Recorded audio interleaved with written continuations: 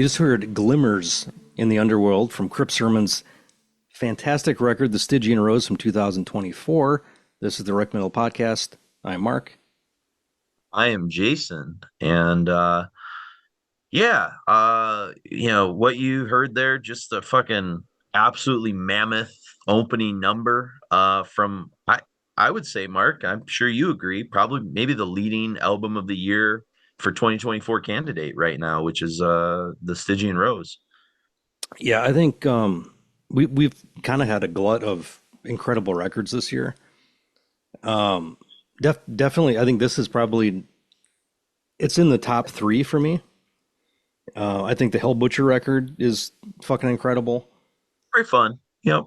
That's a pretty As fun far as record. like re-listening stuff has Yeah. gone, the Blood Incantation record that I heard recently, the Got a Absolute 10 as Tour, well. Got a 10 as well. Yeah. that's fantastic. It's been very good year for metal, and super varied stuff too. Like younger guys that are doing like incredibly fantastic shit. Well, the song we just heard, Glimmers of the Underworld, I want to talk briefly about it, and then we can kind of do our introductions because I don't want to lose the script because it's such like this song and really the album, and we'll get to the album later on in the show as we kind of proceed, but it's kind of every emotion I want from metal, like in one song, you know. Yeah, The only thing it's lacking is like maybe like a cathartic Michael Ackerfeld fucking scream, like on Edge of Sanity, Crimson, or Brave Murder. Like that's the only thing Brooks doesn't do, right? As yeah, emotionally is bring that to it. But you I'm know, fine with that actually.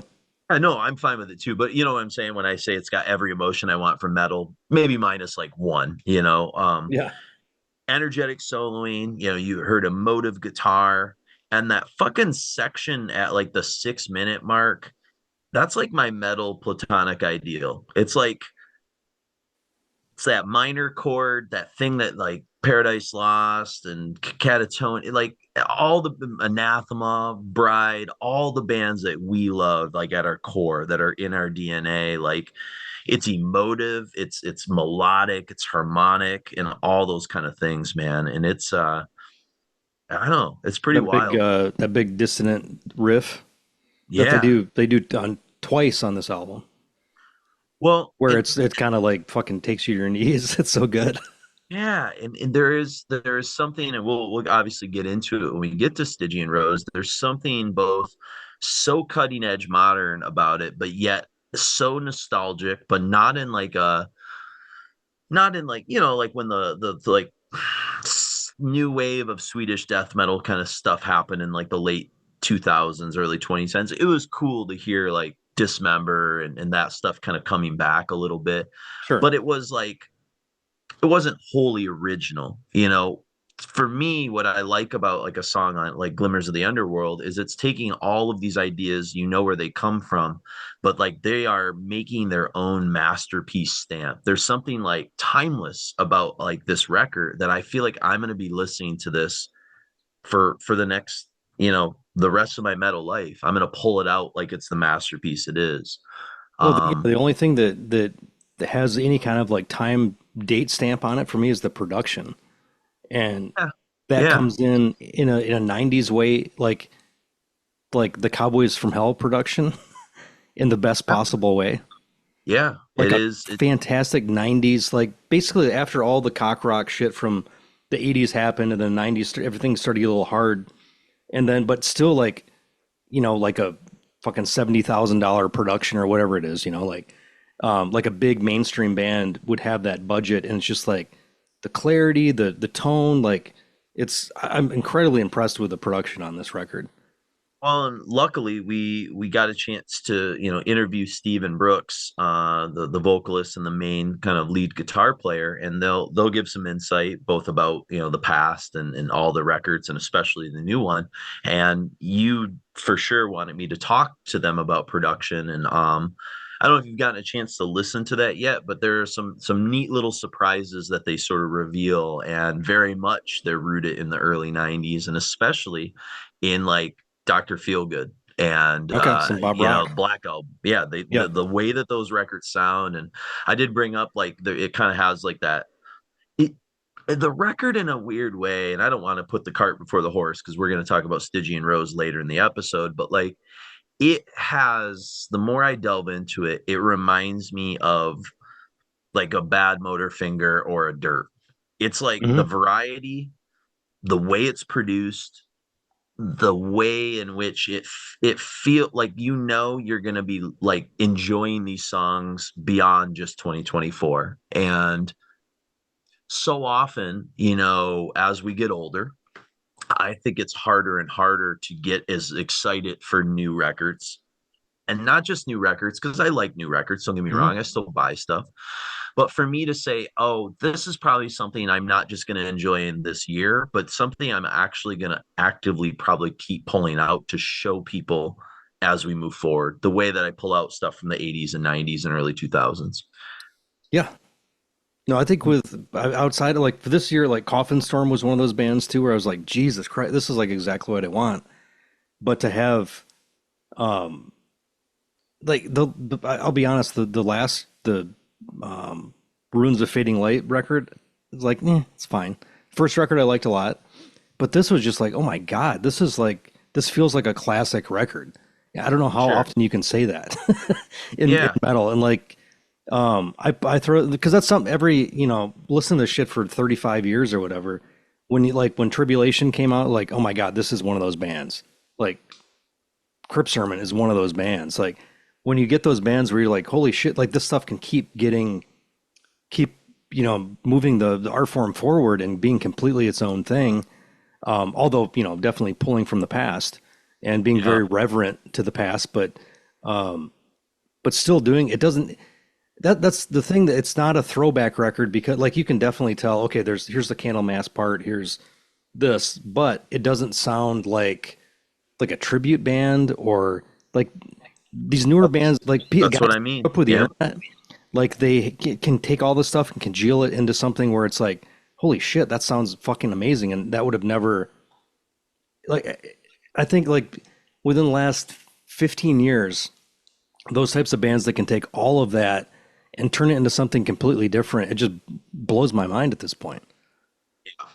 Like Yep. how ripe this stuff is for how ripe like heavy metal is for, discovery and creating new stuff. Like it's such a broad genre. Well, I think the difference too, and I like those other records you sort of mentioned, that came out in 2024. I mean, I think Hell Butcher's fantastic. I like Coffin Storm, all that sort of stuff. But like, oh, there's also a band, I don't know if you've checked them out yet, Dodeskirk. Holy fucking shit! It's like dissection, but like done in a really interesting kind of fun way, like Sacramentum. That it's really really fucking awesome. No, I haven't But listened to them. really good. I'll send you a couple files. But Cool. that stuff's fine, and that stuff touches and hits like an itch for you and I because of the niche of stuff that we're sort of in. But like Crypt Sermon's like a record like I've played blind for a couple of people who have not the same taste as us, and they're like, this is masterful, this is special. And like, I think that that's why for me it's the clear album of the year. It's maybe I won't listen to it as much as other records this year, but I think the life of this record is going to live sort of on, and that by definition is like, I don't know, like I've gone back and looked at like say some Decibel like top things or something, and you're like, ooh, that didn't age well, or that did Yeah. age well, and this is going to age really well, and not that Hell Butcher won't, but Hell Butcher's just like, we're really into that fucking sound and that type of band. I Well, don't it's think an people are going to extension be of Niflheim. exactly, Yeah. but I don't think people are going to be talking about Hell Butcher, that record 3 years from now that much, whereas I think they're going to be talking about Crypt Sermon because of whatever but they're about to do. I just hope they keep adding on to this as we march forward. Yeah. um so so that's it's a cool thing. So I had one of those earworm kind of moments with Glimmers of the Underworld, and I sought refuge in the internet, and I posted something on our, if you want to follow us on Facebook, Jason and Mark, on Facebook, and I posted like, it's driving me crazy what the riffs, what some of like the parts at the 6 minute mark, for example, are reminding me of. And got some responses to it. Greg De Pascali said it's Testament, Return to Serenity, and I was like, oh, okay, yeah. I think it It's feels like in there. Testament Return to Serenity if played by Dimebag. Yeah, Yeah, it's that's for sure there. Or Yep, Diamond yep. Daryl, which was more my era. Yeah, Diamond Daryl. Yeah. One of our buddies, Andrew Scott Thomas, said the guitars reminded him too of like Merciful Fate, Don't Break the Oath, and Into the Unknown albums. Yep. Okay. And then Bjorn Larson, who is in, he's one of our patrons. He also is in, oh my God, I'm drawing a blank. God Macabre, I believe. I think it's God Macabre. Yeah, but anyways, he said the Yeah, I only think thing I so. can think of is when hearing this is that the '90s are full on, full throttle again, Yeah. and Yeah. so that was cool. And then Steve Jansen, who wrote and helped play the song, sent me a private message, and he said, "Hey Jason, as someone pointed out, the chords in Glimmers pre-chorus are in fact similar to Return to Serenity. It's also similar to the solo rhythm in Cowboys from Hell. As Yes. for the Okay. guitar harmonies." I got the idea from To Live Is to Die by Metallica in the middle melodic section. And he said similarly used in Christ is Dead, as somebody else pointed out. And I was like, oh fuck, that's awesome. Yeah. You know? And it's funny because he sent me this after we did the interview. And when we did the interview, I remember asking him, and I'm sure it's later on this episode when you hear some of these clips. I can't remember which section it shows up in exactly. I said, it really reminds me of like late 80s like thrash a little bit, and I just, without knowing Return to Serenity or the Injustice for All, Metallica song. And he kind of like, he goes, thank you, like a lot, no, not a lot of people have said that, so he like appreciated that I heard something, but I couldn't put my finger on the songs. And he pointed out there, so I thought that was pretty cool. Yeah. It gave it that completely timeless feel, which is, That's I think, it. is incredibly difficult to do in modern music. Yep. And I'd be remiss if I also didn't mention Brooks' kind of vocal ending there. That black, black, black is fucking like, I love it. Every time I hear it, I'm like, yeah, Yeah. that's such a cool choice, like damn, damn. So yeah, so from the mouth of the man that wrote it, there you go. So you're not wrong with probably you're hearing that Cowboys from Hell kind of production on Stygian Which Rose, I'm because not it even definitely sure who record or who like produced that record. Do you remember? uh I should know this. Terry Is Terry that Terry Date. Date? Yeah, I think it's Terry Date. Okay. I know he did Vulgar. I feel like he did Cowboys as well. Terry Date. So yeah. Yeah, Terry Date, Bob Rock, some of those kind of big wigs. I'm trying to remember who did fucking Dirt. That was another big wig guy. Yeah, it's not in front of me, but if I was to look it up, I'd be like, oh, okay, Yep. no shit. Cowboys is Terry Date. Terry Date. Okay, Yep. got it. Yeah, I'd be curious who did Dirt, if it was the guy that was working with Soundgarden and some of those bands too. Um, I know it wasn't Brendan O'Brien, who worked a lot with Pearl Dave Jam. Jordan. Is what? Dave Jordan? Yeah. Oh, no shit. Yeah. Okay. Dave Jordan did Symbol of Salvation from Armored Saint. And some other kind of interesting records around that time. Yeah, he's And working with like Jane's Addiction, Red Hot Chili Peppers, yeah, Social Distortion. yep, yep. It's funny because in a weird way, Crypt Sermon, this record especially reminds me a little bit of Symbol of Salvation from Armored Saint, because Armored Saint's a band that like I throughout the can see that. 80s was kind of trapped in like a Judas Priesty Nawabum kind of with some power metal vibes, but also like a little thrash elements here and there. They were never completely one thing, but they didn't really belong anywhere.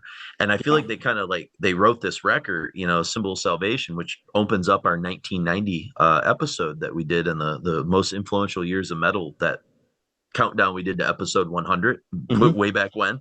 It was the show, it was the one that opened up our 99th episode or whatever, was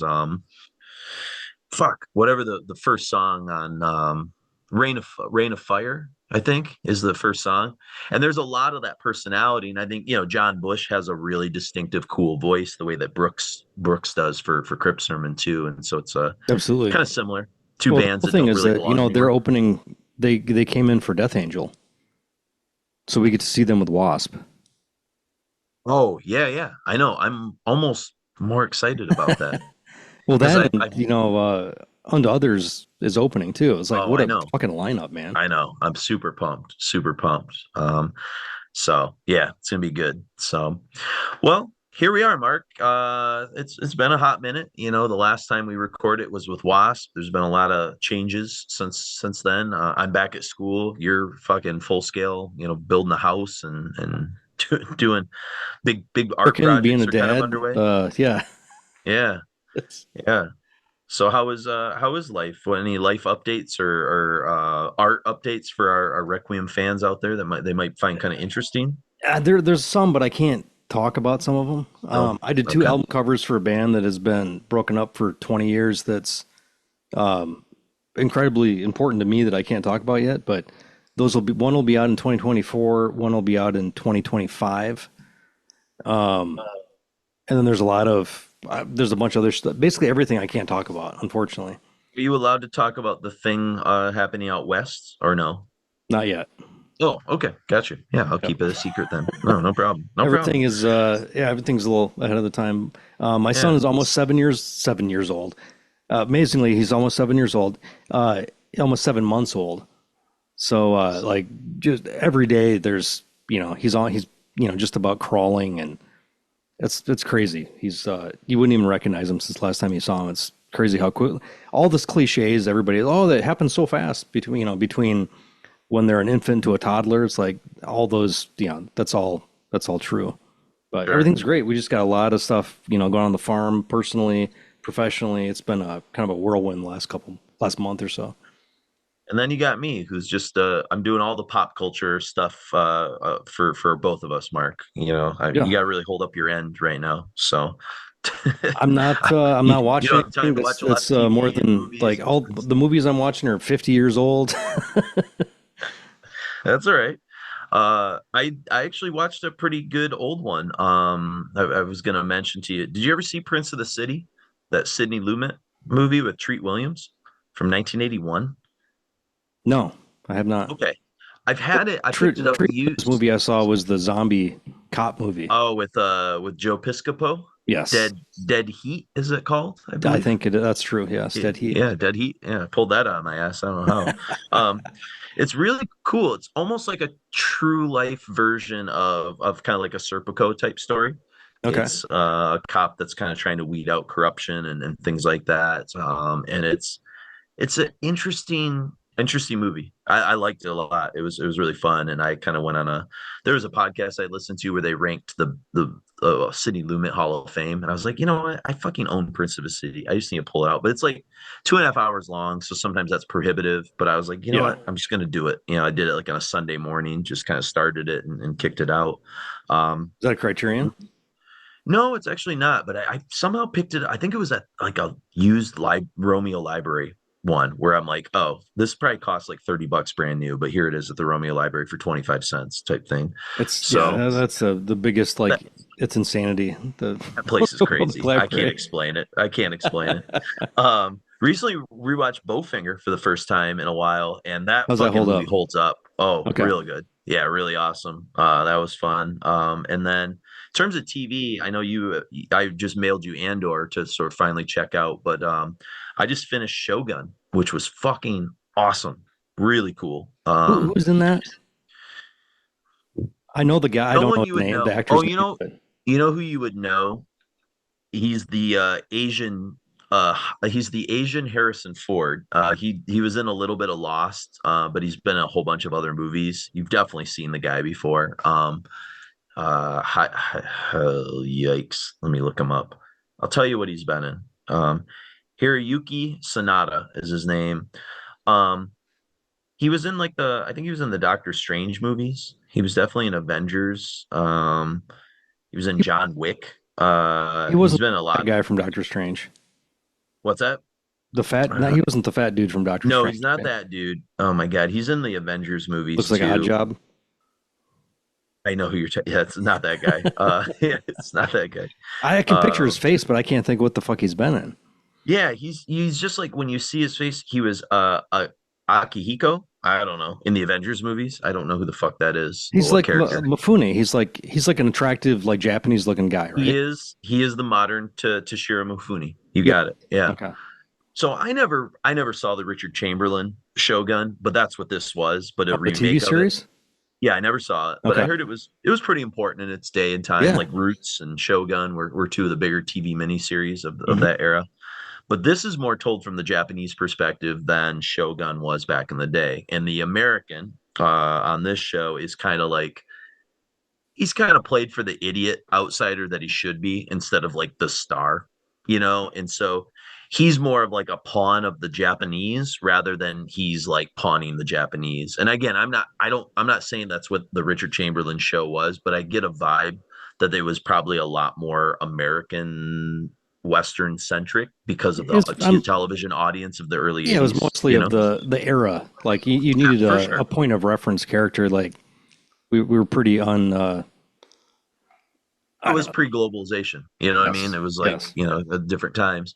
But this especially as a history teacher, it's rooted in the real rise of a pretty famous shogun named What Tokugawa. series is this, or what So station is this on? Station. So this was, I'm I think, showing my age. FX. I think it FX. was Okay. FX. Yeah. So and we'll talk offline, but I definitely what I'm gonna have you and Lisa do is um mail me just order and mail me a Amazon Fire Stick. And what I'm going to do is I'll jailbreak it for you and Hmm. I'll mail it up to you and you can use the thing that I use and The you can use special it as sauce, the special sauce. Yes. the And hot then you can sauce. watch whatever the fuck you want whenever you want. And it will be great because down the road when William wants to watch weird animated things, you have access to all the Peppa Pig and stuff that you will Well, inevitably we, not we're want. gonna make him think that nothing exists except since the '90s. So That's probably smart. Yeah, yeah. just show them like old X-Men cartoons and stuff, the Lately, we've just Batman been watching animated series. King Crimson videos from the '70s. I think the kid really likes polyrhythms, if I'm being honest, Yeah, So I think we're that's playing with good. our tambourine and with our bongos today, and Yeah, that's cool, man. like the So, red record and stuff. So and I want to say just to sort of Requiem fans and stuff like that, that Mark and I have done like a lot of kind of talking back and forth, and um, with kind of the imbalance of sort of where Mark's life has been and stuff. I kind of some of the stuff on the Wasp episode, like I feel kind of bad about because there were a couple things that were sort of happening. One was Mark was just incredibly busy. Two, I over researched it to just kind of a critical mass kitchen sink sort of point. And then three, I was running out of time watching the clock because I had to get to that I think it was it horrendous and tomb mold that I was trying to get to, yeah, I and think I had so. to pick someone up, and so like especially part two of the Wasp, I was definitely rushing things and cutting him off because we don't record these face to face anymore because unfortunately we live too far apart. And I told Mark it was kind of comparing it to like when you watch a wrestling match and instead of telling like a really like cohesive story, like one of the guys is just trying to get all his moves in without it making any sense. And so I was trying to get my shit in, and that wasn't done on purpose. And Mark No, didn't take it it's personally all or good. anything. Yeah, it's But it yeah. was like I felt terrible in hindsight, and I even went back and listened to some of it, and it was a little like I was like, God damn it, I can hear myself interrupting you or cutting you off because it's like, fuck, I know I need to get this thing in, and we didn't need to have that much stuff, and that's the ultimate takeaway is we're good enough to not have to do all of that stuff that we have been doing all the time. There's a time and a place to do a little bit more of it, and maybe for some special episodes, if we like Venom, that was special. We're trying to tell a grandiose story of a really Yeah, concrete band in yeah. the story of metal, and we had Fucking Mantis on hell! board. But we got to Yeah, hear Mantis yeah, we got talking Mantis too, on which is board. yeah. Exactly. So, yeah. So again, just from me to the audience and stuff like that, I know it was unintentional and there's no, Nobody sent anything any there. emails.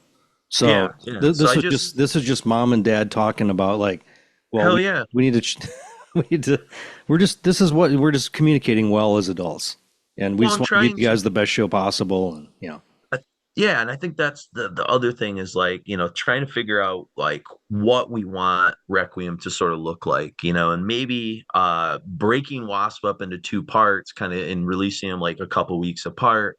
That maybe in the future, not only doing probably more streamlined episodes a little bit more, be more cautious of not trying to get so much glut in there, but even breaking up some of the bigger ones into like two or three parts and just releasing them a week apart. but some of some of this is like started over COVID. where we had nothing but time, Yeah. and we were Yeah. trying to make sense out of our lives and the world, and like what can we do? Well, we can make exhaustive episodes Yep. on things. Yep. And it's out of the love of the music, and yeah, don't feel bad about it, dude. I just Oh wanted to no. just bring As a bring it up. And but I think as a history person too, like, I feel like, you know what I feel like, the vibe of it. It's like that moment in one of Mark and I's all-time favorite movies that just doesn't really get talked about as much as it should, Wonder Boys, when like Michael Douglas's character can't finish his book because it's like he's trying to do too much, and the best thing that kind of happens to him is, not to spoil, is the can book win. sort of blows away in the wind, and he's got to just sort of like realign himself and be like, you know what, I just need to tell clear, concise things. I don't need to do all this extra stuff sometimes, and so now we're still going to do the research. We're still going to give you the things that we do, but maybe instead of reading the long quotes and stuff that probably just got boring to some people, trying to contextualize things a little bit more, just trying to be more conscious of that, and Well, like even maybe on making, that movie, like his voice was enough. yeah, Our voice is enough to through our research to kind of tell the story. I'm trying, and I think what's going to be fun in this episode is having Steve and Brooks kind of tell their story rather than us just like regurgitating the band's entire history and Yeah. stuff. Not that we won't give you some of that background, but trying to be more, if we can find people to tell their version of the story. We also have Albert Mudrian that's going to be sort of weighing in a couple times, and he's a big fan of Crypt Sermon and kind of giving his insights into stuff. So the more of that we can do, I think it makes it more fluid, more fun episodes and less exhausting.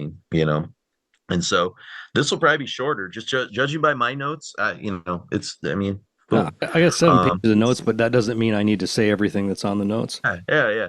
Well, I think the other crazy part is, and this is probably shocking to people, is we're doing a band that's like only been around for 10 years, so like that's Yeah, pretty 10, 11 wild for years. Requiems. Yeah, yeah, it's pretty wild. So this Three is about as, albums.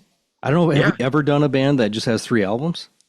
I think in our early years, yeah, I think But in not some of the our early last, years, like, not since it's been a hot it's minute. been a Yeah. while. Yeah. Yeah, as a single band, yes, obviously as part of a collection of bands, Yeah. a lot of that. So, but yeah, so those are just kind of some of the things that I thought was worth talking about kind of at the beginning. But hey, as we said, let's not waste people's time. So Crypt Sermon, for people that don't really know Philly, they're now a sextet, so 6 members, but Philly based. Who you've got in the band currently, all right, is Steve Jansen, who's also in Dieva, and we'll talk more about them later. Got his start in a band called Unrest. We'll talk a little about that in a moment. The vocalist is Brooks Wilson. He also got his start with Unrest. That's where him and Steve met. You've got Enrique Sagarnaga, I believe. Is that how you pronounce that? I don't know. Sagarnaga? Sagarnaga? Yeah, maybe. I mean, that's how I'm pronouncing it, but that he's from South America. That might have emphasis on Yeah. a different thing, but Yep. at least Um, Enrique, yeah, Enrique, good known as guy. Reek in some projects. Really? Oh, okay. That's cool. I think He's in the Unrest project, I think he was known as Reek. Oh, gotcha. Okay. And then Dieva is a band he's in, and then a band we're gonna also talk about later called The Silver. Good Yeah. stuff there. You've got a guitarist, another guitarist, Frank Chin, from Dieva. You got a bassist, Matt Knox, from Horrendous, and also in The Silver. And then you've got a keyboardist by the name of Tanner Anderson, who is in Obsequy. Obsequy. Yep. And also in a band. Did you get into Majesties? Did you get into that record last year? No, I never listened to it. Oh fuck, dude! It sounds like Dark Tranquillity, The Gallery. It's fucking Ah, awesome. really? Loved it. Oh yeah, yeah. I'm all over that record. Jason from Into the Combine, who was one of my former students, when we drove to a couple concerts together, we were just both geeking out about Majesties. I'll send you that. I think I picked it up on Bandcamp, but it's really fun, and I didn't know he was in that band until doing the research for this. So Hmm. that's pretty cool. So, and on Obsequy, he does like everything. That's Yeah, the so other part. he's got like a dude that does like some kind of like lute or some kind of like medieval instrument, and then a Yeah. drummer. But yeah, Yep. Yeah. So that's it for being, because a lot of times, oh, you're the keyboardist in a metal band, like, and you kind of look up what they do in other bands. You're like, oh shit, he's a singer and a guitarist and a bassist in another band. He's not just like a keyboardist, right? well, I think what he brings to the new album, to Stygian Rose, is like it's crazy. It's uncalculable. It's very, very good. It's something the previous records were missing in the extent that he does it. Mhm. And the same with Matt Knox on bass. Like his bass is just fucking great. So fucking good, man. And if you've ever seen Horrendous, he's a sick ass guitar player in Horrendous. So Yeah. you know he can like turn around and put some of those skill set into the bass, which in some metal bands can often be like the the least interesting instrument, just kind of depending. And it's not with Matt Knox at all. No, and So like what I think, I can't think of a ton of metal bands where I'm like, oh, the bass is just so great. But like from the last 20 years of Marduk, the mm, bass, like, well, yeah. ah, fuck, like you don't distort it, and it's like there's a place for distorted bass, like Repulsion Horrified, that set Mhm. a tone. But like in modern production standpoint, like the bass like dances around the main riff. It doesn't have to be like just playing the same thing as everybody else. I feel like this whole episode is just it's a precursor to what Stygian Rose is. Sure, Like sure. building up to that. Like it's kind of nuts. Now I will say, and we'll get to it when we get to it, that I'm probably a bigger fan of Runes of Fading Light than you are. That was my album of the year in 2019. There's But just again, something I don't know if it's like it seems like a not a reversion, but a like a doubling down on tradition could be, on could that be, and record maybe a little that's why I bit. like it. Yeah, First yeah. record, there's so many broad like strokes and choices, and then the new record Yeah. is just like, my God, it's I mean, they Stygian talk about Rose is my favorite. Don't get yeah, me wrong. I'm not, but there, Key of Solomon was a song I played endlessly. I will say that. Maybe the yeah, whole record as a whole is not, but like I have some of my favorite songs on that when we get to it. So yeah, I just want you had mentioned it before, and I forgot to kind of comment that I was like, okay, yeah, like it's I can defend it. And Albert too, and Albert and I both have a conversation that you'll hear later. Where we're both commenting how the band doesn't really like Runes of Fading Light either. So you're in line with the band, Mark. So don't feel bad. yes, Like okay. I'm Albert and I are the outside. We're the naysayers to this, so it's okay. It just seems like they're doubling down a little bit. Like the first record There's a was a lot of little more fat. experimental and like pulling in all kinds of things, and this seemed like they tried to go more traditional. But I Yeah. don't hate it. It's just like out of Oh, three great records, it's my least favorite. I get it. Yeah. I Yeah, mean, when a band's this consistently great, it's the dips are very small dips. yeah, yeah. So real briefly, and the band will talk about this too, but just the basic quick overview is their origins really come from 2008 when Steve Jansen was in the grind band with a guy named Chris Grigg called Unrest, and they recruited Brooks to be the bassist. Grigg, excuse me, left to do a band called Woe. So Steve and Brooks kind of got together to do some death metal, a band called Trenchrot, and they released a singular record called Necronomic Warfare in 2014, and we'll hear a song from both Unrest and Trenchrot here in a moment. It's fun. I listen to a few songs like Swedish death metal mixed with Bolt Thrower with kind of Martin Van Drunen vocals on it. It's pretty neat. And so Yeah. Steve Jansen, if he needed to, can do fucking Van Drunen stuff. So there Oh, you it's go. close on that record too, on the Unrest record. Mm, I trying to think who does. I wrote it down for Unrest. I think it's Grigg that does the vocals And on drums, it. right? Maybe that's what it is. Hang on, I can't remember if I fucking wrote down who does the vocals on Unrest. I looked it up before, but I believe it's not. I think Brooks is only playing bass on the Unrest. All Yeah, right, I but he's believe so singing too. on Trenchrot. Yep. So, um, yeah, so that's kind of cool. And yeah. So basically, and Jansen also. Oh yeah, the other crazy part about not just Jansen but Brooks on the Trenchrot is they both play guitars. So Brooks is a guitar player, but yet with Crypt Sermon, he's only singing. So He probably when started they're playing bass. constructing, He did bass on the first couple demos too, though. was he Or playing bass on the the first demo. 2013? Okay, Yeah, all yeah, right. That makes sense. I couldn't remember if Steve doubled and did bass on that or not, because he's done that before yeah. The in first some of the demo was bands Brooks doing bass and doing vocal. bass. Yep. Yeah, that's awesome. Um, And the guys are kind of, they're putting this death metal band together, but their hearts, by the time Necronomic Warfare kind of came out, their hearts were, in Candlemass and Solitude, Aeturnus, and they wanted to kind of bring back some of this like 80s traditional doom stuff. And so Jansen's background as a guitar player is he's like a big shred guy. Brooks grew up singing kind of gospel in church, and so they decided, like, let's put these fucking ideas together. And Yeah. Enrique joined. He was hanging out with Steve, and they were watching Manowar DVDs, and that kind of planted the idea, which makes sense because I Yeah, know absolutely. I think I've gotten you to sort of turn around a little bit on those first like four Manowars that I've like got the first Wagner's a two big fan Manowar of. records on vinyl. Yep. The next two are even better, I think. The third and the fourth. Those are really they're kind of in the wheelhouse of where Crypt Sermon's I at, don't I don't kind of. dislike the band. They just had a very sour taste I I for the agree. 90s death metal crowd. Like they were just like the Or most like hokey. ridiculously stupid thing that you could be listening to.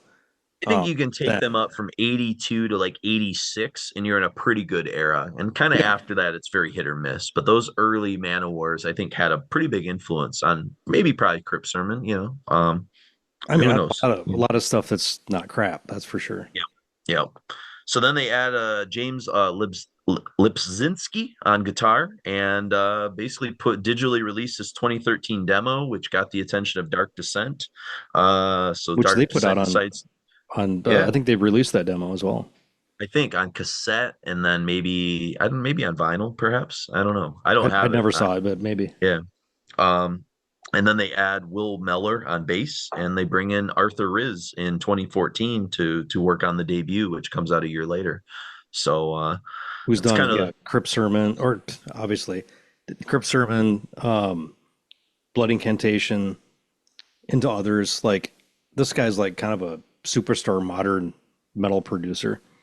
he seems a lot like the guy who was very in fashion between like 2007 and 2011. Was that the guy from Pig Destroyer? Why can't I think of his Scott Hall. name? Yeah, his stuff was kind of big there for a while. He kind of had a vibe or a sound, and then there was another guy that was kind of around in that era too. That people people in the know, a lot of American bands were sort of going to get a kind of a sound going on. Well, yeah, You Rick know? still he's still producing all these albums too Yeah. currently. Yep. And I'm not so sure yeah, who else he's. I think like Summerlands and some of the other stuff I'm not as familiar with, but has like a very like a traditional record, like all the Blood Incantation shit's like recorded to tape, all live. Like I love that band. I don't know if Crypt Sermon does this or not, but it sounds that way. Like they're doing like traditional '90s studio kind of setups.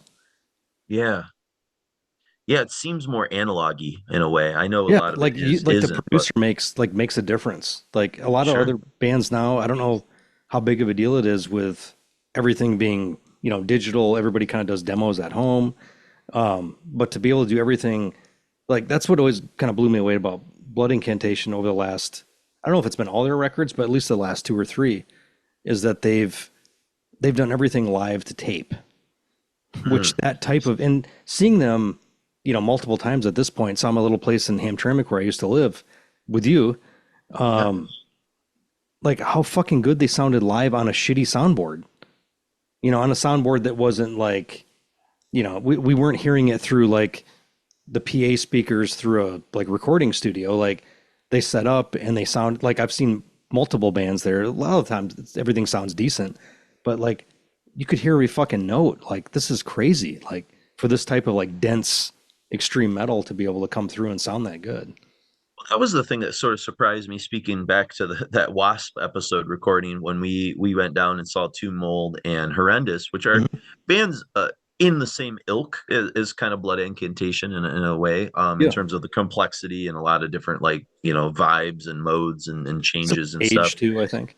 Yeah, yeah, I think they're kind of in the same circles of kind of influence, and they sounded great. Both bands like really like came across, even like the quieter parts had like a power to them. And I don't know if that's just because the Sanctuary has their shit together. This is the venue in Hamtramck where we've seen those bands, but or these bands are just figuring out how to like transfer this over live a lot better than like bands we grew up watching in the 90s, where a lot of that Oh, stuff God. was very muddy, you know. I'm so used to seeing bands in the, early 90s where it's all you can hear is kick drum and vocals. That's you cannot hear a fucking stitch of guitar. And like you had to know the band. So like seeing Dismember in like 92 or whatever it was, 92 or 93, I could only tell what song it was by the drums. So like it's so this era of watching extreme metal is so much better that I don't know if it's because like people are playing through these different type. They're not just playing straight through a microphone stuck up to a like a PA or to an amp, like these emulators for all the pedals and stuff too. But like it's so awesome to be able to hear like what these bands actually sound like instead of having to like kind of guess. And like in your mind's eye, you can like, okay, this is the drum beat for Override the Overture, and I can fucking understand what the fuck's going on. No, it's super cool for sure, and it making me more excited. Like for example, when we're recording this, I don't know if we'll get this out in time, but this weekend I'm actually going to be able to see Crypt Sermon play all of Stygian Rose in Philly because I'm going to the Decibel 20th anniversary, and like That's awesome. I'm I'm excited to see bands play live a little bit more as I'm getting older. And I thought that would fade because they're able to capture the essence of the albums better, like, and so Hmm. bands playing these classic records again, I'm like, oh, it's actually gonna sound good. Whereas maybe when I saw Obituary in like the mid 90s, like it was pretty muddy, and now it's like, oh, I'm gonna hear Cause of Death like perfect, or I'm gonna hear Hmm. Immolation or Incantation perfect, so Yeah. who knows what Autopsy is going to sound like. They sounded pretty good when we saw them in Maryland, but they're probably going to sound even better in the Decibel thing because of the venue and the setting and stuff like that. Well, So, you get to see uh, Death Evocation as well, right? yeah, that's going to be fun. And I just talked to Chris Dick, and he's really good friends with Gertz Gots. Gotts. Yeah, Jesus, Gotz. I'm trying to pronounce. But Sure, man, Gotts it's easy. and the drummer for Death Evocation hurt himself, Yeah, like so they fucking had broke his arm, so they got some guy popping in. not just some guy, the guy that drummed originally on Chalice of Ages. Who hasn't played drums in 10 years? Yeah, so they got the original drummer back, so it's like a very singular performance and stuff. So it's kind of wild, That'd be like, cool. oh, that's Yeah. like a happy accident. So it'd be kind of neat. So, Yeah, because but I saw them play last, what was it? Maybe a couple years ago at this oh, point. did you? Okay, cool. Yeah. Yeah, I don't think I So, saw them. and Gots was very like, we're gonna suck. And like, you guys were fucking great. Like, what are you talking about? But, he's Yeah, German and that's gonna be self-deprecating. fun. So, yeah, Yep. they'll be great. Um, So what we've got kind of to start with is, like I said, a pair of the past sort of stuff, Unrest and Trenchrot, a tune called Anything to Shock from Unrest, and Death by Trenchrot, which makes me laugh. Um, Death by Trenchrot by the band Trenchrot. There's kind of I think a little like tongue in cheek to some of that. Death Then the we'll hear brutal way. Yeah. yeah. Then we'll hear from Stephen Brooks for the first time. Not Stephen Brooks, but Steve and And Brooks. Brooks. Yeah. Yeah, two guys. Got a chance to interview them together, and they'll talk a little bit about some of the influences and stuff. And then we figured, just because there's not a lot of they only have three records, so why not like just lay out a little foundation. I think these are three kind of core bands to their sound. Obviously, Candlemass, Crystal Ball, Solitude, Aeturnus, from the Into the Depths of Sorrow, their debut, and then a band that I think is, and really in talking to Steve, he really mentioned Silent Enigma from Anathema plays a pretty big role in the Stygian Rose. Not that they weren't influenced by them before, but you can start to see them finally pulling in some of these other influences beyond just the kind of doom traditionalists that you Hmm. were on those first two Crypt Sermon records. And especially when we get to the title track of Stygian Rose, there's a ton of Silent Enigma all over that. So yeah, it's kind of fun. We haven't, you know, I wrote we haven't played Candlemass since we fucking recorded up at Uncle John's cabin. That was like Oh, 2008. when we did our oh Oh, no, we did Candlemass like a little bit after that. That's when I like was like booing about Candlemass, and you were like, "Oh, I kind of remember Candlemass." And I was like, "Dude, have you listened to this shit?" And I think I remember like rocking out Candlemass. We recorded Testament, Anthrax, and I think Satyricon there. Or That maybe it was sounds about Morbid right. Angel. Maybe I think it was Morbid Angel we Was did it? up there, but yeah, but it was that same Uncle John's Cabin weekend that like I think I was like proselytizing Candlemass because I had like I don't It was know not a somehow warrant found episode. what's that? It wasn't a warrant episode that we were. No, it was not. It was Okay. not. Yeah. So I wish we could talk about Oh, Warrant that'd be anytime you Uncle want. Tom's Cabin. Yeah. Sorry. Uncle Tom's, yeah, not Uncle John's Cabin. So probably still their best song, sadly. But I saw I don't Warrant. know if that's true, but yeah. It's a good song. Yeah, I don't know. Really? Uh, yeah, I think it holds up pretty well. I would say this. I've gone back and listened to some more because I saw them live like last like Christmas. It's it hasn't aged that well, so I'll say that. And I'll fly a flag for a good '80s I mean, glam metal they're band. basically like And they're using the Aerosmith playbook to try to do cock rock. and it works sometimes, but Yeah, but it's but fine. yeah, I mean, Heaven's Like like a fine Dirty Rotten ballad, but Stinking Filthy Rich when I was 16 years where the old. Down Boys go. I mean, am I right? We Yeah, all know where the hell yeah, Down man. Boys That go. was a Yep. good song. So, yep. But yeah, so it's been a while since we played Candlemass. Obviously, we did a Solitude Aeturnus show, a few years back. We got to talk to John Perez, the Mhm. guitar player, and he offered a lot of really good insight. But I think Robert Lowe's vocals, kind of, they've obviously got to serve as one of the big inspiration to kind of how Brooks sings, along with I feel Dio and some other like people. Solitude Eternus. I think that Crypt Sermon is kind of the spiritual successor to Solitude Eternus as far as like carrying that torch of traditional doom forward in their own way. Because Hmm. I think Solitude Eternus they were not playing to the trends or the crowd or to the what the sound of the era was. They were Yeah. completely out of time when they were doing shit, and they totally doubled down on it. And I feel that's exactly what these guys are doing. But they're doing Because fucking dead serious and just so good. sure, and Perez, he's one of the nicest guys we've interviewed, just really like heartfelt and all that stuff. And I think you know not unlike a band like Trouble in the '80s when thrash was big, Hmm. like yeah, Solitude Eternus for sure. I think you said it well. Was like when they're coming out of their style of like doom, that was when like in America, like Sleep and Corrosion and Conformity, Deliverance and Monster Magnet, kind of like more of the Totally out of step. stonery kind of Yeah. stuff. Yeah, they just didn't fit with that. And when you hear Crypt Sermon talk about it, and I think they will talk about it in some of the interview segments we'll hear, you know, Crypt Sermon kind of came out when the Doom at the time was more in the shadow of the Electric Wizards and High on Mhm. Fires and stuff like that. That was coming more out of the stoner or sludge kind of categories, and they Sure. were like dead serious, like traditionalists, Candlemass, Solitude, Eternus Well, kind of and style. the So fantasy elements are so like fantasy and biblical. I love the biblical. I mean, it's kind of similar to Trouble was very, the white metal or whatever. But like, what is more epic than the fucking Bible? Like, let's double down on that. Use that as our lyrical influence, but also with a modern kind of approach to the whole thing. well, and we'll get to it when we talk about the Out of the Garden, but I think like, they're also dipping their toe in the Manila Roads and the Hmm. Surathon Ghouls and some of those kind of Yeah. bands too. Yeah, for sure.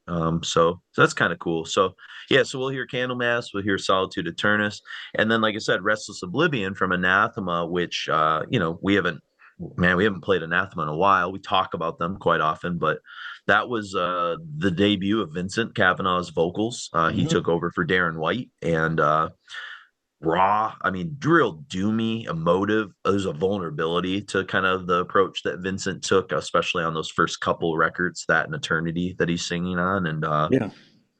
I think, you know, this is sort of an interesting place where Anathema was on Silent Enigma, and maybe it's kind of the same place Crypt Sermon sort of finds itself, where it's a band that's growing beyond the genre it started in and striving to be something a little bit more. Obviously Hmm. Anathema was starting to bring in some of the more mainstream rock ideas and other things that weren't there perhaps on Serenades. And I think it I love the idea of a band in transition, and Stygian Rose is not a transition record, but it is definitely more than what previously came. They're obviously starting to bring in, some kind of other elements, and that's, I think, where you find Anathema in the mid 90s, just like you found Catatonia in the mid 90s there, and Paradise Lost and Bride. They were all kind of going through that process. And Crypt Sermon's now been around for 10 years, right? So like they're kind of at that pivot point, perhaps, where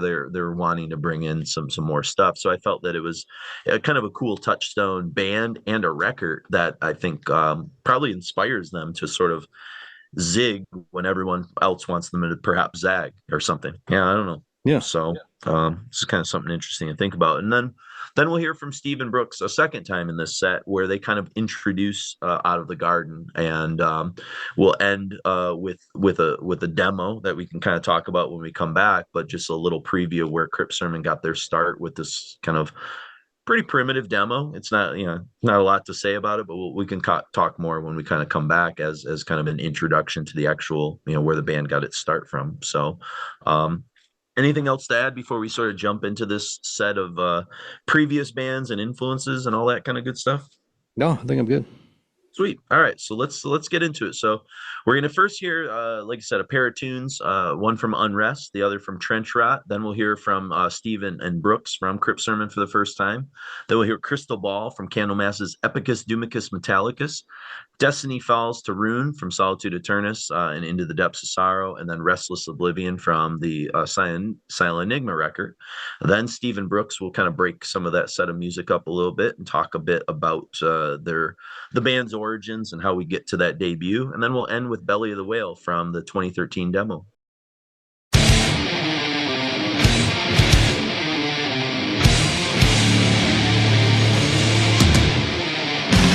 Listen up the sun, walk the door. Listen to the head, stretch the soil. Discuss the blood, ignore the toil. Listen the flow, there is tomorrow. You can't find your own dark glow. The bad the way the voice and the alienation lack of it all right. They bring the soul of soul. And tell them that it's okay to love the silent feelings of time. Look at the world. Look at the world.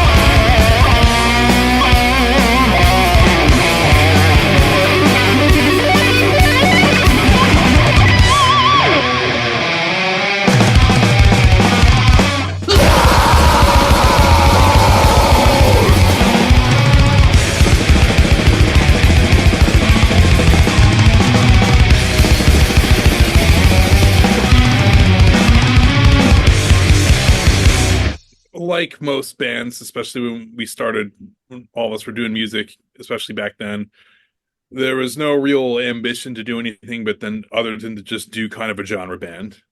And Crypt Sermon, when it started out at the time, it was very much, Candlemass, Solitude, Aeturnus, the usual suspects. But kind of the reason Crypt Sermon started, because at the time, the previous guitarist and I were at a show, and it was kind of still back when a lot of the stoner doom and I guess neurisis, I'll call it for lack of a better term, was going on.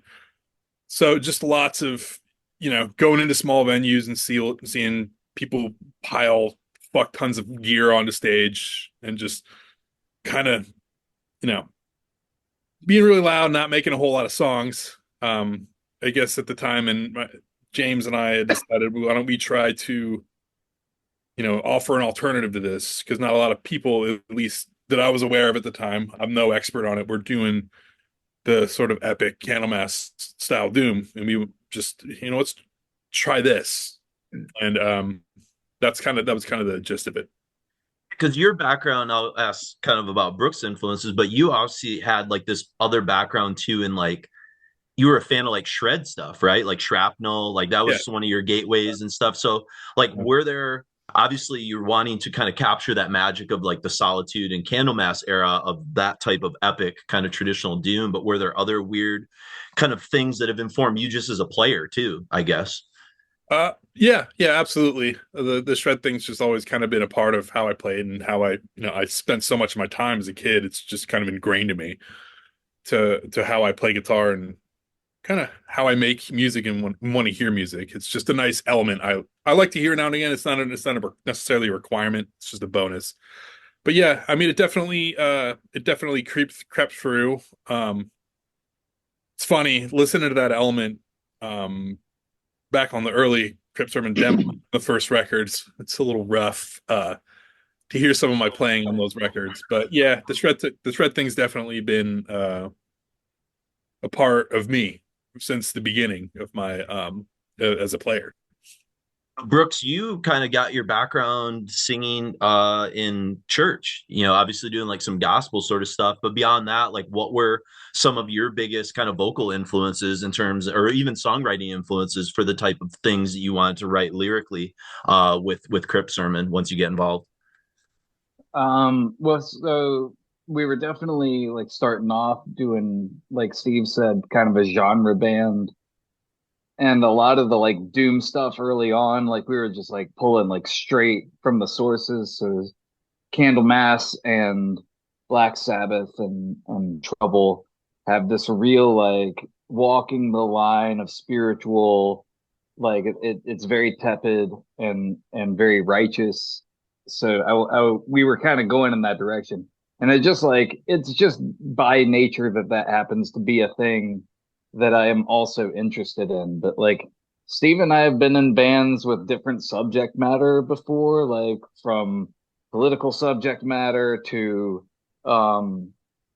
like death metal lyrics and all sorts of approaches to writing lyrics.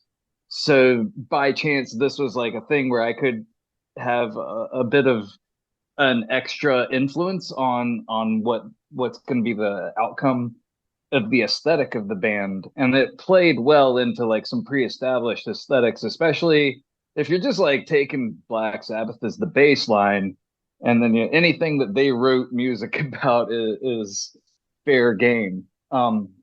Then it gave me an opportunity to use some of my background in like country music and punk music and everything else, and ambitions, and being a lyric writer. It gave me an open palette to do that.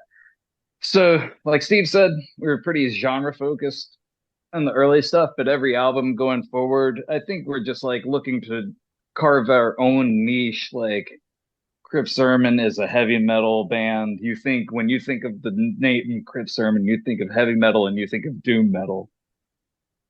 So the lyrics are gonna just continue to reflect that. Well, and I've heard you guys kind of talk about breaking down the idea of like the tag epic doom, in that like you guys can like compartmentalize the doom part and the epic part. They don't have to necessarily, like, you guys are doing all of it, you know, in a lot of ways. Like, you're not one genre, you're just encapsulating all these different interests and stuff, which I think is so unique. Yeah, We're thank you. using, yeah, go Steve. Oh no, go ahead, go ahead.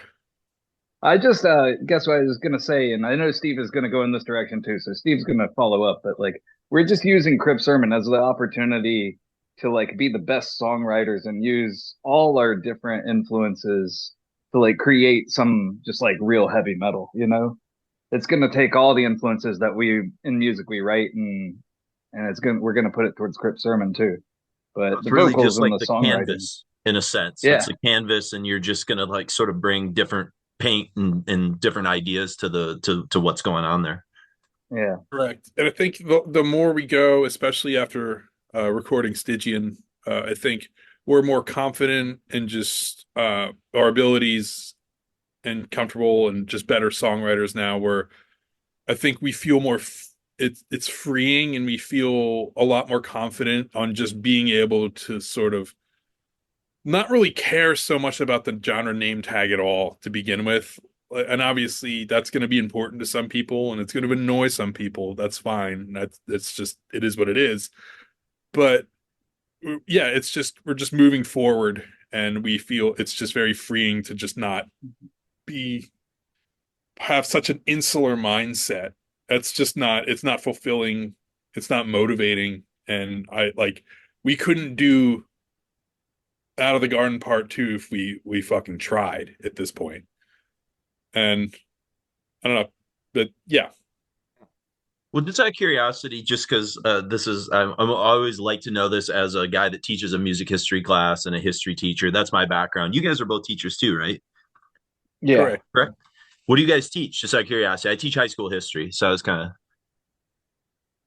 I work with, actually, I teach really little kids. I work with 2 and 3 year olds. Oh wow, wow! It's like pre-K stuff. Like, oh, cool, Yeah, I'm a cool. pre-K teacher as well, so Oh, you work with like 3 to 5 people. okay, yeah. So So we're the in older completely crowd, different worlds then. yeah, But you know, teachers unite. I appreciate that. So, um, definitely. my question was, is what is, you know, just and this says maybe not even something to do necessarily with the episode, but like, what is your all-time kind of favorite like traditional metal record and your all-time kind of favorite doom? Is there like one that like kind of had the biggest impact on you? I mean, you mentioned Trouble and Sabbath and obviously Solitude and Candlemass, but is there like an all-time classic for each of you guys, curiously? Man, I was just talking with Brooks about this. I think I was talking to you, Brooks, about this. I am like Yeah, the worst person in the world about compiling lists and favorites. I could name a million of them. I can never pick one. Got it. We can Got it. never narrow it down to one. Yeah. yeah.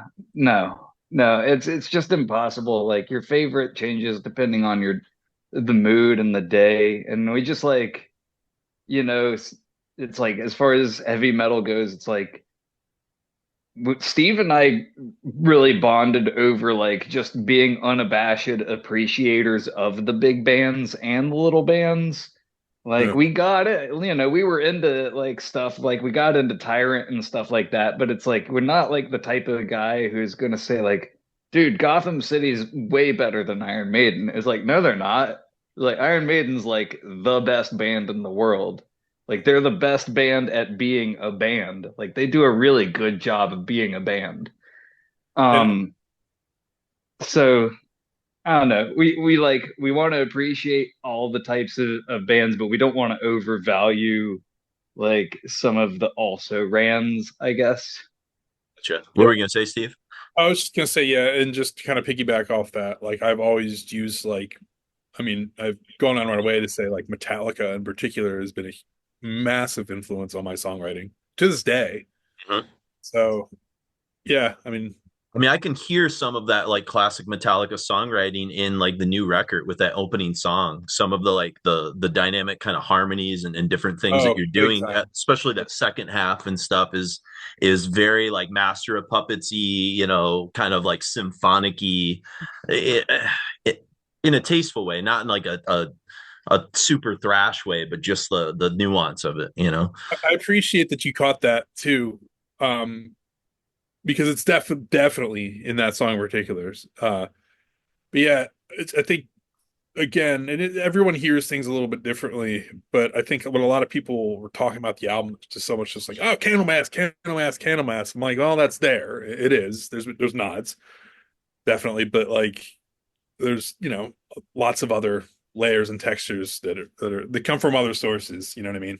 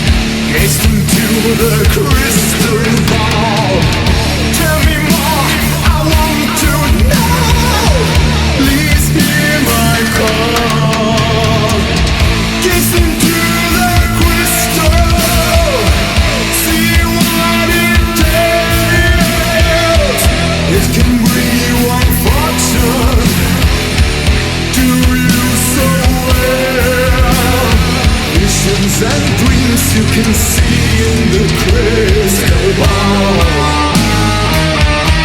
The crystal ball. The crystal ball.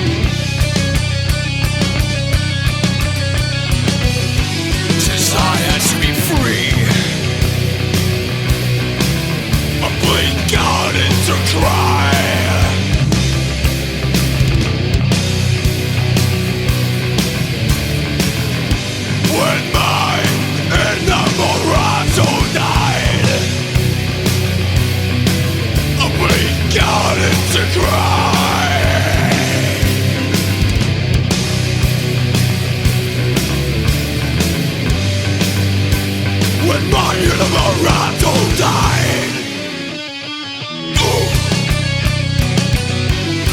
Love lost so real. Lifeline of mortality. Condemned to misery. Restless oblivion forever. A bleak garden to cry.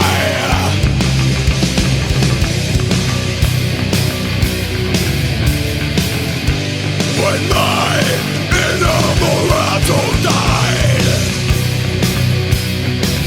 a bleak garden to cry.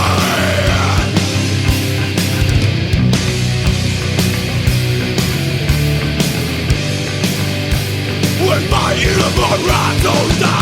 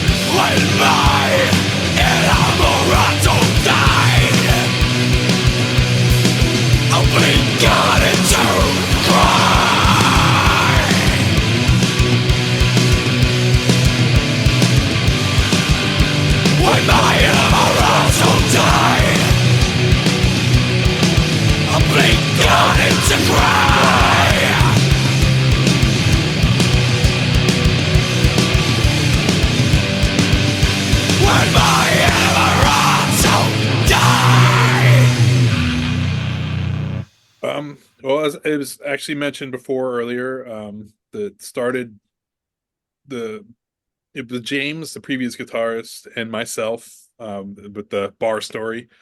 We met. We were kind of acquaintances at the time. We saw each other around, and we were at that show, and we decided to, start get together and start jamming.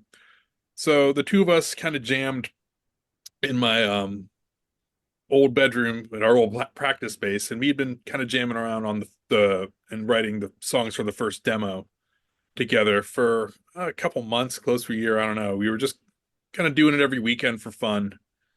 And then we realized we had some songs and we should probably start trying to find a band.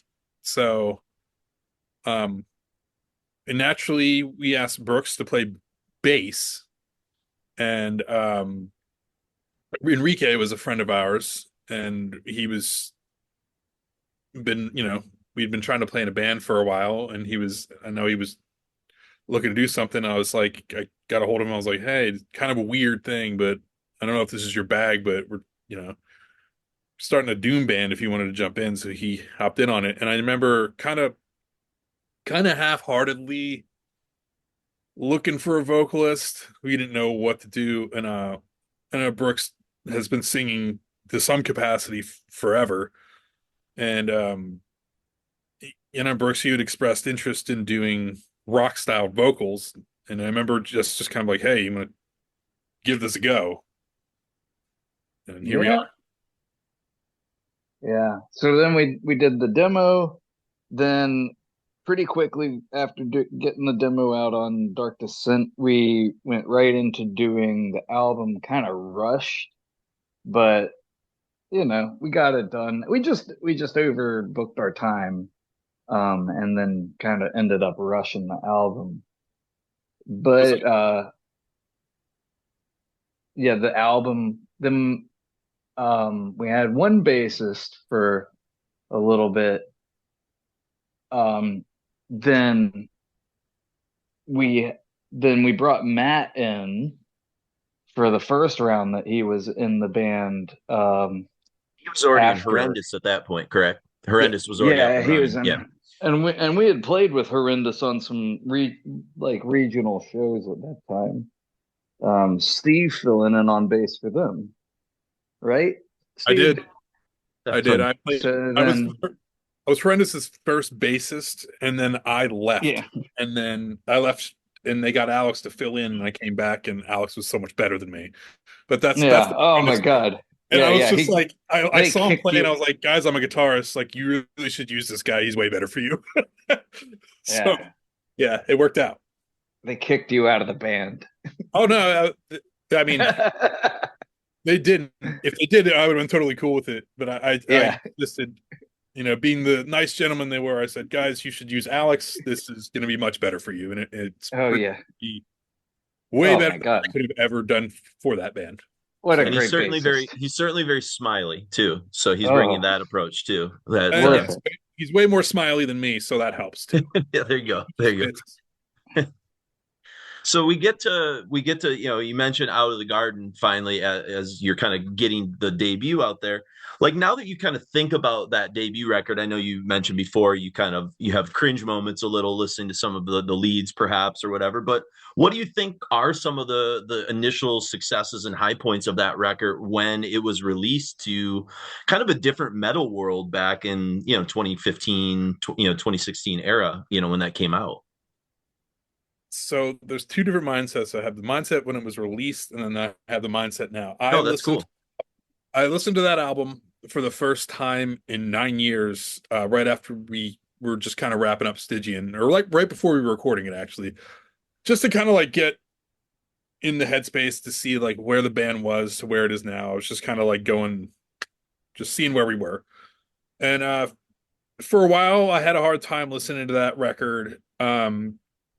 Just because, the playing is a little shoddy, a lot of like rough performances all around. But as I listened to it again, and there's a lot of it I actually appreciate a lot more now. It kind of has this neat little obscure charm to it. It's got a really cool vibe. And I think pound for pound, the record that has some great songs on it, despite being ill played, but I guess that's part of the charm to it as well. It Now that's now. But back when it came out, honestly, I had no idea. Like the part of the cool thing I remember about making that record is none of us really knew what the fuck we were doing. We were just kind of slapping songs together and being like, okay, this is kind of how Doom is supposed to sound, I guess. And then, we went to this studio and just kind of laid it out. I don't remember how prepared or unprepared we were. It just kind of was a very innocent sort of fun time, I guess. Oh, did Arthur's kind of background with Eternal Champion sort of help guide a little bit because he's coming out of a little traditional kind of place more, or was he just sort of in the background? He he came at that time, like we were all kind of coming up. We were kind of starting out. I know he just joined Eternal Champion when that record came out. That's right. Yeah, he wasn't there at the beginning. Um, That's true. Yeah. and but yeah, I mean, he definitely knew where we were coming from when we were supposed to do. So it was definitely like there was very much a like-mindedness that worked out from the get-go. There's songs from that record that you think like, you still perform live. I know you guys don't do a lot of live shows because of the teaching schedule and thing, but when you do songs from that, what are the ones that you think have maybe like aged well, or that like you think kind of like you kind of got the formula down and you're like, man, these turned out to be like the songs from that record. Um, well, the two we still play at the moment, we've played Master's Bouquet at every single Crypt Sermon show, I think. So that's one that comes to mind. That's always kind of been a fan favorite. Everyone loves when we play it. It's fun as shit to play live because it's really it's nice and easy. So I can kind of just relax a little bit and but yeah, no, I like that one. That's one that comes to mind. I have a Heavy soft Riders. Heavy Riders Like we cool. play Heavy Riders a lot. Hmm.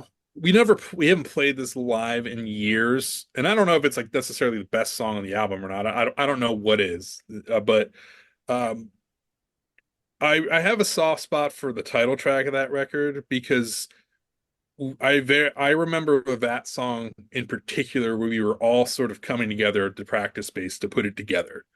Yeah. That song, yeah, I think we all had our hands in the cookie jar at that point. Yeah.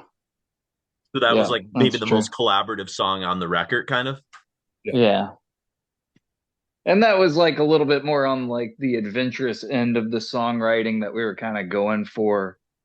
And I think we kind of start to get at a little bit on the next album. Sure.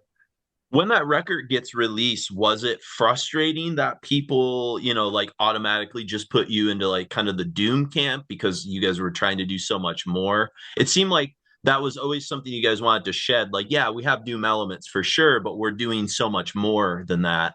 Kind of curious how the album was like kind of critics and fan bases like kind of, took you guys when it first came out. For Garden, I don't think it bothered us because it was very much at the time we were like, oh yeah, we're a Doom band. It was a genre band. And so I don't think it bothered us at all. There weren't a ton of bands coming out doing it when we came out, and the real like big traditional heavy metal thing was just starting to break. So the Yeah, contemporary bands that we get compared to would be like Pallbearer and Chemist, and we don't really sound anything like those guys. Just kind of playing a different type of music in a way. So I Sure. think Oh, I just remember when that record came out, like we had just recorded, I believe, like a pair of, we did a Manila Road and a Surathon Ghoul episode, and somebody was like, hey, have you guys heard, it might have been Chris Dick, who was like, dude, have you guys heard Crypt Sermon yet? Like, it's kind of in that vein of like a Manila Road, a Surathon Ghoul, but it's obviously got Candlemass and Solitude kind of aspects. And it almost feels like there was something starting to rumble towards more of that type of music in 2015, 2016, like yeah, away from like the stoner stuff and the sludge and some of that kind of stuff. yeah. I do think Garden hit it a very like hot time for for like, because there was definitely a rumbling of like traditional metal at the time. Because I don't know, Out of the Garden definitely it. I don't. It's hard to kind of process it because at the time it came out, we were getting pretty good show offers. Like we played Hellfest and like Psycho Las Vegas off of Garden, and I just can't help but think we were just striking while the iron's hot for something that was just kind of hype, you know? Mhm. So, yeah, no, weird time. Yeah, it was a weird time, and also like also were a little bit even limited at the time because I just had a kid, so like things could have gotten even bigger. So we went Just couldn't into play a lot of live more. shows. Plus, with teaching schedule, you could only play like Yeah, that's summers or exactly it. stuff like That's that. exactly it. Yeah, exactly. Yeah, it's so hard to take like. I'm always jealous of my buddies that get to go to some of these like bigger festivals during the school year, and it's like that's just not really in the cards for me unless I take a lot of days off. But then it's like sub plans and all this other bullshit. You know, it's just not logistically doable. I can imagine as a band, so.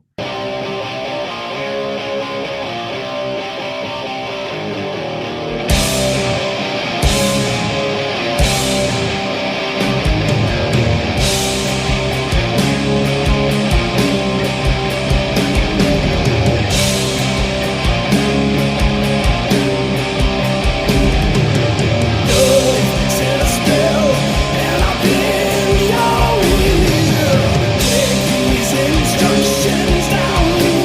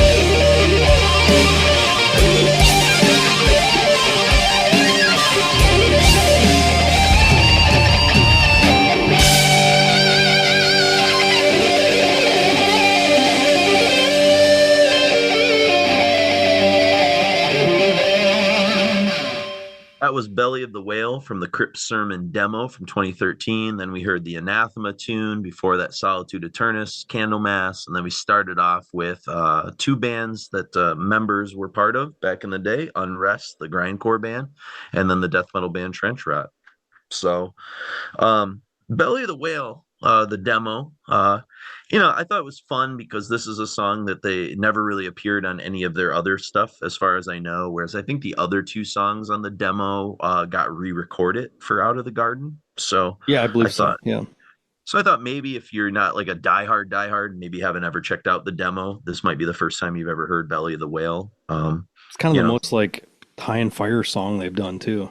I know, and I'm sure the guys, in interviewing them and also in reading other interviews, these guys are really hard on themselves about stuff. Like Steve talks about, like, it's hard for me to listen to some of this old stuff because I realize I played a note and now I can play it better, and so I'm sure they hate this demo, but it's still got like a kind of a it's fun, and you can kind of hear what Dark Descent heard the Yeah, potential in the totally. band. And I really think the final 2 minutes of the song are kind of a portent to where they're going to go. Like I said, I think there's some, you said it, the high on fire parts in the beginning, but I think they start to get that towards that Crypt Sermon sound in the Mhm. back half of that song a little bit more. Yeah, some real Kirk Hammett fucking solos too. Yeah. Yeah. I mean, they love the Black albums and some of that era and Injustice. So it's definitely in their DNA.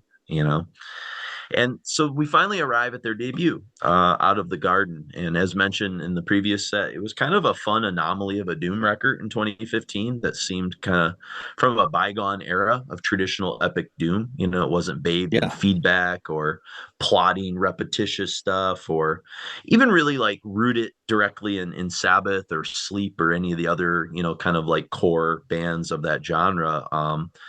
At the same time, though, it was not so traditional that it was still very inventive and infectious and had a really good energy to it. And Hmm. yeah, I don't know, like I kind of remember this record. I mean, I remember buying it and digging it. I don't know if I really thought it stood out like in an insane way back in 2015. For me, I I don't mean, know. it popped up as like you know, a retro kind of thing. What really stood out to me is when I was, living in Hamtramck, which is inside of Detroit, this tiny little hamlet.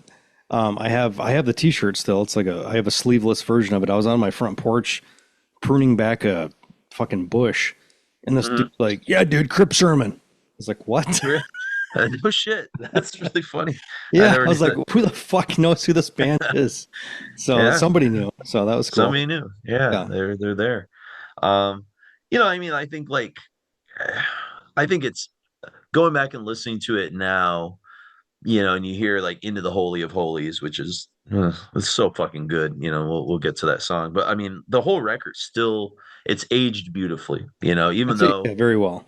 they would say like, okay, this we were definitely a doom band when we wrote this. Now if you talk to them, they're like, we're not really a doom band anymore. It's part of who we are, but we're a band. We're just making the music we want to make, regardless of what it is, and that's Hmm. that's pretty cool. Yeah. Um, but this is definitely a Doom record, like Out of the Oh, Garden, totally. that's unabashedly, beholden to Solitude and Candlemass and those Trouble. kind of bands. Trouble, yeah, all the bands that we covered a lot in our American, Doom series that we did a few years back. Probably Saint Vitus is in there a little bit too Hmm. in certain parts. Yeah. They're less punk. They're not really as punky, Crypt Sermon as Vitus was, but you know, this is where like, we're about to hear a tune, Temple Doors, which kicks off the whole record. And that's where like, even like the cover of this harkens back to like the kind of style like Manila Road, for example, like Well, I think the Brooks sort has of, done all the covers for the records too. yeah, Brooks Wilson does Yeah. all the stuff. And it does. It has like that mid 80s kind of fantasy aspect, not necessarily like power metal, but like stuff you would have seen on like speed metal bands or like your Serathon Ghouls or Manila Roads or something. I can't really articulate it, but it's definitely a vibe. It's not There's like it's not a what thrash bands were doing, but it's other no. bands, There's a in the 80s. yeah. There's a kind of naivety to it as well, which I think is endearing.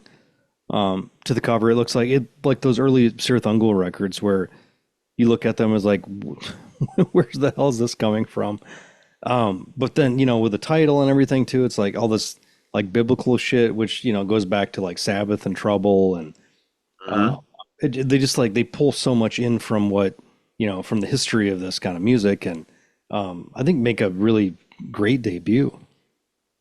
The confidence right out the gate is I might not have like I probably didn't appreciate it as much as I should have at the time. And you know, this is an era, you know, 2015. We really weren't doing a whole lot with the podcast then. That was kind of like in our little like lull period. So, I you did know, the illustration for Decibel for this record. I was gonna ask, was this a Decibel illustration? Okay, I believe I've done them 3 times. I think I've done an illustration for each one of the records. awesome. Yeah. I knew you did obviously one for the new record. I couldn't remember if Hmm. Runes was an album of the month or not. So Oh, maybe it was um just the first one and fuck, I Stygian? have to go back and look. Yeah. Okay. Yeah, it's hard to And then say. like I'm not sure. Horrendous I've done 3, 4. You know, Gate Creeper I've done a couple for. Like at this point I've done like over 200 of these illustrations, so it's tough to remember what the fuck I've done at this point. Lost count. Yeah, Yeah. indeed. But I think too, like subject matter wise, you know, one of the things that comes up later in the episode when we're talking about Stygian Rose and what the album's kind of about is Brooks has this sort of like endless fascination because he writes all the lyrics and he does the covers. He has this endless fascination with like sort of psychological manipulation and hucksters and cult leaders, and you know the new record's about kind of a spiritualist.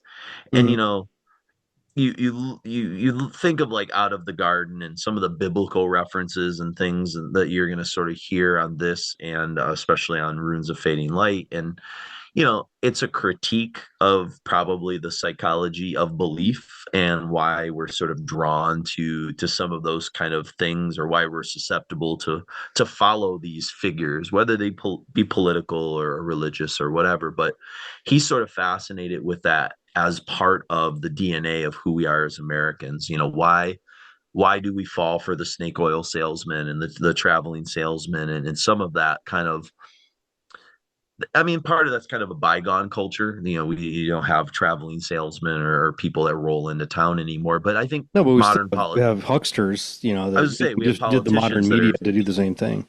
exactly. And so it's something that we have that maybe other countries don't have as much as we do. And maybe it's because, you know, America with the American dream and the sort of Horatio Alger, you know, kind of idea, this kind of aspirational quality that we can be something we're not. You know, we're the Anything's endless possible. endless Yeah. opportunity. Mhm. We're like the country that would fall for like the ultimate pyramid scheme or something like that, because we want to believe that we can be that next thing. Whereas I think you go to other countries that are more class based and they are a little bit more rigid in terms of the lanes that they sort of think that they belong in or that they can move into and stuff. And so Well, that's um kind of the, you know, the beauty of the, you know, the American, you know, experience is sure, that, yeah. you know, as far as, you know, how it's been portrayed classically, that you've got if you work hard enough, you can get outside of where you grew, where you were born into. So like classism doesn't necessarily, of course, it definitely peppers where you will end up in modern context, but in the I think in the whole idea of what America is, what it was meant to be, what the founding fathers thought, all that kind of shit. If you followed, if you were a good, you know, a good neighbor, you did the right thing, you tried to follow by these whatever, you know, our cultural rules were, that you could, you know, make a pretty good life for yourself. As much as you put into it, you could get out of it ultimately. Hmm. Yeah, no, I think there's I something to think be with the said there, and I think religious, you know, stuff too in this is like it's more based on, at least what I got out of it. It's like the aspirational part of, because Catholicism isn't inherently bad. It's when structures get corrupted by bureaucracy and people taking, like people wanting to follow these tenets that are like, you know, don't steal from your neighbor, don't murder, all this stuff's like, how can you really argue with any of that? But then when you use it to hold over people's heads to say, to control them, that's when it becomes a problem. Yeah, and I think too, like the endless space of America, the vastness of it, the 40 acres and a mule, and some of that kind of Yeah. aspect too, that allowed for, it's why immigrants have continuously always wanted to come here, because there is this potential for opportunities that don't exist in other places and stuff. And that's Hmm. kind of who we are and stuff. But I think like there's also something about like the Wizard of Oz type character too, that can fool people, that the man behind the curtain, and some of that. And it's kind of rooted in like Southern Gothic kind of storytelling, and Hmm. some of that kind of stuff that we see in American culture. And I think of like True Detective kind of looked at some of the psychology of that kind of belief, right? That the Hmm. Southern New Orleans, like some of the things that kind of happen there. And that's very distinctly American. Not that you don't see that in other countries, but it's very, I don't know. It's something. It's hard for me to articulate. It's like you kind of know it when you feel it, and I think that Brooks has a tendency, especially on like Stygian Rose, to sort of capture some of the magic of that, and some of the kind of cosmic uncertainty and kind of fascination with it, without really having to spell it out. It's not like he's but the vibe of Crypt Sermon has this mystical. They're a band out of time in a lot of ways. Like they could be from multiple decades all at the same time, and Well, I think nobody's that talking there's about, Catholicism or, Christianity, any type of like modern sense anymore. It's usually always because ultimately it became like that became the law of the land because that was the common like moral belief of everybody. Like he followed, this is the tenets of what we're following. And that's Mhm. kind of anymore as a, it's not a normal thing anymore. Like everybody's very like tribal in whatever they're into. And we don't have like a national identity anymore of like, love thy neighbor and whatever other shit. Like it's, all the lyrics, like what I really like about the lyrics is they're not like, you can't really, it just, it's talking about it. It's not like we are this and this is what we believe. It's, Mhm. it's just, it's kind of talking about the whole discussion of all this stuff. It's not really ideological at all. It's just kind of Yeah, like, it's like philosophical discussion, but yeah, like not preachy or anything like that. yeah. Like, And I mean, you can't, the modern, like where we're at right now in the, U.S. culture is completely contingent on Catholicism and Christianity. Like that's baked in.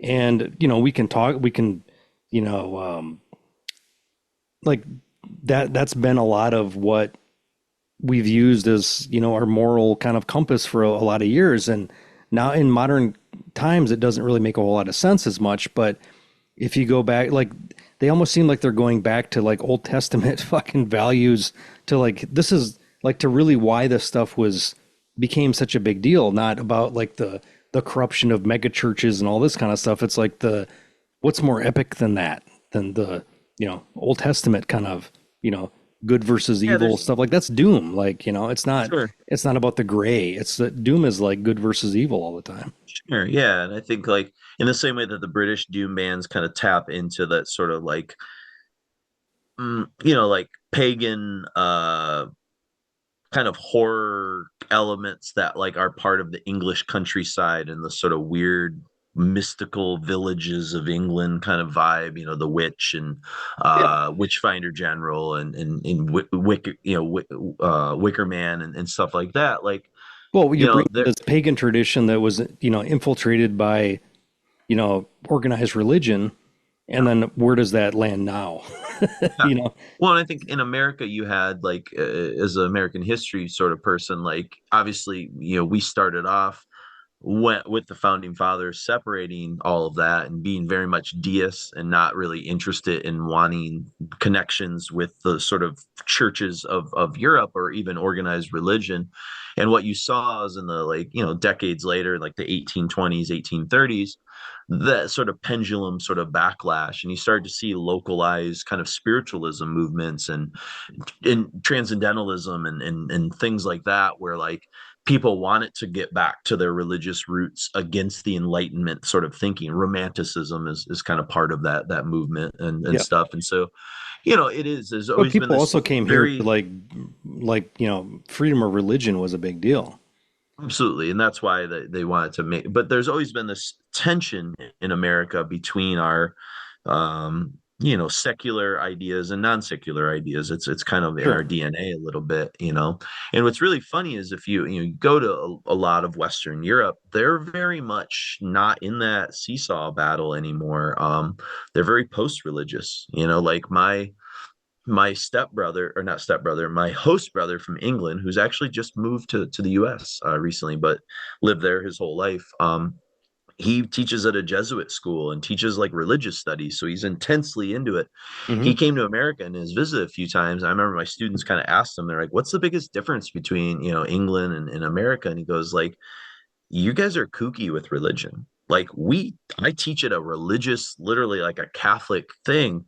And like, you guys are just like it's wild, it's out of control, but in terms of how people have like run with it and politicized it and stuff like that. And Well, it fundamentalism like ruins everything. that's what I'm saying. It is weird because like it if anything, it should be the inverse, because like people escaped religious oppression from England to come here, and yet we've sort of like circled full back in certain pockets of America. It's very interesting, you know. And Yeah. America's so big that there's so much, you can go state by state and it's going to be a different vibe. But I think that, not to get too deep into this, but I just think that Brooks and his words, and we're not going to quote, you know, the songs, you can check them out on your own, but there's just it's cool storytelling. It's a really fun, refreshing approach, and it's something that he really locked into on Stygian Rose especially, but he's done it It's on like all three of it's these a records. classical approach to that stuff that we don't often hear in modern heavy metal anymore.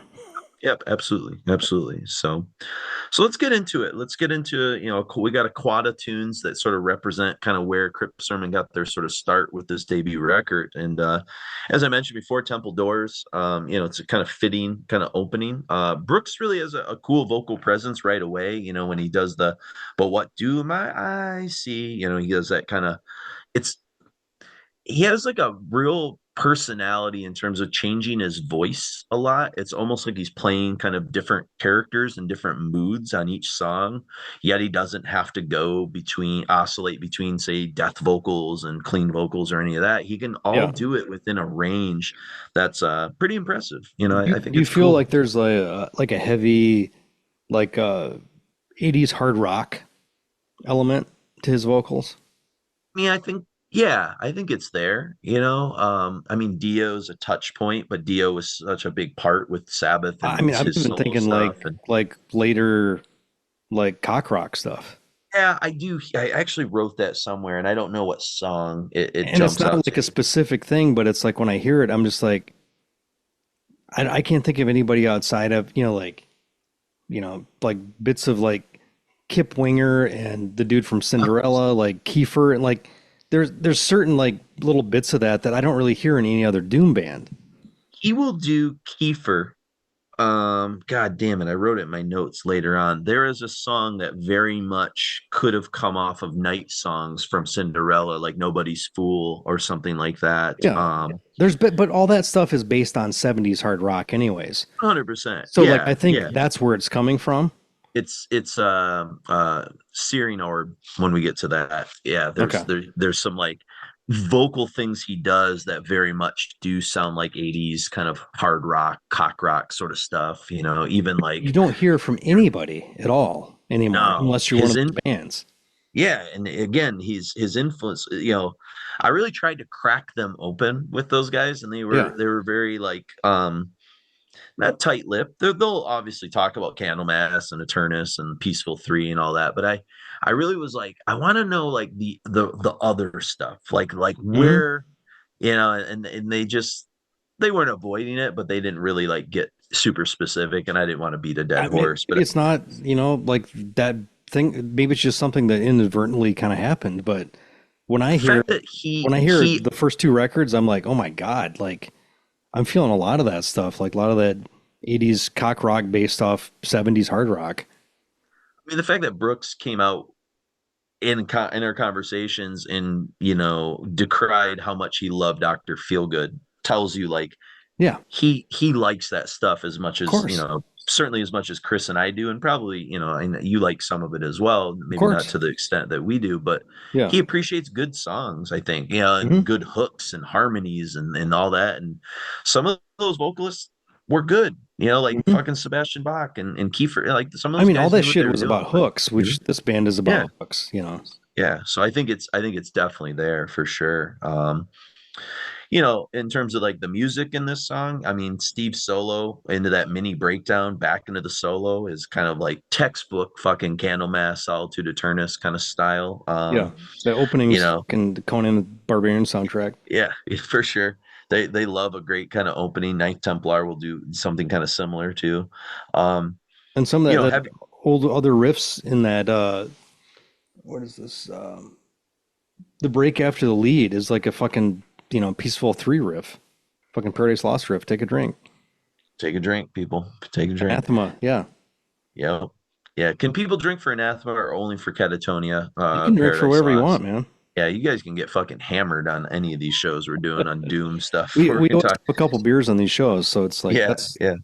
I that's what we did. want to encourage. There's a future show that we're working on where people are gonna fucking get blotto. It's just gonna be a fucking bloodbath of fucking drunkenness if you play the drinking game. Yeah, So you uh, should get your you friends should. together. Like, do it. Why not? Yeah, Drink for do it 6 on a weekend. hours. Yeah, exactly.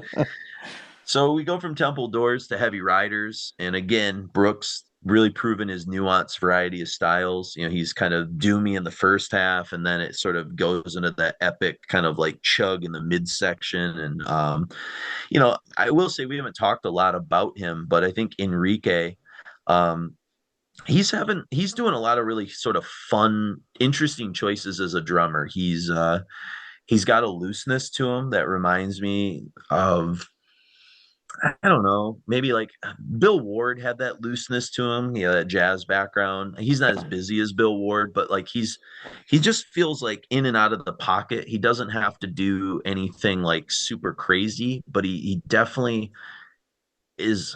I don't know. You're a drummer I more than I I'm am. a Maybe drum. you can articulate it. A drummer for fun. I've only been in bands that never had names. But I just do this for fun. But I think Enrique does, especially later on. I've got some stuff in my notes that where it's like deceptively simple what he's doing, but it's fucking complicated. Like some of the like time signature stuff changes.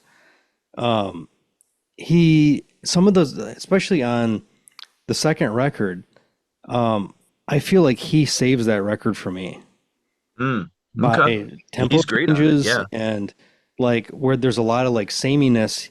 He's the one that he comes in with a double bass that kind of brings it out of the a little bit of the boringness for me. But I think he's incredibly underrated as a drummer. Like I'm not that I'm like looking at drummer forums or any shit like that, but all the different bands he's in, he's such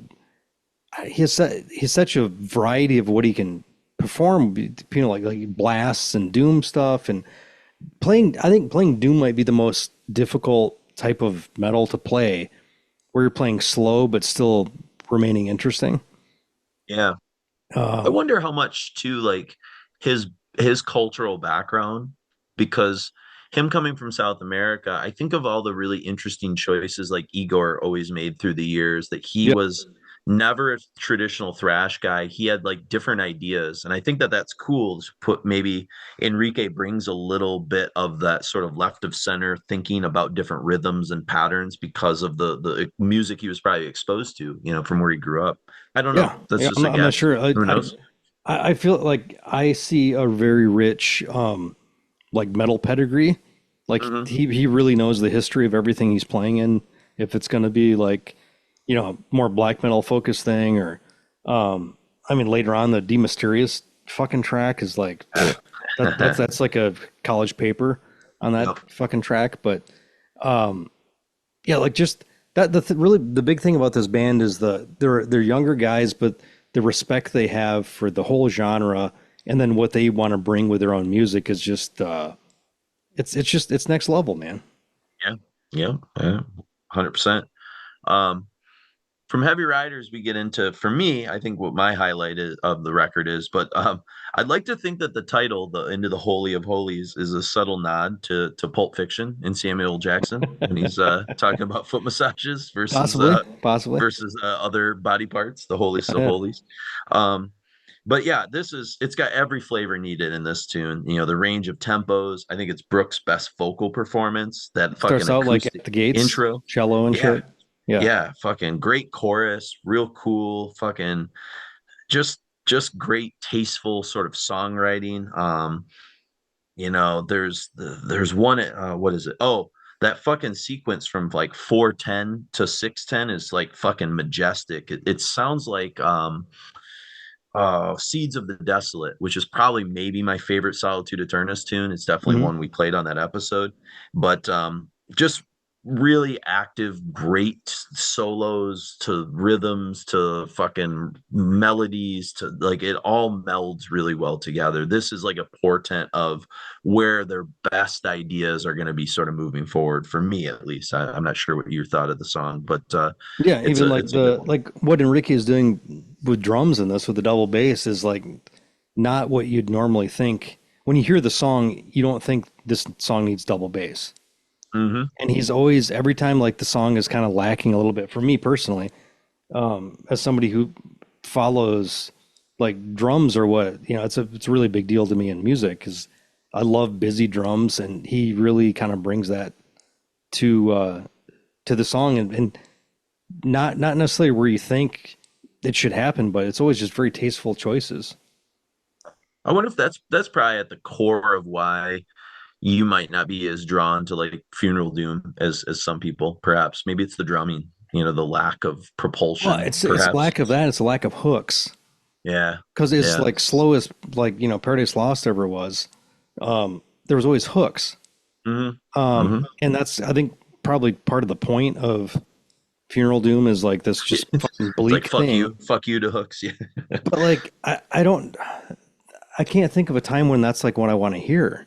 Like I like bludgeoning stuff and stuff that's like kind of pushes you to limits, but where there's never a hook, like case in point, like Neurosis, like it's going, we hear, even if it's just one hook on one record, at least we got that hook, but it's like building to something.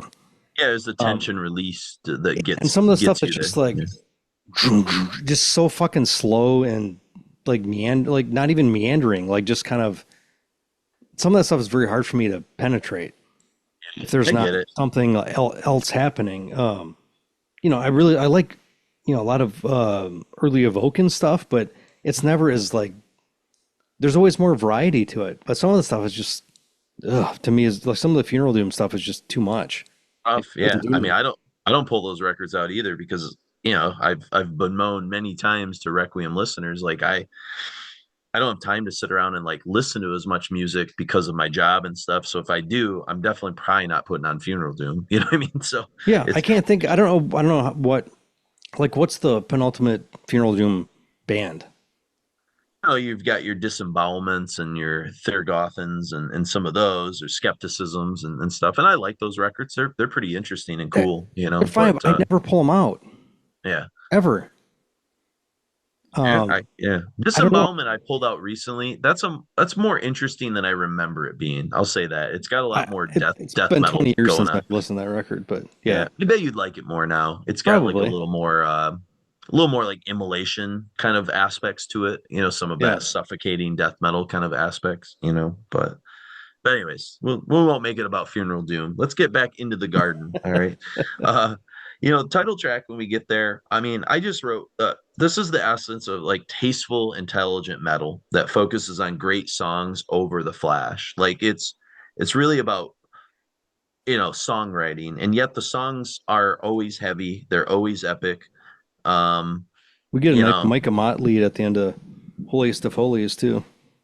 good. Yeah. Oh yeah, yeah. That's good call on that one. That kind of has like Micah Mott's leads they could fit on some of the stuff John Perez does on Solitude. There's like Yeah, a totally. brightness to like the approach, you know, Major they're playing chords and yeah, major chords. Yep. yeah. But like on Out of the Garden, fucking Brooks' performance is he's doing like, especially during the like quiet, like lush movement that starts around the 4 minute mark Mhm. into Steve's fucking killer solo.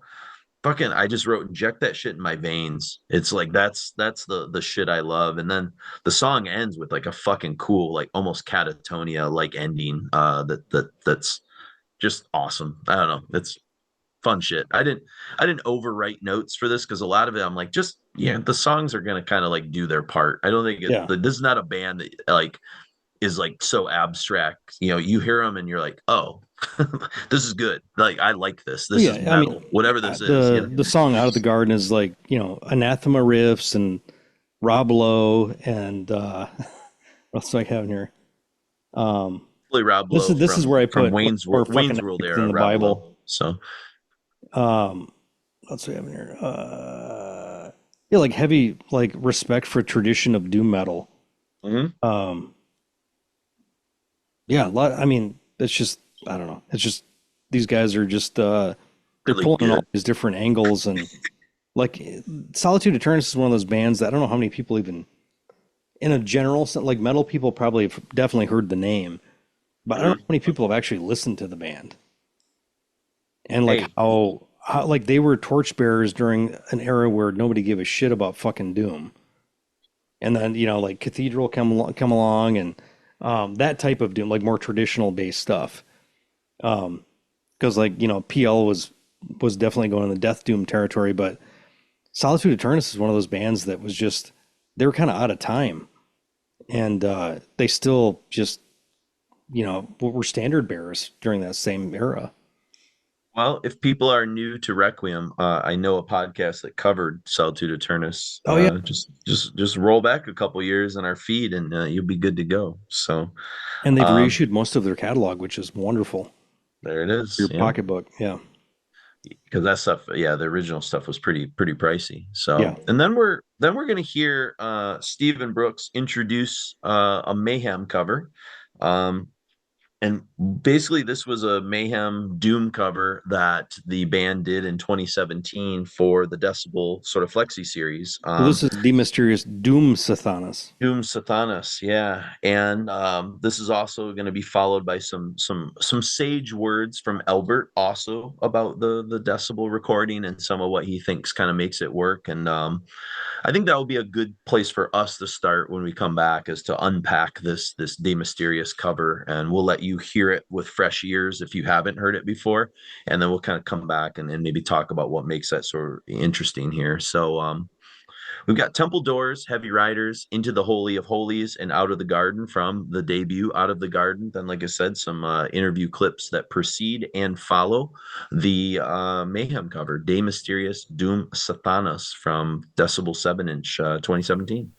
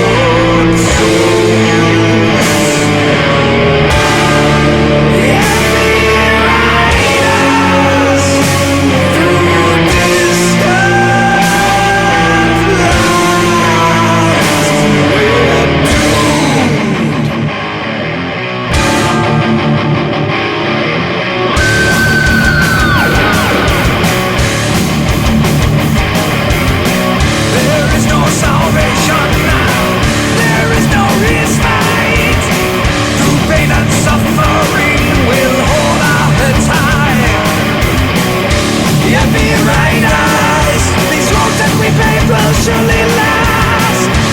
Heavy riders, footsteps engraved in the past.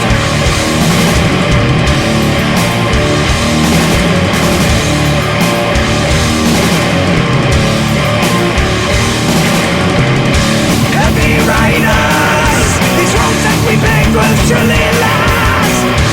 Heavy riders, footsteps engraved in the past.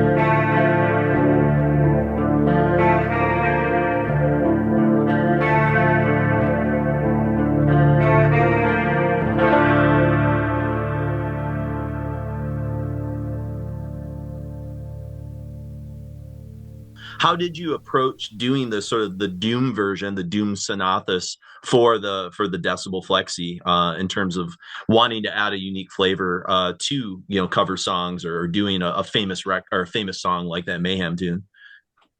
Well, I will say that unfortunately we don't have any covers at the moment. We've talked a lot about different covers, but we don't have anything recorded or any stretch. But He just meant you guys played them live or played them jammed on. He mentioned he's like they've done Pantera. Like he mentioned like a couple of things when I was we chatting can with him. jam a bunch of riffs for sure. Okay, maybe that's what he's talking about. So Yeah. I'll yell at Chris yeah. for setting me up with that question. But we could jam a bunch of riffs. That's not the issue. We'll do we were all talk about cover songs, but to as far as your question on the Mysteriis, that was we were talking it. So Albert, I guess, had offered us a slot to do like a flexi series. This is I don't remember back when this was. It's been a while, but 2017 is when you guys did, I think, the Mayhem tune. 2016, 2017. Yeah. Enrique was talking with Thomas from Abigor at the time. He was having a conversation with him, and we were kicking around a bunch of different ideas. Nothing was really jumping out at us, and then Thomas, I don't know if he was joking, but probably not joking, told Enrique, you should do a doomed out cover of the Mysteriis. And Enrique sent me the screenshot of it, and I thought about it for a minute, and then I thought about how the song it's just very, there's so much headroom, it's very open, there's a lot of space between the chords, and I thought about it, and I was just like, you know what, this could fucking work. Let's and we kind of we talked about it, and we were like, all right, let's try it. If this, this we could totally fall flat, and this could totally suck. But I think I arranged a lot of just how the guitar riffs would be played on guitar, and Brooks and Thomas did all that insanity with the vocal arrangements, and Thomas was there to do a lot of the collaboration, and it was fucking crazy collaborating with that guy because he's just a maniac. Like, he did a lot like with the synths and stuff. Like that's when we started to push a little bit more in the synths, and he did a lot as far as sound effects and stuff that like led to what we would do on Ruins. I remember there was something I played, and it was just like there was one little note in the riff that was just like a semitone off, and he was just like he's like, hey, can you play the riff here? And he sent it to email, and I said no, I said I'm not sure I understand like via text what you mean. And then like literally 5 minutes later, he had like a full ass track of the correction. I was like, damn, okay. Yeah, he's something. He's a very special special man. Very fucking creative. It's cool though that his kind of messing with kind of keys and tones and different things was like a lighting a fire for you guys before you did Runes, to sort of start adding more of those textures. That's kind of neat. I never heard that before. Yeah, it was. Yeah, I think. Go ahead, Brooks. I think it just kind of manifested as like separate tracks on Ruins though, and now on Stygian Rose, like it's more just like integrated in the sound.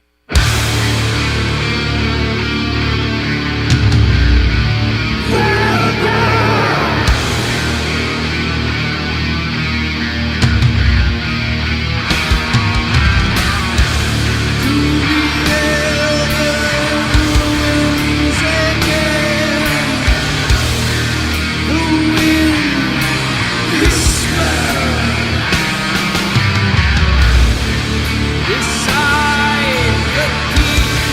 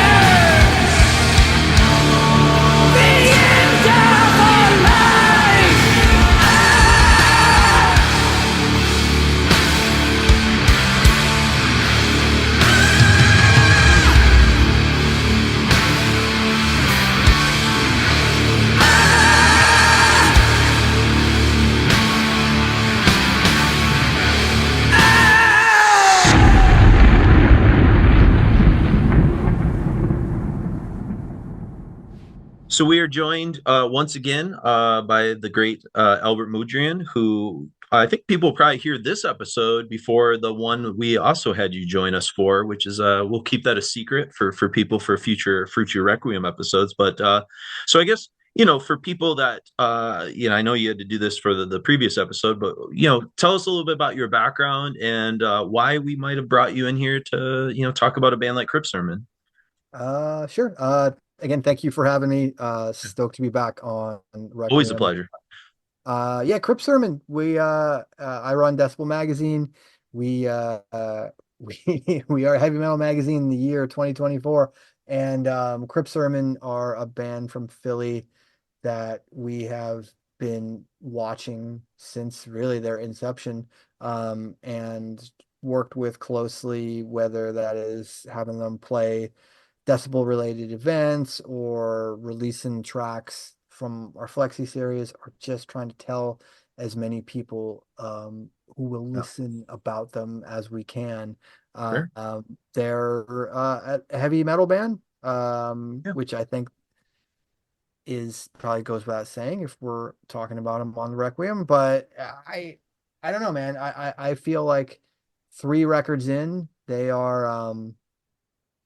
they're not really a typical doom metal band anymore for me. I don't know. It's like I think they would probably say the same thing, and hopefully they will when you speak with them. But like they've kind of, I think the bands that evolve out of doom have maybe a greater grasp on melody than some of bands that kind of find their own sound a couple albums in, and maybe don't have that like that doom base to build off of, but they certainly do, because there's always been like kind of classical heavy metal elements to what they do. I was going to ask you what Yeah. grabbed you initially when Out of the Garden came out in 2015, because you guys threw that on your best of end of year, and so something stood out about them. I'm kind of curious what it was that kind of grabbed you on that debut, that kind of got your attention with Crypt Sermon. I mean, there was maybe a little more pronounced Candlemass influence back then, and I'm a sucker for early Candlemass, so So we are, yeah. it's not, I guess not, it shouldn't be a surprise, but like I think that was maybe the hook that got me in the door. But as I listened to it and kind of got a feel for their Brooks Wilson's voice, and like how he approached his lyrics and how he approached the whole presentation of what they do. Because I mean, dude does the album art, does the lyrics, like the whole concept, and like you don't you don't see a lot of that right now with bands, like taking that much attention and care to every element that they're working towards with the band, because everything is so digital and everything is so disposable. And like, there's a lot of work that goes into trying to create something that's,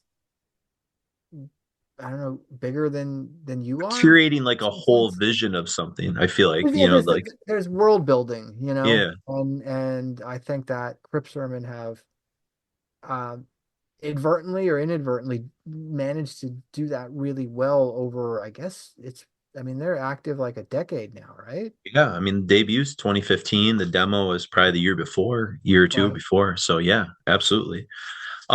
You mentioned the Flexi series, and we'll get to the Lacrimose in a moment. But in 2017 is when they first cut a song for you guys, and it was this like killer Mayhem cover. And I'm kind of curious what your thoughts were the first time that they gave this to you, and like how you reacted to their really cool interpretation of it, which we're going to play in the Crypt Sermon episode. Yeah, De Mysterios, Doom, Boom, Sathanas. Satan. Yeah. um yeah, it's weird because it's like it's such a um untraditional take on the song, that you could play it for somebody and it's not going to be immediately recognizable even as the song. So if you go in knowing that it is that cover, I think it makes it even that much more compelling and interesting. But yeah, they had the idea that they were kicking around, and obviously the Flexi series is a great opportunity for that kind of experimentation. we're all too happy to release it. I always thought it turned out killer. It felt like I think people understood that this was a band that like really was kind of on their own path, that would take on something like that. And yeah, man, I I don't know. It's I funny too. It's love. like, yeah. Oh no, What's that? I was gonna say I loved their debut. I thought it was great, but for me, it was hearing that cover that like got my attention. Like a Yeah, little bit more. Like it was like, oh, these guys are up to something. There's like more going on than just like Candlemass imitation or Solitude Aeturnus imitate. Like to take that approach was so ballsy, and yet it was so singular. I don't know, like to me that's when it almost like prepped me for Runes of Fading Light. Like I was like, now I'm like pumped for what these guys are going to do next type thing. right. I don't know, it was just so unique and singular. Like I said, doing that to a black metal song, I really hadn't heard anybody do something like that before, you know what I mean?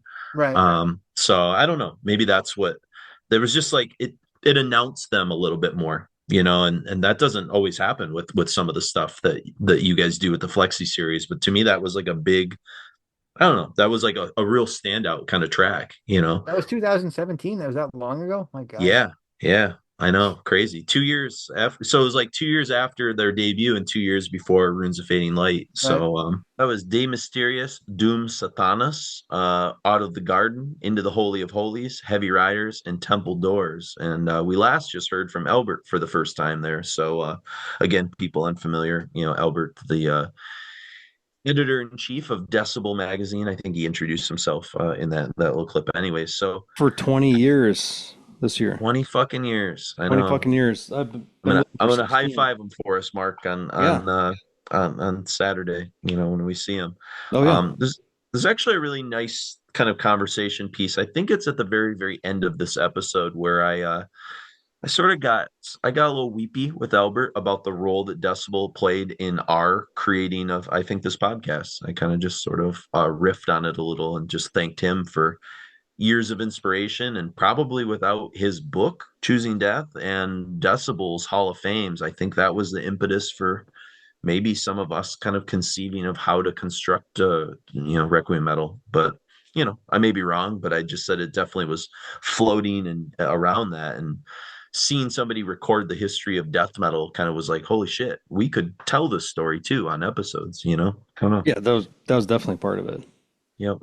So we thank him properly at the end of this episode for all that he's done in 20 years for us. So, but speaking of things that are interesting, I just, this is the proper way to reinterpret a cover, as monumental and potentially pitfallish as doing a Mayhem cover might be.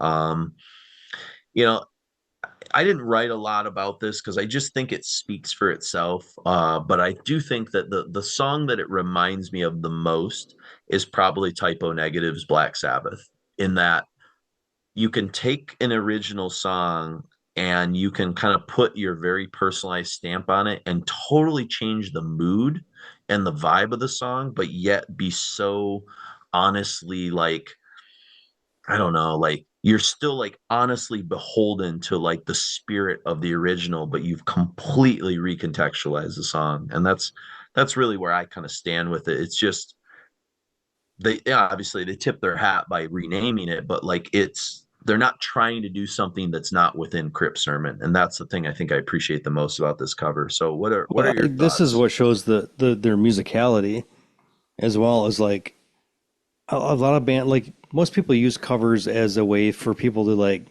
it's an inroad to like, okay, this song, this is a classic song, this, we're doing it. I think if you weren't very well versed in black metal, extreme metal for the last 35 years or whatever, you hear this song and it wasn't named, I don't know if you'd necessarily know what it was. Yeah. And I think that's the brilliance of the whole thing, is that you take, and obviously they've got, especially on Stygian Rose, I think more than any of the other records, there's definitely like black metal elements, distant riffs and stuff that like totally work with Doom. And this is almost like a intellectual exercise of how doom metal and black metal can be, together. Like how similar some of the tendencies are for some of this stuff, and it's one of the best covers. I would say probably one of the best Mayhem covers I've ever heard. I can't think of anybody that's ever done it better. That I think the true test of a cover is if you can do it where it sounds like the band that you're in, and then it still holds reverence to the original, the original song. So I think it's incredible. I I think this will come up in the conversation with Albert too. That I think this is really for me where Crypt Sermon entered my radar screen in a big way. I think Out of the Garden was great, but there wasn't really a follow up for a few years. Obviously, Because 4 everybody's years. in like 4 other bands. Yeah, there's some of it, So it's like they were a band that had like a little impact on me. I liked Out of the Garden, but it's like one I kind of put back on the shelf probably and didn't pull out a lot in 2016 or even like in 2017 very much. Sure. And when this came out, I would get the Flexi series stuff, but I don't really listen to a lot of records. And when I do, I certainly am not trying to listen to the Flexi stuff, but I discovered it maybe on YouTube again, or I ended up buying the song on Bandcamp as a single song. You could just buy like the single for it, and I kind of wanted to have it in case it disappeared off YouTube, and I knew I wasn't gonna pull out the Flexi or anything like that. And when I bought it on Bandcamp, that's I think when the genius of the band really revealed itself to me, and I really became kind of a diehard kind of fan. And it whet my appetite, I think, in anticipation for what was going to follow. And I think maybe that's one of the reasons I kind of dug Runes of the Fading Light so much. Is I was like, okay, the Mayhem covers like warm me up for them. I'm like ready for the next evolution of what this band's going to do, and to mixed results, as we'll talk about here in a second. But yeah, so that was a pretty pivotal song for me in terms of my fandom with Crypt Sermon. It was probably that cover, more than anything else. So kind of cool.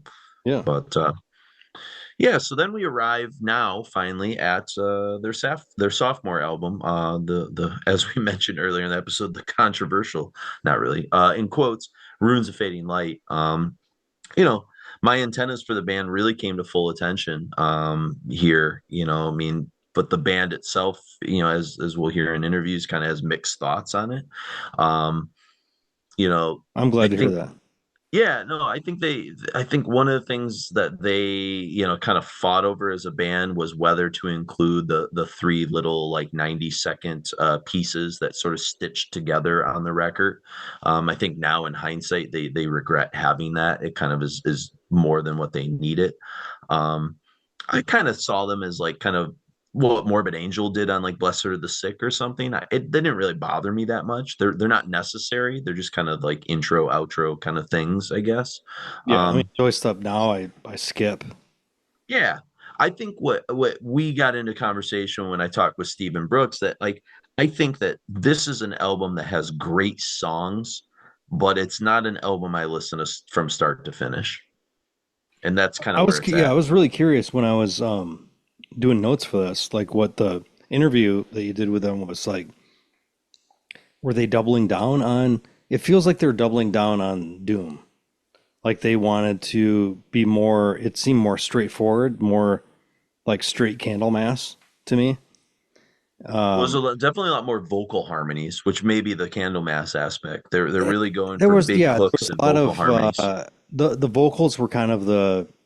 I guess like the hook of each song was more vocally, surrounded by the vocals, but I don't know. I found the whole thing kind of, I don't know. It seemed like a little bit like stepping back a little bit and saying, okay, well, we're not gonna be, because the first record seemed like there's all Doom was, inclusive, and this seemed like the guitars really took a second fiddle to. The vocals, as far as the main harmonies. The production was kind of weird. The guitars are really low. The bass and the vocals and the drums are really high in the mix, which kind of bothered me a little bit. And it's all the same producer too. Yeah. Which is really weird, but Um, they've got so many years within records too that each record is completely its own thing. So out of three good records, it's my least favorite. I mean, I can see it. You're not bringing up things that I think are necessarily like I would disagree fundamentally with you with. I think the riffs are more memorable, maybe for me on some of the songs, not on every song. I like the leads. I think his lead playing kind of like escalates here, like he's really starting to kind of get his chops down. Yeah, Not quite like he gets with Stygian Rose, where he's really like feeling like all the stuff, but I feel like Stygian Rose is taking all the disparate elements and condensing it into something that all makes sense. And this seems like it's all disparate elements trying to make sense. yeah, it's a disconnected record, and they tried to Yeah. connect it with these little 90-second things. We'll hear one version of it. I just threw it on just for people to hear the epical vestiges. Hmm. Um, but like it's epochal, probably. Sorry, I'm looking at that again. I'm definitely, I think it's epoch, or something, not epical. I don't, I don't know if that's a fucking word. Um, but I like for me, like Kia Solomon, we're gonna hear that second. I think I it's think got Ninth some. Templar is like not a good opener. It's it's I, it's I a feel like they should have used Key of Solomon as the opener. I agree. I think Kia Solomon's a superior song. Yeah. Ninth Templar is weird. It reminds me, even like Brooks, like vocal stuff he does at the very, very beginning is real weird. And it reminds me of like something you'd hear in like Halloween or Stradivarius, the sort of weird, like talking nasally vocal pattern. I don't I mean, it I reminded me like of like if like they were grabbing onto some Bloodfire Death stuff, like the horse sound effects and when we get to that Christ stuff. is Dead, which ends this set, like Yeah. I said that like there's a real Fine Day to Die vibe in that song, kind of mixed with like Dehumanizer Dio kind of era. Like the song I, which is one of my favorite Black Sabbath songs. Like I like Christ is Dead a lot. I think that Hmm. and Kia Solomon are probably for me maybe my two favorite songs on the record. Snake Handler is good too, which we'll hear in the next set. Yeah, But I really like that I think song. they I think they dropped those as singles, didn't they? Originally, they like kind of did what they did with Stygian Rose, where like it I'm would not come sure. out and then Yeah. 2 weeks later, I think it came out because like I said, I was kind of really waiting for this stuff. So I was like, oh shit, another new fucking Crypt Sermon songs out, that kind of thing. So Yeah. um but yeah, I think you're right. Not it's got a great solo, Ninth Templar does, Hmm. but I mean, there's a and great some of solo on every fucking song. I was gonna say, yeah, I, He just fucking kills it. That'd yeah. be kind of repetitious. But I think what makes like Kia Solomon work, whereas Ninth Templar doesn't work, is there's a band I've always been a huge fan of them, and I don't know to what extent you ever really got into them, but it was one of the guys from Sleep started it, and it was on one of the stoner rock labels that I was getting service from. But the Sabians, do you kind of remember them vaguely? I I remember the used to name. talk Yeah. about them a lot. If you were to go back and listen to that Sabians record, there's a lot of things that Brooks does in Kia Solomon that fucking reminds me of that Sabians. And the Okay. Sabians were really had like they were, like a Nebula, that kind of thing, but they had Hmm. such a great vocalist that was really rooted in like early 90s, like metallic alt metal, like some of the bands we've been kind of mentioning here, Alice in Chains or Soundgardens, or even more obscure kind of versions of that.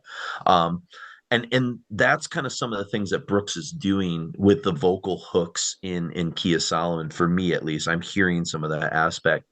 And boy, like Brooks and Enrique, I think they kind of wrote the song. Like the fucking songwriting chops, the fucking epic energy build, that's 3 minute into the solo, the Hmm. harmonies in the chorus. It's if every song on Runes of Fading Light was in the vein of Kia Solomon, I think it's a more successful record. I feel like the, And the sequencing is just off on the record. yeah, I it don't I it don't think just that they should not have started with that record. Like that song is not I'm that's gonna not an do it opener. for you. Yeah, yeah. I Like an can kind opener of should it's a either be good to kind of like ease you into like what the new vision of the record's going to be, or it should just fucking knock you out right away. I mean, And I think feel of Glimmers of like the Solomon Underworld. knocks you out way more than Ninth Templar does. Yeah, and you think of Temple Doors and Glimmers of the Underworld, which we've already heard. Those are two of their opening cuts, and Glimmers of Mhm. the Underworld just fucking goes for it. Like you're just like in it, you know. And that's what Key of Solomon kind of has, and some of the other stuff just really doesn't, you know. So, yeah, I guess all I'll say really about the other songs we're gonna hear in here, and if you have any kind of other thoughts, is just Christ is Dead. It it's the other song that Steve mentioned used some of those Return to Serenity kind of Testament ideas.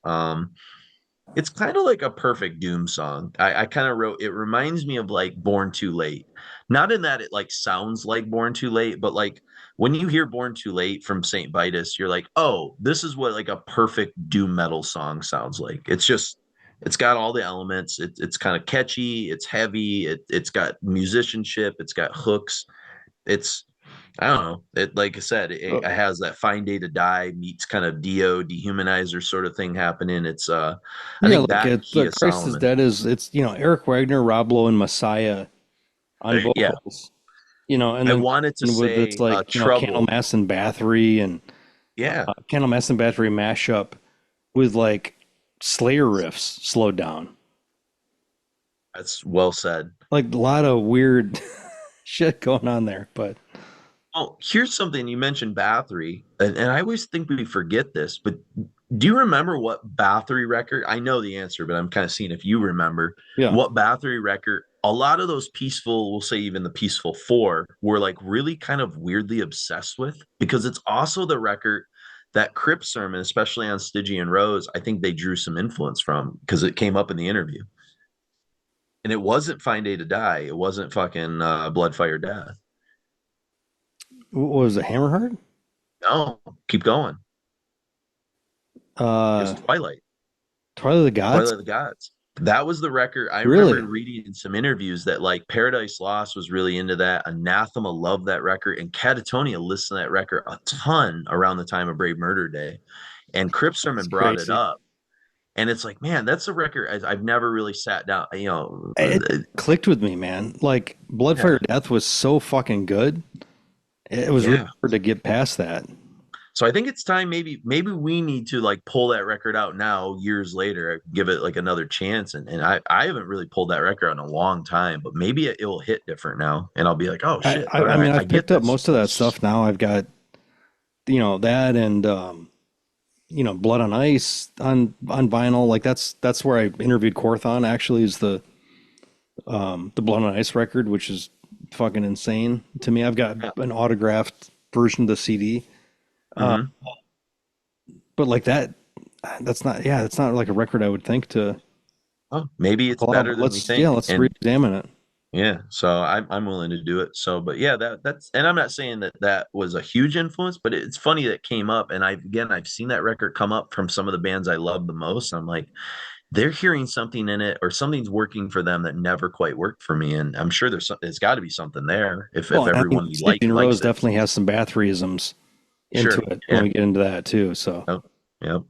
I will say this, it did Runes of Fading Light kind of brought them a lot of critical attention. It showed up at number 4 in the Decibel Top 40 of 2019. okay, Our friend Joseph Schaefer wrote the little kind of review on it, and he just kind of interviewed the band and stuff. And it's really sad because they do talk at the very end of it about their ideas of taking their crusade to Europe in 2020. And I'm like, ah, bummer. It like it, go that no sorry. one knew COVID was coming, So but they were probably gonna do maybe a little mini tour in Europe and stuff. So Yeah, but cool. Let's get into it. We'll get into a little Runes of Fading Light. We'll let you, the listeners, especially if you're new to this band, decide kind of what if you agree with what Mark and I are saying. Some of the critiques are, or if maybe you're vibing on everything. Nothing wrong with that either way. So, but first we'll hear from Stephen Brooks. They're going to talk a little bit about their thoughts on runes and some of the same critiques that we brought up, and then we'll hear Ninth Templar, the Black Candle Flame, Key of Solomon, our Reverend's Grave, epochal vestiges, I believe, and then Christ is Dead. How did you guys approach the second record, and how do you think it compares with what you guys did on the debut? Brooks used vocal harmonies. People hated that shit. I loved it. That was Fucking loved it, dude. crazy. Loved it. It was Yeah. crazy. No, I think it was just we were just all evolving as musicians and as a band. We were, it's my relationship with that record's a little weird. It is the sophomore record, and it was at the time it felt like such a big jump, and I guess it still is. But listening back to it now, it's just the the jump was there. We were getting better, but it's kind of an awkward record to me. Um, there's a lot of ambitious ideas. I always say that I think the record is a little bloated. There's all those interludes, and it was just too much. But I mean, yeah, we were evolving, we were trying stuff, and it's just it's the sophomore record. Yeah, there's pressure. And I remember thinking at the time, like, oh man, this is gonna blow out of the garden away. And then, we released it, and like to some people it did, but some people were like, man, this fucking sucks. So Wow. that was the experience with the sophomore record. But you get that's just the name of the game. You just gotta get used to it. Like people, no matter how many records you put out, like somebody's gonna be bitching about how you were doing better on the first or second or whatever record. So it's just part of being a musician. I think there's kind of like a clandestine entombed kind of charm to the record, though.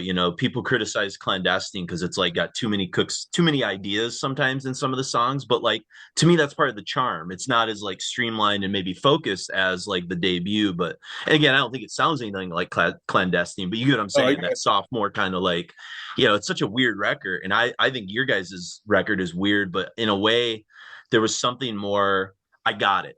If that makes sense. Like some people didn't get it, I got it right away, and like that really hooked me into you guys in a deeper way. And so I was definitely excited for this next record to come out. After hearing that, I mean, I was like proselytizing like Keys of Solomon to like a lot of my non-metal friends. I was like, dude, listen to these vocal hooks. Listen, these are catchy songs.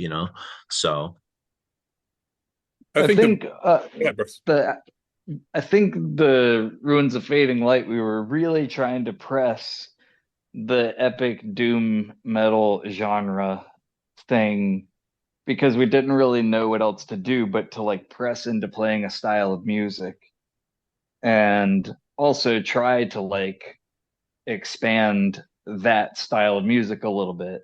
And there wasn't necessarily pressure to do so other than like we were starting to just write, and we wrote an album, basically had almost a full album that we kind of scrapped, oh, wow. and then we kind of like just threw an album together. And I was a big advocate of like the bumper tracks, the big like epic feel to the album. I got really into like especially like the layout of the record too, being part of it, which I think on the Stygian Rose is one of those elements where it's like feels fully complete. But in the case of the Ruins of Fading Light, that's like an ambitious direction we were going, or I was trying to go. But I think there's a little bit of Steve and I feeling like there's some songs that feel like metal by numbers, and we wanted to like probably go a different direction. Yeah, But we made a record like, and it's kind of weird. I'm like, oh, I'm not sounding like I'm shitting on part of the record I helped make, but the thing is like I thought it was good for what it was, but my issue with that record in particular is we made a record that I would never personally put on myself to listen to. You know what I mean? Like we were making another genre record, and then at the end of the day, I'm like, I just remember sitting down, and I was like, I would never listen to this if I hadn't been a part of it, and that was very eye opening for me. Yeah, do you think it's maybe it's not a record, I will say this, and maybe this is what you're talking about. I don't put on to completion. I'll like listen to like a track. You know what I yeah, mean? Like, or this song or this it's song. Like I'm in the it's a mood to little hear too this. long. Yeah, I think just gets it a little bit too long is the thing. Is I guess that's where me and Steve kind of end up, and it's sort of a he was right sort of thing because Steve and I, as you probably hear, we disagreed at the like release of the album to have all the bumper tracks and stuff. I really pushed forward for that, so Gotcha. I but understand the approach though, like it makes sense, like the bumpers and stuff, But he and I are now in agreement that was probably an unnecessary padding on the album. Too much. Yeah, for sure. Well, and this is also the record where you first bring in Tanner from Absequii, to like do a few like musical things and stuff. I can't remember all the like different instruments he played. It was like on one of the later songs on the what was and then even like the production that Arthur's doing too had more of like a Brian Wilson kind of like spectral wall of sound kind of aspect, like so I think there are some interesting things you guys are doing, but like you said, they're not maybe fully formed until you get to Stygian, perhaps. I don't know. We start to have more like keyboards and bigger production, like vocal production and stuff like that, and we're really pressing forward on that album. Go for it. Oh, so sorry. I just got to say this too. While we're talking about Arthur, we were all growing together. Arthur was still growing as an engineer and producer, and we were still growing as a band. So it was just, it's just where we all were at the time. Yeah. No, I like it. I like the wall of sound aspect of it. I think is interesting. But I think, all the stuff really comes together much more fluid and natural in Stygian. It's just I can kind of hear some of the kernels of the ideas of what maybe you're thinking about doing in the future. They're just maybe not fully developed on that record, I don't know. Yeah, I don't think we had a clue of where we could go it took us a while. But I guess we'll get into that in a moment.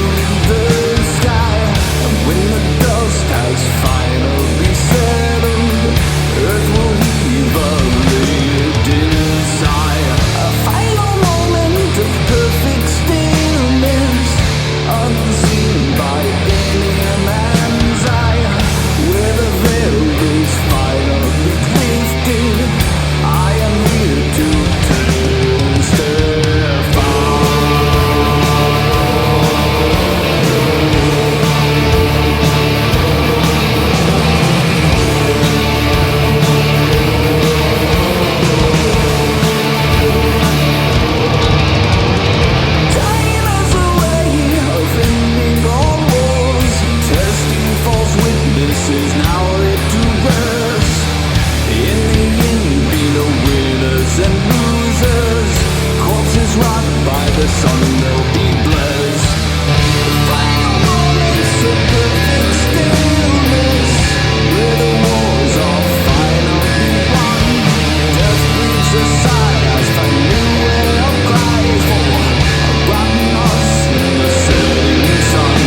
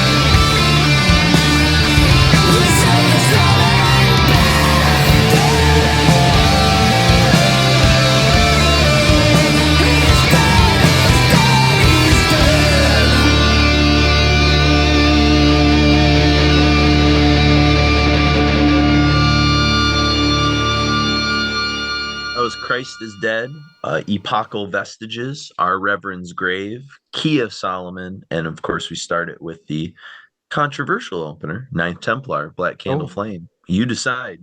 Is that the right song to open up? Jury's still out, you know. I will say this about the record before we kind of move away from it. Forgot to mention, I really love the fucking color scheme and the cover of the CD. It really reminds me of like a the first time when I first bought Force of Equilibrium, and like the CD was purple, and like I don't know. It just I dig the like use of kind of those type of colors. It really makes it stand out for me as like a product that you kind of buy or grab off the shelf, So Yeah.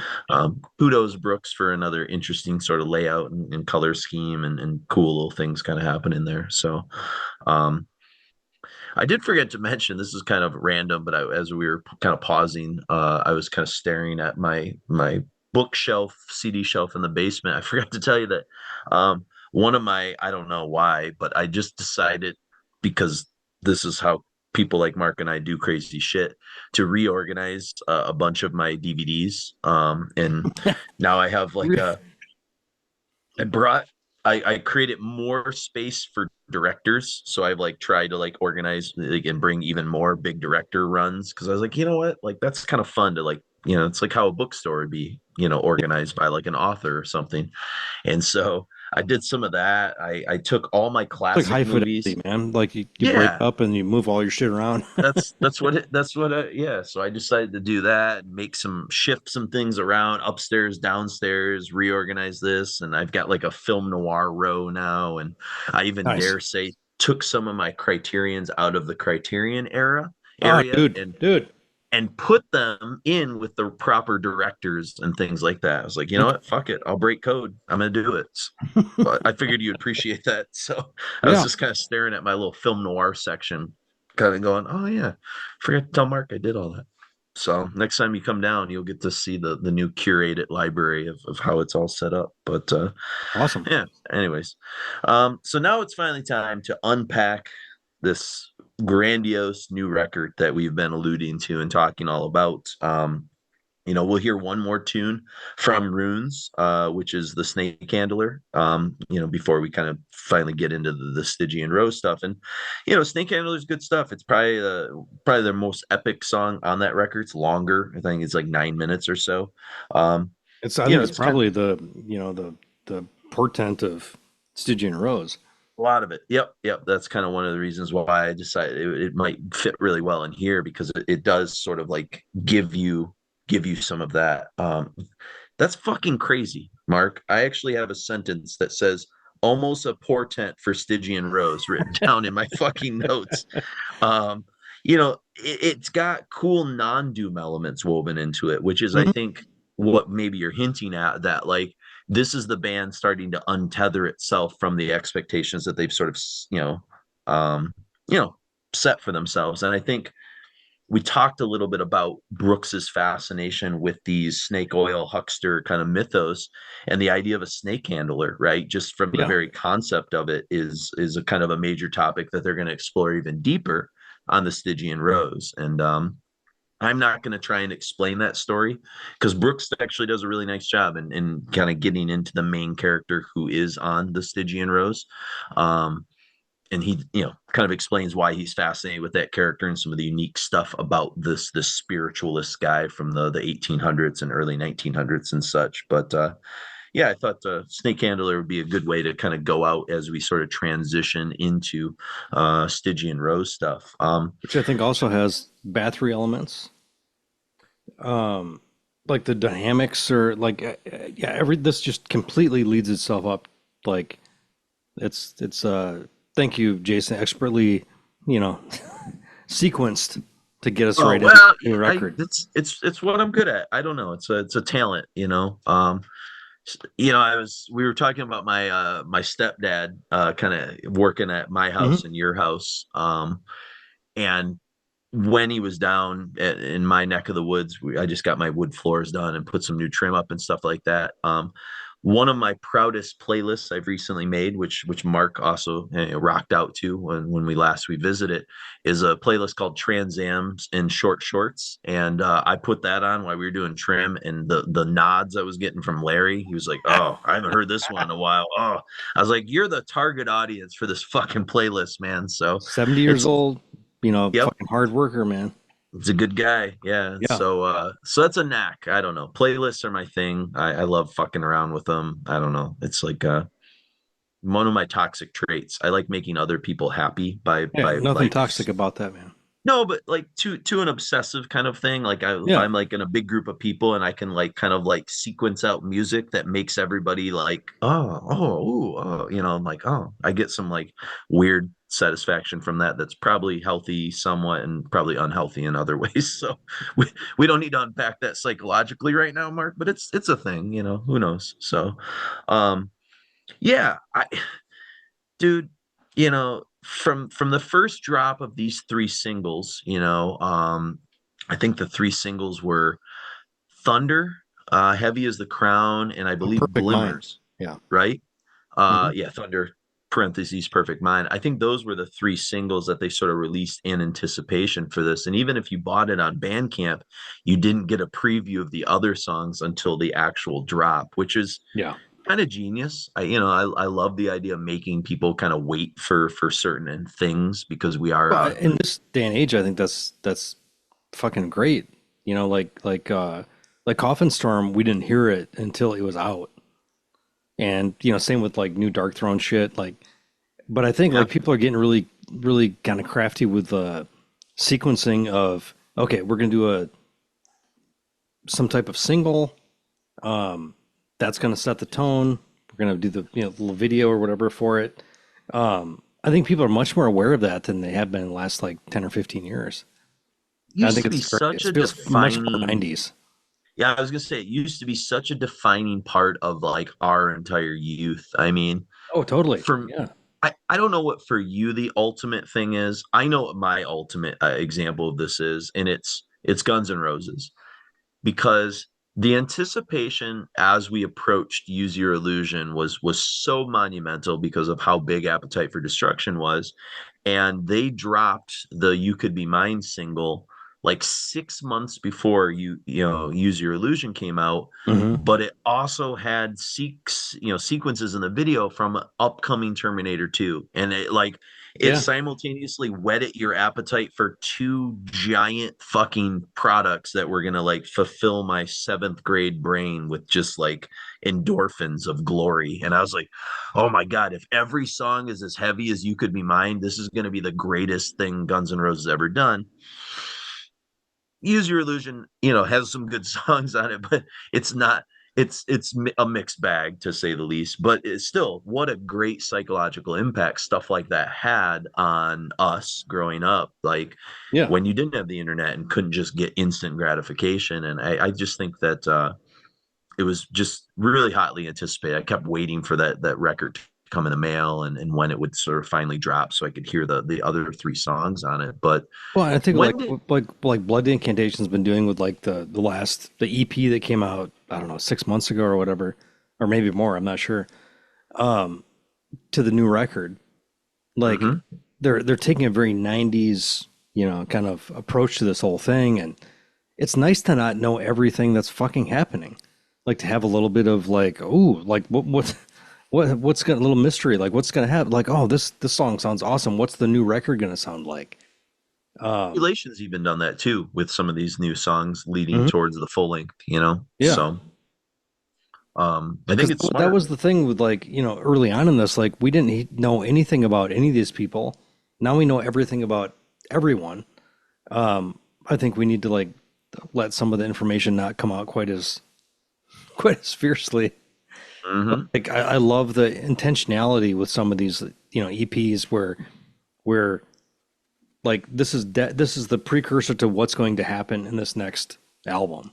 So let's, kind of like anticipate what this is going to be. But So was there one of did it immediately hit you that this was going to be special, or was it like on maybe the second single where you're like, oh man, I like the first one, but man, they're this is consistent. Like when did it start to become clear of how big this record was going to be and the just where things were heading with it for well, you? I did the illustration for Decibel, and then a friend of mine who did the all my images for Brian Sheehan, who did my image, all my photography for my art book.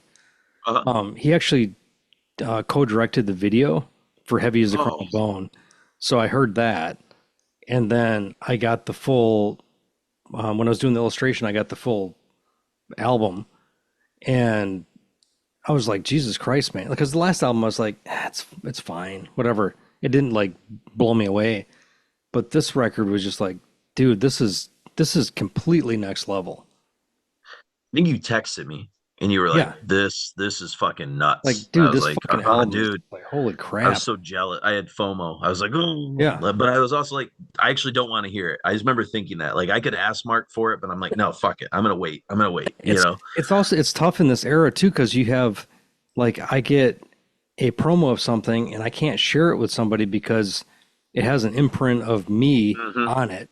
So I can't like, oh dude, here's the thing. Like you'd have to come up here and listen to it or something. We could do the old days. I remember when Like on a Chris phone. first moved to Philly and we would play songs over the phone for each other, and you're always Yeah. like, oh yeah, I think that's good. I think, but you couldn't fucking hear it that well. Well, You're like, ah, it yeah, sounds I okay. remember the first time or the most important time Chris did that to me was um the Carcass reunion.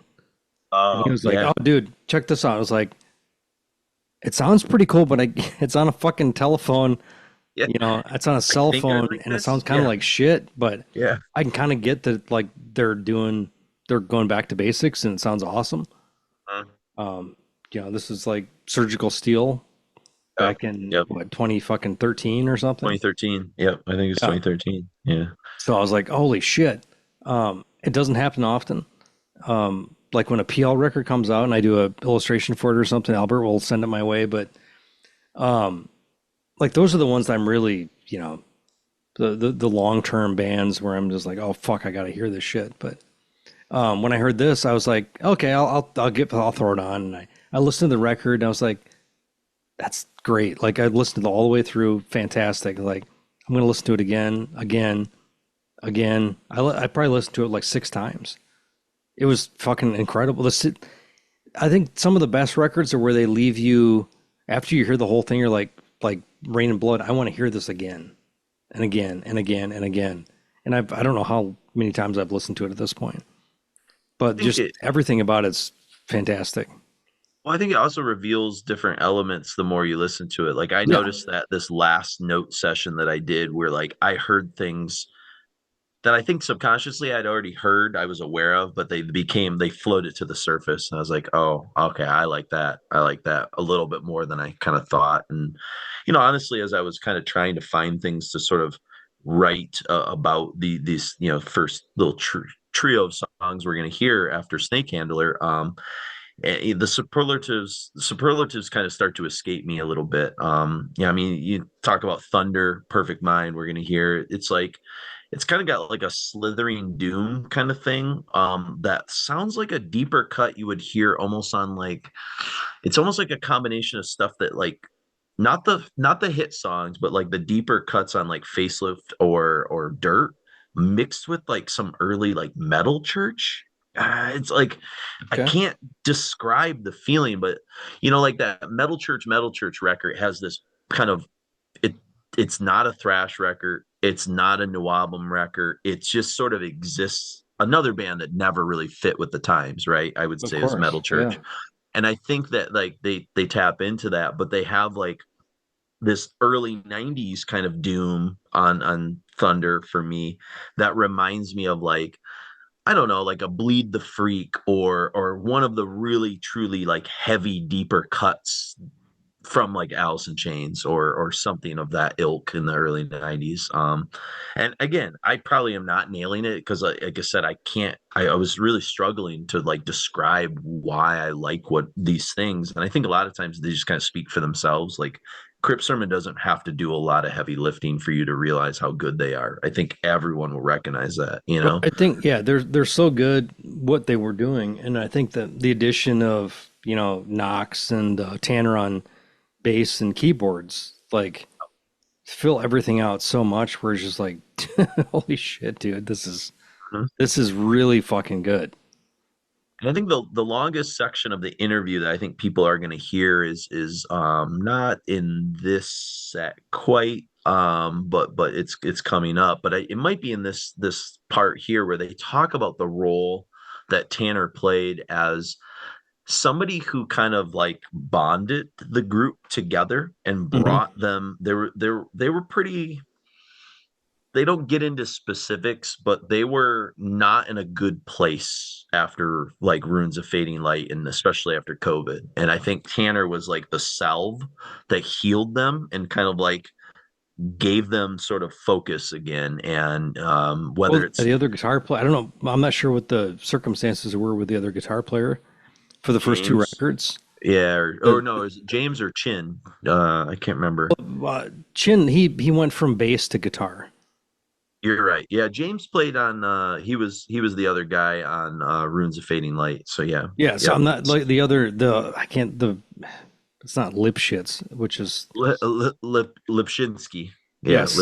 Lipshinsky. He departed. I'm not sure what James reason after the Lipschitz. second records. Sorry, I just wish his name was James Lipschitz. Sorry, James. If When you're I saw listening to this that episode. name, I was just all I could think of was Lipschitz because Yeah, I've known multiple people with that name, but yeah, that like I'm not sure what the circumstances were there, but I feel like after the second record, everything seemed more cohesive and more like I don't know if it's democratic or not, but everything seemed to be a little bit more.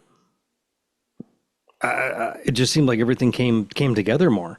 Like all the ideas were more cohesive. There wasn't as much pull and push and pull back and forth. Like it just seemed much more of a cohesive, writing experience. I don't have no evidence to back that up at all. But suggest, like I said, is that Tanner, and this came up and really great if you're a subscriber to Decibel, you probably already read it, but the cover story, they really do a nice job in getting into it, and a lot of the things in the cover story are things that the two Brooks and Stieg bring up in some of the interviews I did with them too. But they just like Tanner was just a really good presence in the studio. Like he was almost like a second producer with Arthur in a lot of ways, or he would kind of probably veto ideas or redirect their focus so that they didn't get, I think, off the way they maybe did on Runes of Fading Light. Like they just had a clear cut vision of what they wanted to do. Well, and from what I understand, this was like the quickest recording they ever did. Yeah.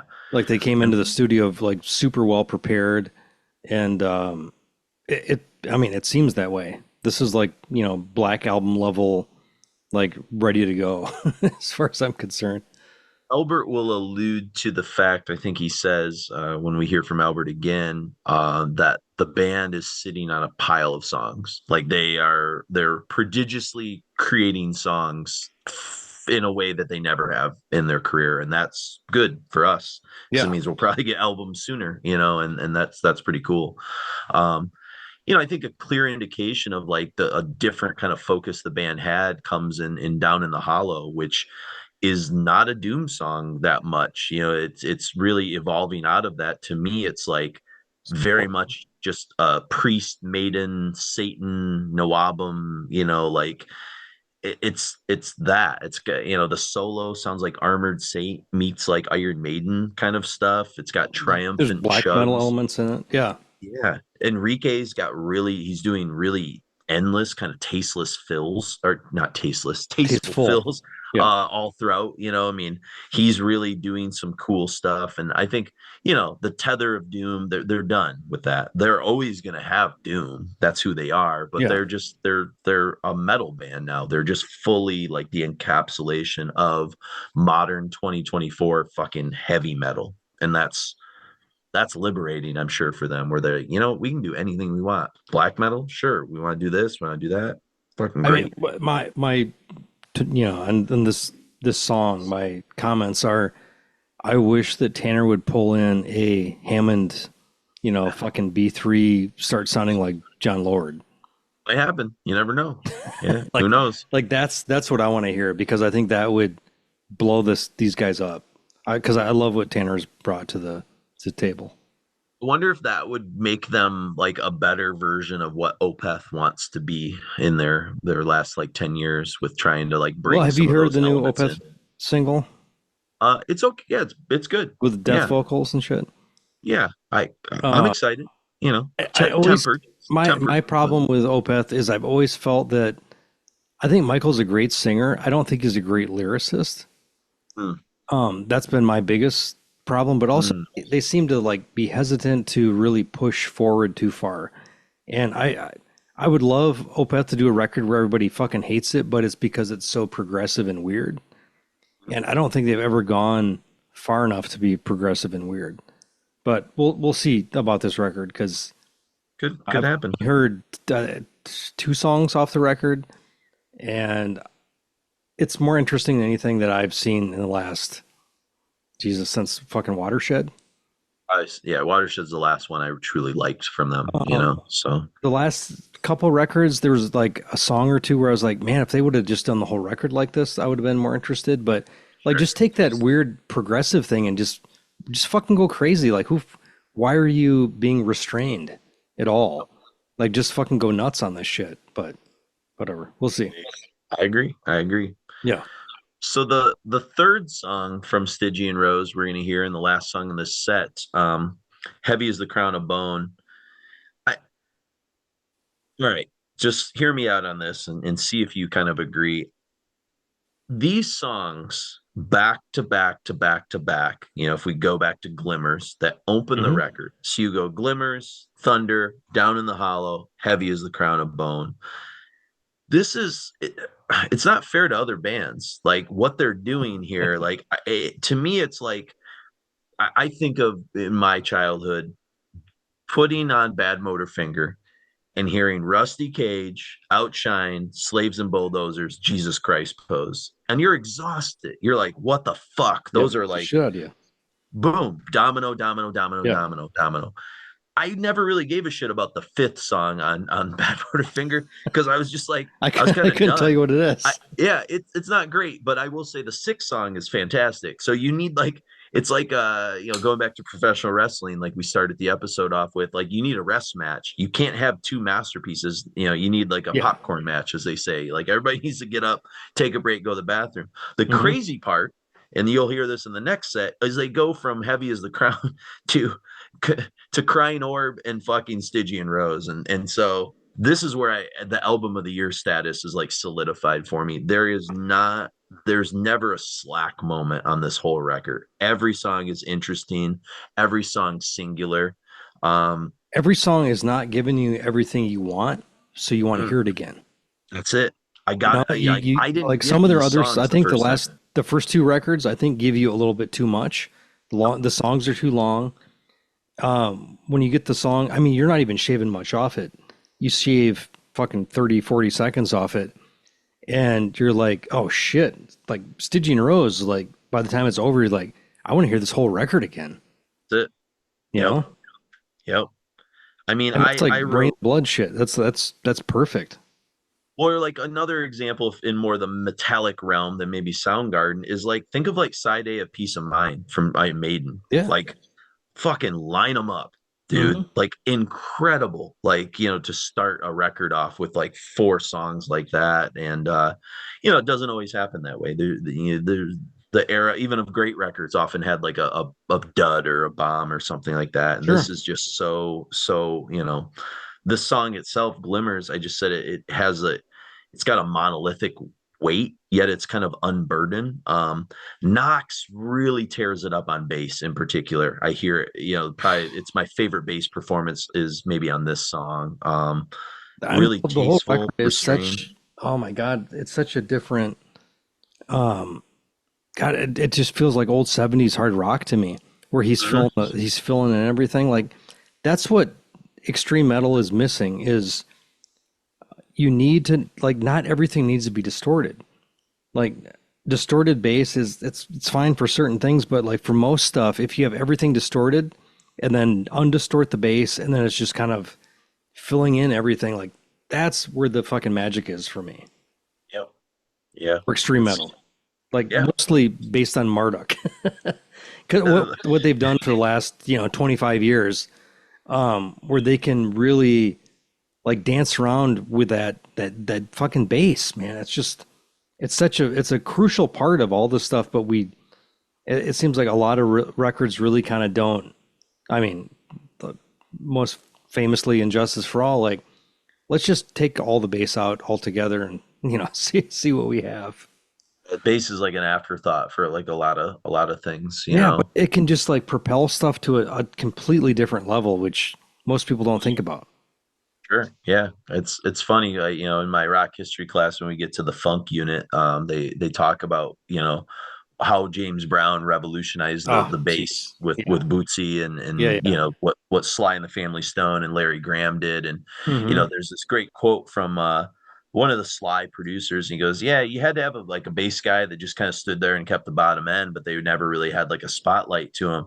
And he says what James Brown and Sly did is they put like the bass out in front, and it just fucking changed the trajectory of what you could do within the realm of rock and roll. And you're like, oh Hmm. shit, this is, Mingus did it in jazz and Yeah. others did it in other genres, but it opens up stuff, and I mean, I don't, Like I mean, we've heard air great. in extreme music is what you need. You Mhm. need to not have not every fucking like decibel needs to be crammed into this little fucking, you know, Yeah. this little area. There's a Like time and a you place need for it. like oppressive sort of stuff, but Yeah. not everything needs to be that, Even so. like early Decibel Omega shit, like there was air in it. It was Mhm. condensed and claustrophobic and crazy and shit, but it had air still in it. Like I just feel like Sabbath, like all that stuff, like you have a little bit of like space to kind Loose, of open. Yep. like understand what's happening as it's Mhm. happening. Yep. I mean, just think of Steve Harris, Geezer Butler. These guys are Yeah, really, you know, doing a lot of it cool adds this extra things. propulsion to everything. It's just there's not a whole lot of bands that are doing it. I think it's a very difficult thing to do in extreme metal, but there's a handful of bands that are doing it incredibly well. Yeah. Kudos to Knox. Good job, man. Yeah. So, all right. So we're gonna hear from Stephen Brooks, talking a little bit about the new members and production. Then we're gonna hear the Snake Handler from the Runes of Fading Light, and then this trio of songs that come after Glimmers, off the Stygian Rose. We got Thunder, Perfect Mind, Down in the Hollow, and Heavy as the Crown of Bone. And then we'll also hear from Albert, one last time, or maybe there's a third time. I think, yeah, but this is the second of three times we'll hear from Albert talking a little bit about Stygian Rose. Just Enjoy. like Judas. Here we go. There we go. I guess maybe Yeah. talk about the dynamic that those three now bring as kind of full-time songwriters, and the just the different ideas that are maybe counter to what you and Brooks and James and others had done before. Oh Yeah. man, go ahead, Brooks. Yeah. So like I'll talk about like Tanner coming in and so Tanner started working with me on Dark Vestige a little bit. He was just more like talking with me about production ideas, and we were talking about different ambient artists, Dead Can Dance, like SPK, stuff like that. Less more, you get the idea. Yeah. I just sort of like that production, and that started making like Dark Vestige, which has a little bit of like a dungeon synth type thing and a little bit of like the 480 records type thing. It was just like Tanner, like, he was more just like someone I was sending the ideas back and forth with. And then I think we had started to connect the idea of like when we were starting to round out the band looking for like a bass player or a guitar player, Tanner was open to any role. And we kind of wanted at the time, like we were like gonna have like maybe press forward as just like Frank continuing on bass with Steve playing guitar, or like maybe like then starting to think like, oh, maybe do we think about having Matt come in to play guitar until we finish the album, like it just as a live player when that comes in. And then Matt's like maybe play bass. And Frank's like already writing songs for the next album because at a certain point we start picking up momentum on writing the album and start bouncing ideas. And then we're bouncing ideas with Tanner, who's been already bouncing ideas with me on Dark Vestige. Tanner starts bouncing his ideas. And then we start, thinking, okay, Matt's going to play bass because Frank's already writing songs with us on the album. We're starting to collaborate a lot more on the songwriting instead of this sort of like just in past albums, a lot of it was like, we sometimes an album has just songs that are just like fully finished songs that haven't really been co-written or stuff like that because you're kind of following a formula. And other times like with the Stygian Rose, we start to write a lot more collaboratively. Songs get a little bit more angular. We stop worrying about where the chorus is, that type of thing. um, so, then Matt's playing bass and we're practicing together and we're writing songs and putting them together and practicing them more regularly in person. That was a big part of it. And since Tanner's a little bit on the distance side, he's just sort of getting the songs and starting to work on keyboard approaches. And we're talking about the production of the album. And Tanner's starting to make ideas about how to communicate our more abstract ideas a little bit more clearly to Arthur, who can, better carve that language out on the finished product. So I think there's that element that Tanner played as a sort of producer in like how the final product's going to turn out with the keyboards and how they blended in. He also wrote some parts. Yeah, he is like our vessel of communication for sure in that That's true. production. And yeah, did Tanner also he wrote some he would send riff banks, which was really cool. He would just like send just like these banks of all these really cool riffs, and you just like the one he wrote the intro riff to Thunder Perfect Mind, and I remember it was awesome because he would send them and he'd send them to me, and I'd like pull like, oh, I really like this, so then I'd take the riff, and then I'm off and running, and it was always a good launching and jumping point for creativity. Once we started gelling, things moved pretty quickly, and we were all very ready. Almost seems like the way I've heard you guys talk about here and in other interviews about like Tanner's role, like you mentioned kind of the fallow period when COVID hit and stuff like that. Was he kind of a key component to getting you guys communicating ideas again, or did he come in after you guys decided to like find the momentum again, or is that just like a not something you really want to unpack? Or it's per se. I don't want to Oh go there no, if you don't want to go there. it's fine. I just hadn't thought about it on my own. No, Tanner essentially came and helped mop up the mess. Got it. He kind of helped pick up the pieces that we were very much to be, if I'm very honest, there was a point it was very rough. We were like wondering if we were going to be able to even continue at that point. It had just been so hard for a variety of reasons, which I won't get into, but also because it's just so fucking hard to get us all together at that point. But I think a lot of that was just from initial strain from before. Now it's night and day. So he's not like a Bob Rock and some kind of monsters or something like that, where he's like a producer therapist or something like that. Nah, he's just a good buddy to all of us. Yeah.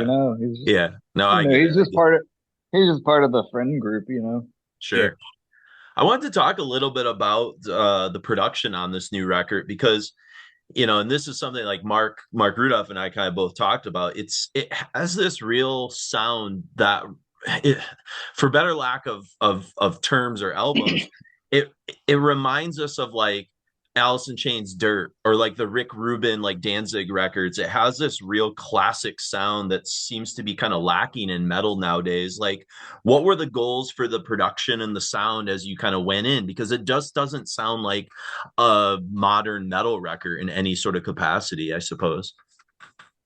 I'll speak from my end of things. If I'm being very honest, I don't ever have the biggest vision about how production is going to be or how it should sound. I know I just want things to sound alive and natural and not give you ear fatigue. So yeah, we just kind of went in and from my end of things, just kind of mic'd up and got in some tones and went for it. And how it got mixed in the end was just a kind of a total surprise for me. I don't have that. I have a short-sightedness in that department. Sure. Brooks, what about you? Can you hear kind of the early mid '90s kind of aspect of it that I can hear in it, or is that just a happy accident that sort of happened? I think a lot of it's in the drum production probably.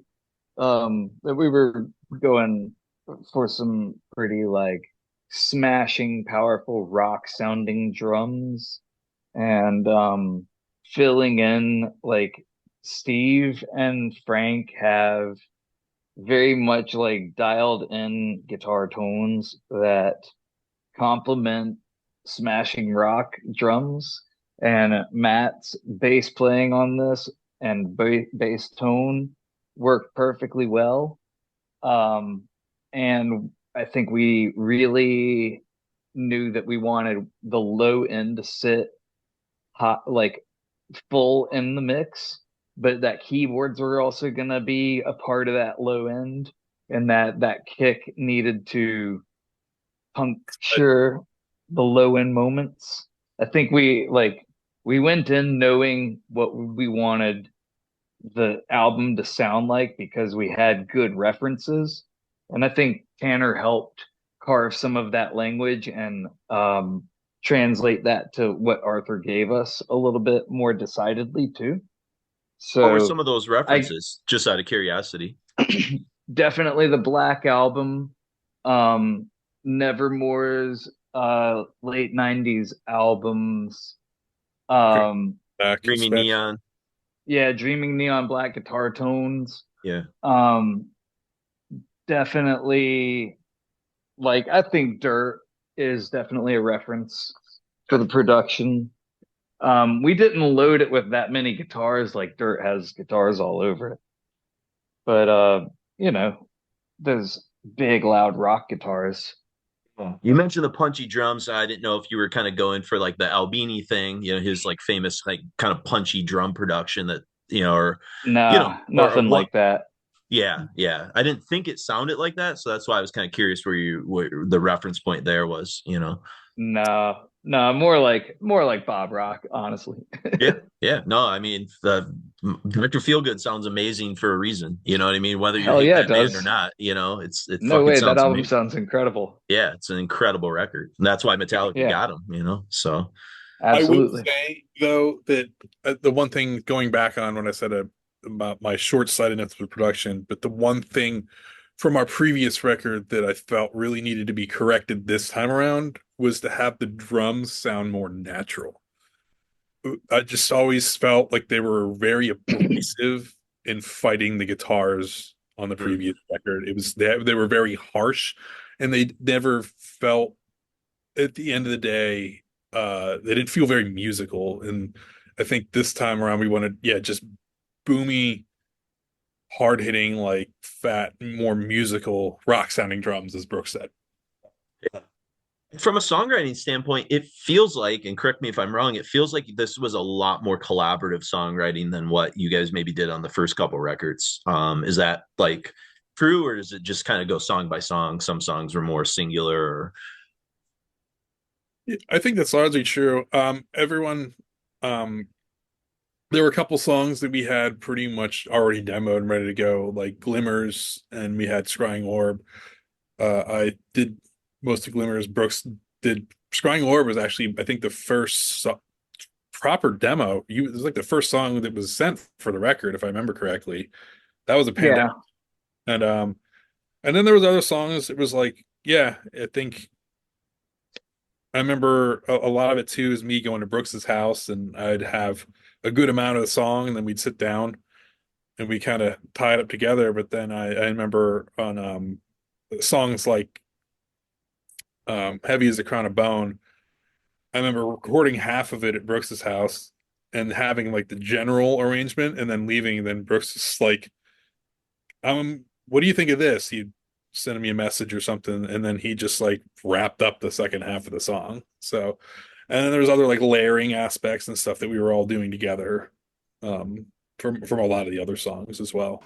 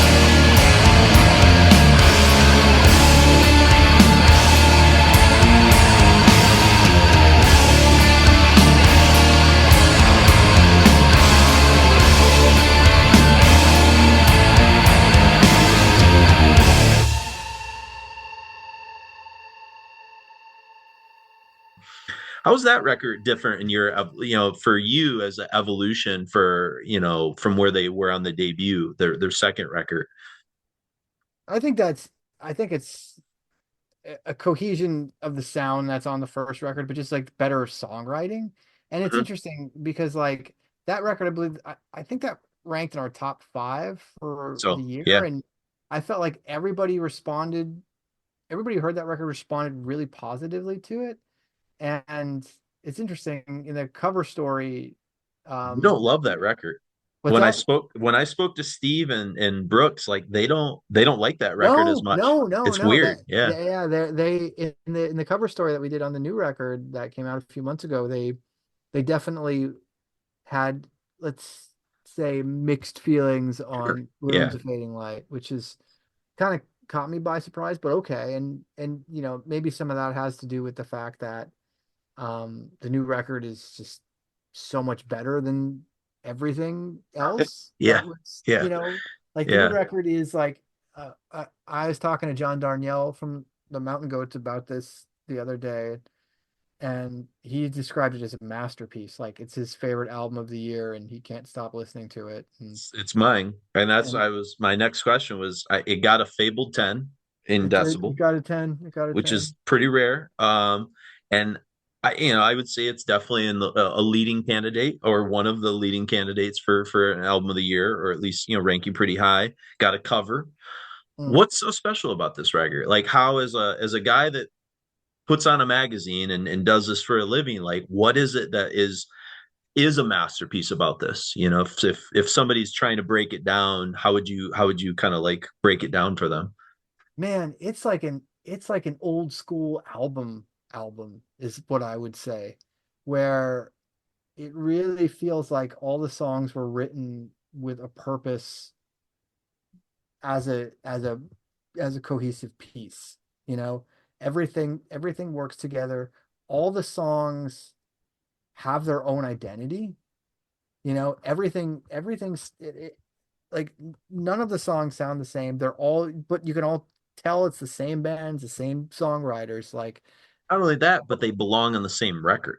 yes, yeah, that's it. Like I said, it was Yeah. all like it's all written together with a sense of purpose. Like everything is like everything is in its right place, I guess is a way to describe it. And the record moves like one giant crescendo. I know that there's typically an ebb and a flow to an album, but like, you know, the closing with the title track, like, man, like like honestly for me, like I love epic album closers. Like I really just like kind of fixate on them at times. Like A I favorite, will just out of curiosity, like one that comes to mind as like the ultimate example of that.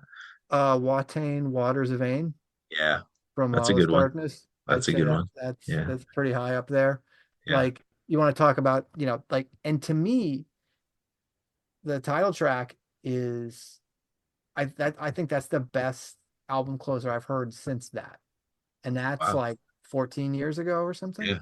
That was a while. Yeah. you know like that is like it is really hard to do, to make something that um something feel that important, but also just like that listenable you know When I interviewed those guys, and I kind of hit them with left field, and I gotta give credit where credit's due, because Mark kind of alerted me to this idea.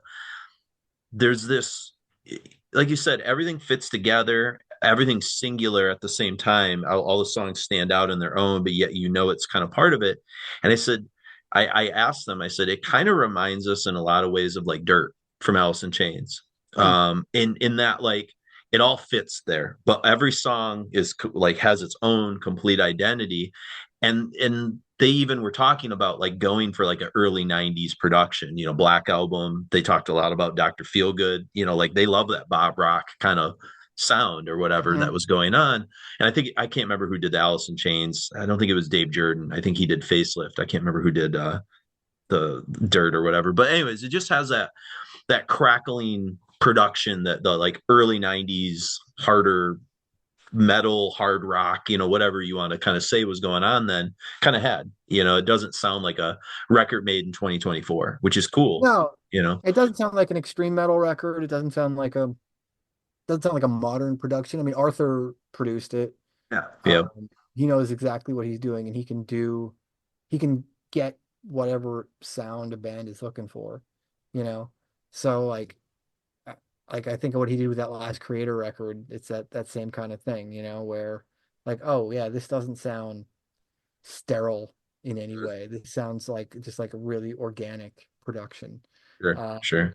and yeah, no, I know what that Dirt's an interesting comparison. I wouldn't have thought It's that. it's it's one that Mark came up with it, and I was like, yeah, you're not wrong. And then when I presented it to the band, they thought about it, and that near the end, like he was like, yeah, kind of maybe it was subconscious. Definitely wasn't something they were aiming to do, but they could kind of see fitting together. I don't know. I mean, I'm just thinking of those early '90s records that just are so like infinitely listenable now. Like even like Bad Motor Finger or something like that, where it's just like every song's interesting, and it like fits together, but they're all their own song and they're big. Use Your The Illusion drums are 1 great. and 2. Sure, those Just two. I'm kidding. Yeah, yeah. Well, if you condense that into one record, it's It's probably great. It's one really good album. one Yeah, of the there's best records ever made. Yeah, yeah, I don't disagree there. So, yeah. but yeah, so I guess that's a good way of kind of talking about that record is for because I've had trouble trying to articulate when I recommend it to people. I'm like, just listen to this record, and people generally get on board with it. Even like my friends that are kind of like not fully into like extreme metal, but like Mm. like Metallica, for example. They really love that record, and there's like a magic quality to it that I think we're gonna be talking about that record 5-10 years from now, probably. I Wouldn't hope you so. imagine? I really Yeah. hope so. Yeah, I hope it continues to resonate with people. You know, again, this doesn't help anybody now. I'm excited we get to see them play the whole thing at the 20th anniversary We show. might get this episode out before, right, like as that show's about to happen, Yeah. because we're gonna record next week. So if Mark Oh, yeah. edits it, yeah, who knows? So people might hear it like the day before your 20th anniversary. People can drive to the show listening to it. It's Fuck perfect. yes. Are there still tickets available? Did you guys There sell are. out? Yeah. No, we Okay. haven't sold out. Come on Awesome. down. It was heavy as the crown of bone, down in the hollow, thunder, perfect mind, and the snake handler. And of course, we just heard from Albert there, and for the second time. I did want to, in the spirit of having him here, because he is sort of part of our trio and has been for many decades. Chris got the opportunity to review this record for Decibel, which I mentioned got a very rare 10. You don't Yes. see that very often in Decibel. And so I'm not going to read the whole review, but just kind of the core of what he had to say that I thought was pretty cool. And he says this: the Stygian Rose in all its resplendent regalia isn't a doom metal album per se. The wholesale ape of Candlemass and Solitude Aeturnus was cute before, but it's distantly behind Crypt Sermon now. Master Riff Sergeant Steve Jansen is subtler than that. There's always been more to Jansen's vision than hamming up Bewitched or, God forbid, Dreaming Neon Black. It's just taken the better part of his life to realize in the form of the Stygian Rose's entirety. The Guitar God intro to opener Glimmers in the Underworld, let's name drop Tony McAlpine's Wheel of Fortune, might appear idiosyncratic, but Jansen's fiery fretboard action pairs perfectly well with the song's stately fist in the air rock and hookified heroics. The whole solo barrage that starts at 4:15 and lasts to 5:30 is fucking magnificent, with the turn at 4:47 bordering on ridiculous. His support in the form of Frank Chin, who recently moved over to rhythm guitar, is aces. More than mere sideman, Chin's granite rhythms are particularly weighty on the Mysteriis Levantine invocation, Thunder, Perfect Mind, and the headbanging aperture of Heavy as the Crown of Bone. That some of the riffs and motifs originated with Tanner Anderson, who entered the Holy of Holies with unfettered appreciation, isn't all that surprising. His alluring cosmic touch to Down in the Hollow is disarmingly genius.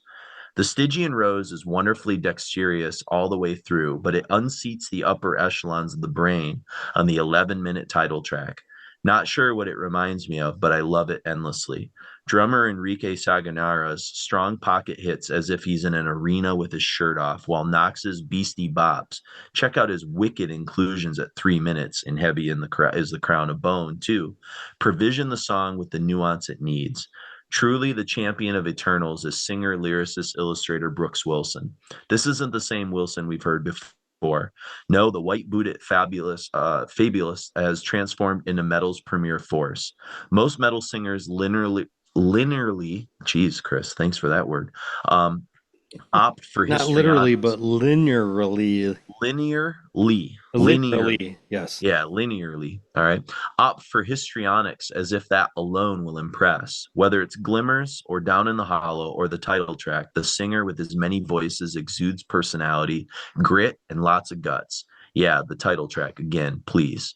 Platform the Stygian Rose's strengths in its songs on top of Arthur Riz's Holy Fuck Alex Perelius meets Dave Jordan production, and it somehow feels like it's 1988 or somewhere late 80s blurring early 90s. The sheer scale of what Ritz has done with Crypt Sermon is unbelievable, and that he sonically captured a bygone era without it being purely honeyed nostalgia.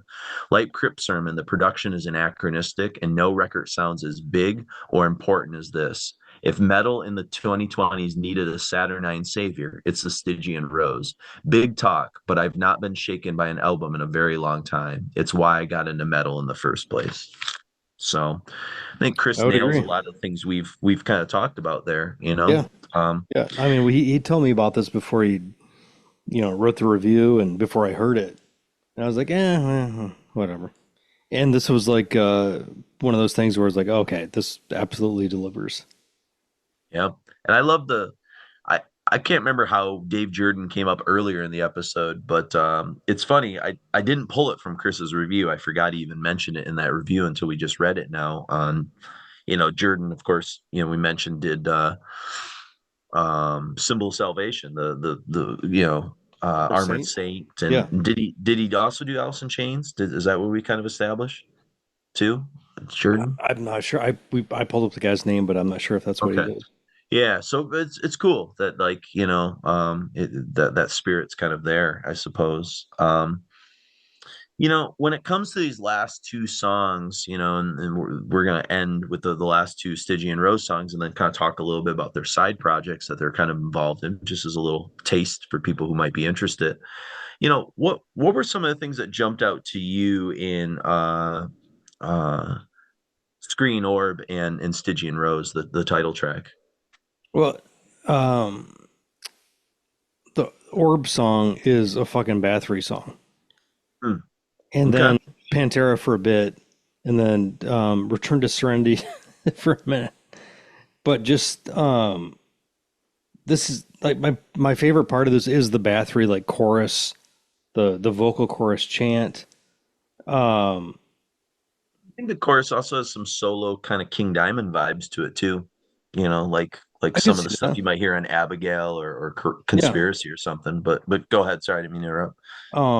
I feel like the drums are recorded on this album more so than the last two in a much more dynamic way. I feel like some of the other ones were kind of a little bit, I don't know, not as dynamic as they might have, they could have been. I feel like the recording on this record is so much better than all the previous records. But this was definitely, the I feel like this, like the Orb song was just Bathory worship completely. Stygian Rose, we've got that piano opener, this like stern, understated, but like super important. Like everything just screams to me like late 80s in this, in a way. And there's so much like Solitude, Aeturnus to that, like more than I really. You don't really hear people talking about like, oh, this sounds like Solitude, Aeturnus, but it's more in mentality than necessarily execution. Yeah. When I hear it, I'm just like, God, Solitude, Aeturnus was such a big fucking deal, and I didn't really I kind of took it for granted how good they were and how like they were kind of like an island upon themselves back then. And like now Crypt Sermon's kind of taking I feel like they're taking the mantle from them and just kind of like going forward and like, okay, we're the next, generation of this, but that's Like it's kind of my take on that stuff. Scrying Orb is the song where, it's got that Carpenter kind of early 80s horror film sort of intro, Sure. and where it kind of evolves into is this is where I start to hear definitely late 80s, sort of a dark ballad quality to Hmm. Brooks and especially Steve's guitar tone. This is where I hear like Nobody's Fool from Cinderella, and another song that it really reminds me of that's super fucking moody and dark for the time period is Kicks, Don't Close Your Eyes.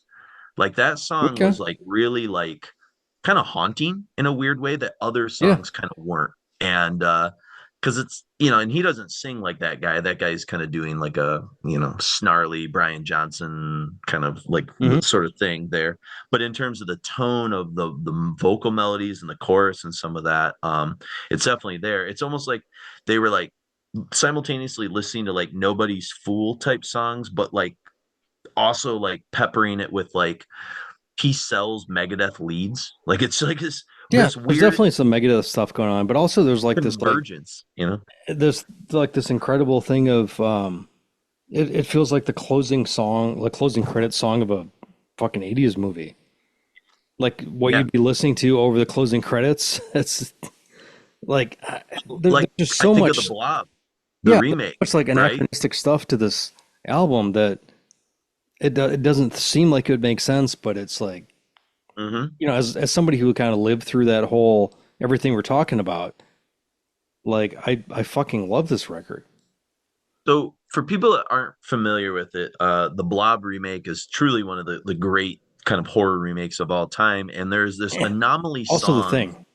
The Thing, yeah, yeah, sure. Yeah. I'd say one of. I say The Fly, Yeah. The Thing, all in the 80s kind of Yeah. did a There's really nice there's job. three really good ones, but But the Blob ends like all of a sudden the movie kind of has this like kind of weird ending where it's not really like positive. It's sort of like foreboding, for what could come. And all of a sudden yeah. this fucking song kicks in and I introduced Chris to it and Chris like lost his mind. He's like, why the fuck don't I know this song?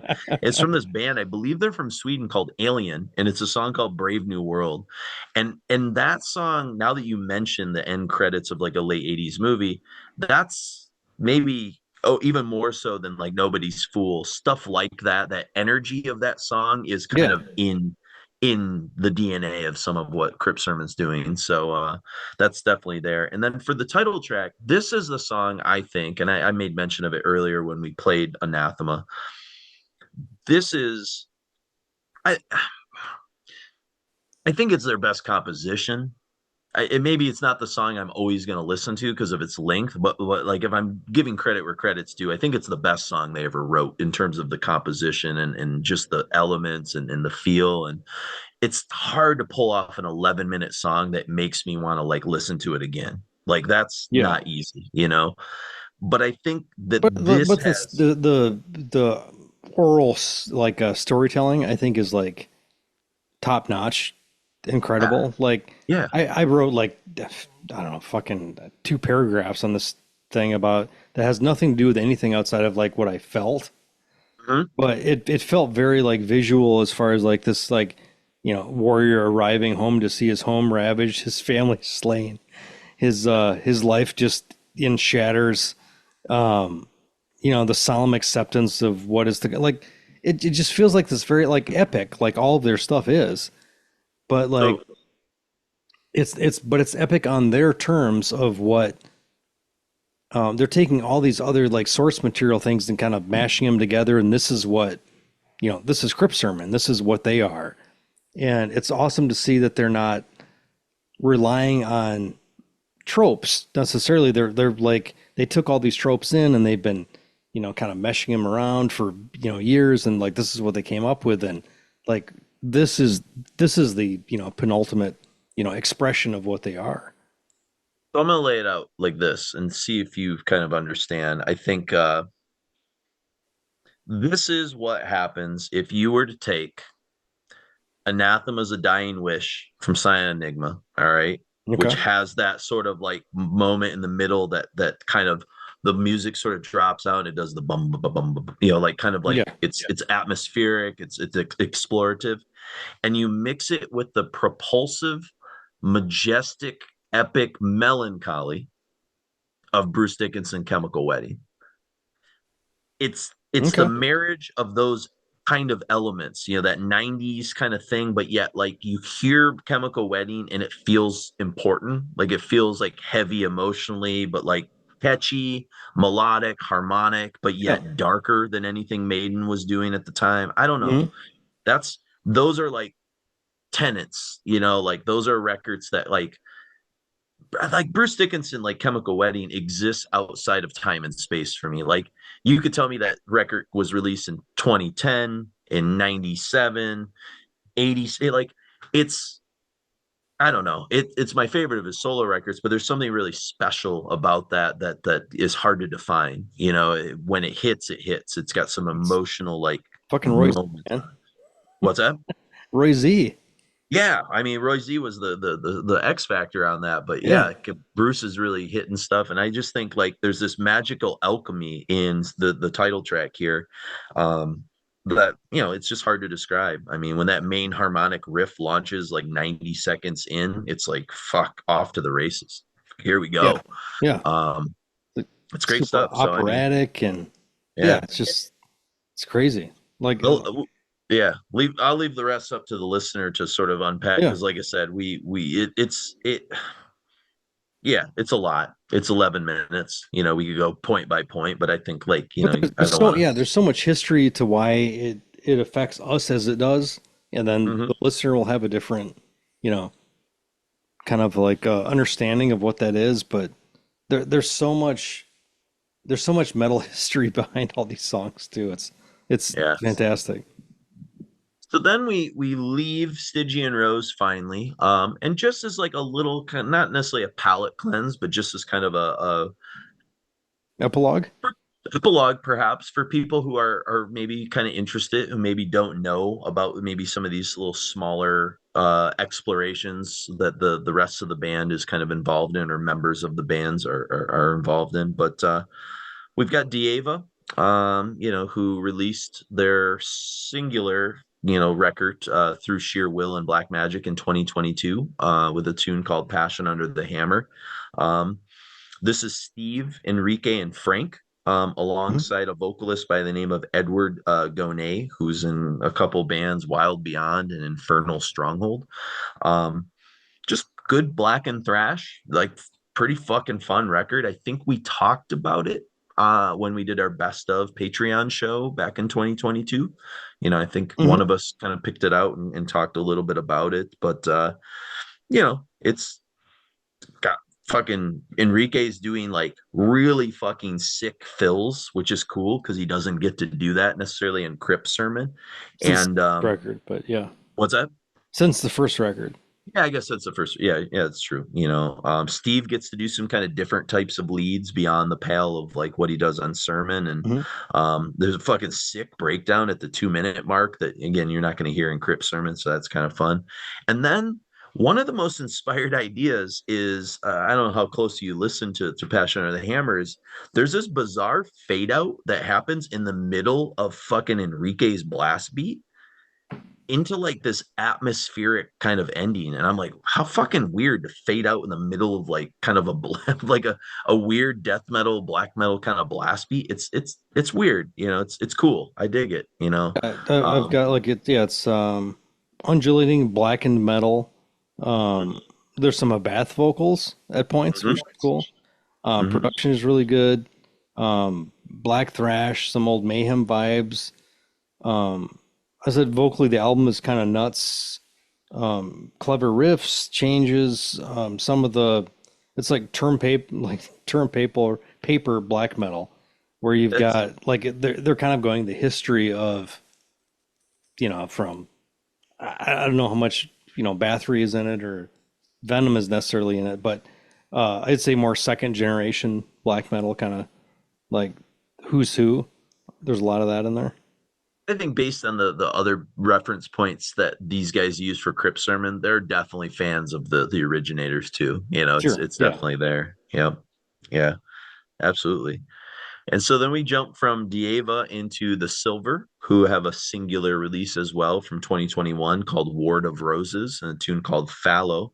And this is Enrique once again, Matt Knox now, who's also in Horrendous on Hmm. guitars and doing the clean vocals, which is kind of interesting. His Yeah. brother Jamie Knox, who's also the drummer in Horrendous, but he's not playing drums in this band, he's playing bass. So like all these fucking guys can fit into like any instrument and ever it's so wild. It's Well, ridiculous how this is talented like, they are.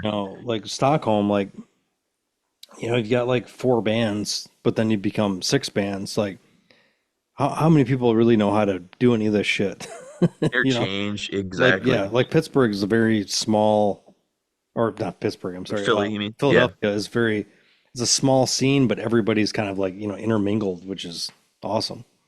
I wonder how much like on the groundswell Decibel has had an impact on the Philly scene as kind of like a holding pattern to like glue some of those bands together. It's hard to say. I'm sure it hasn't I don't know. not had an impact, you know? It's a fairly small scene. Yeah, Because but also like like Relapse was in Philly. it's true. Um, Yeah. like Pennsylvania was like this weird kind of like culmination of extreme metal for the last 25, 30 years. Kind of like Um, Mount Pleasant, Michigan and metal journalism. It's a weird fucking anomaly. It just, yeah, well, there's three of us.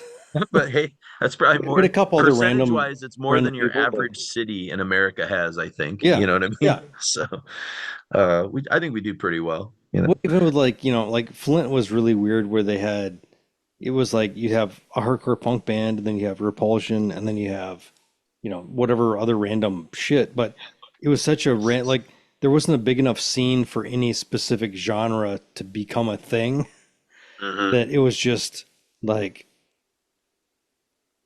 anything weird became in the genre. So Hmm. Yeah. The last member forgot to mention Nick Dutcherman does the death vocals on the Silver, and okay, you know, cool cover. They're on yeah, a really neat label called Gilead Media. Pretty nifty. Kind of atmospheric, blackened, post metal, I suppose. A lot of post black goth. metal, yeah. Yeah, definitely some black gaze kind of mixed in there a little bit, like kind of I some put ideas. Tribulation adjacent. Yeah, Tribulation, a little Elcess, perhaps a little like early Death Heaven mixed in Sure, with like also Prague though, and that's maybe yeah. the Tribulation kind of part of it. They're doing some progressive things, but super listenable, really Hmm. interesting. It's pretty singular, and I really like Knox's kind of emotive kind of guitar leads are pretty fun. He does a lot of that Yeah. in Horrendous as well too, but um, that's a good one. Yeah, it's a fun record to pick up, and I can't wait to see what they do next because if they kind of go more into the Tribulation route, they could really could be kind of something fun. Hmm. The nucleus of guys in that band is so powerful that they could probably do anything they want. Absolutely, yeah. And then we end with Obsequi. I don't know if I pronounced that right. I I mean, feel like that's my yeah, Obsequy is my. I've Obsequi. never Yeah. heard it any And other that, way, of but course, is Tanner's band, and it's a record from 2019. They have several. I actually own a couple. They're fun records. The fucking video Palms of game fucking music, man. yeah, it's definitely got a little bit of that. The Palms of Sorrowed Kings is the name of the album, and the Yeah, song is called "Sares in Emerald Streams." And it's like so God, like so amorphous and so. Um, super I mean, sacramentum too. There's a lot of dissection and okay. sacramentum in this as well, I think. I've only listened to like maybe like three or four songs on it, but it's like the riffs are so like, oh my, it's so fucking D&D. Hmm. And so, but this is also like this era of metal. It's kind of, I mean, I don't know if it started with Black Dahlia, but where it was like the nerds that kind of like started to push stuff forward as far as like what things were about. Well, like this whole like D&D thing, this whole fantasy element of things. I don't know where that started, but definitely not where I got into it, which was everybody was trying to be cool.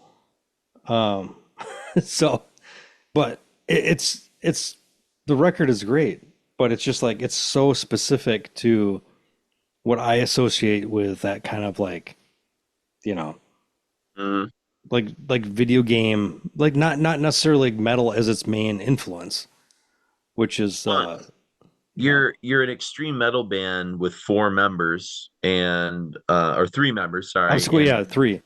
and One one guy of the doing most everything, one guy doing Medieval drums, one Harp guy doing being one of the core three guys. That's yeah, not your average kind of band. You got a drummer, a medieval harpist, and then Tanner doing pretty much everything else, yeah, which is yeah. pretty wild. They also hail from Minneapolis, so that's kind of cool. And then They're they not a moved to Philly band. Boston too. Okay, is that they relocated? So So yeah, who knows what the hell's going on? I don't know how they fucking made it to knows. Philly, but I haven't heard There that they part are. yet. Yep. So cool. So we're gonna hear Stephen Brooks talk a little bit about Stygian Rose before we get into the last two tunes from that record, the Searing Orb and Stygian Rose, the title track. Then we'll hear Steve and Brooks briefly talk a little bit about Dieva and a little on the side projects sort of stuff.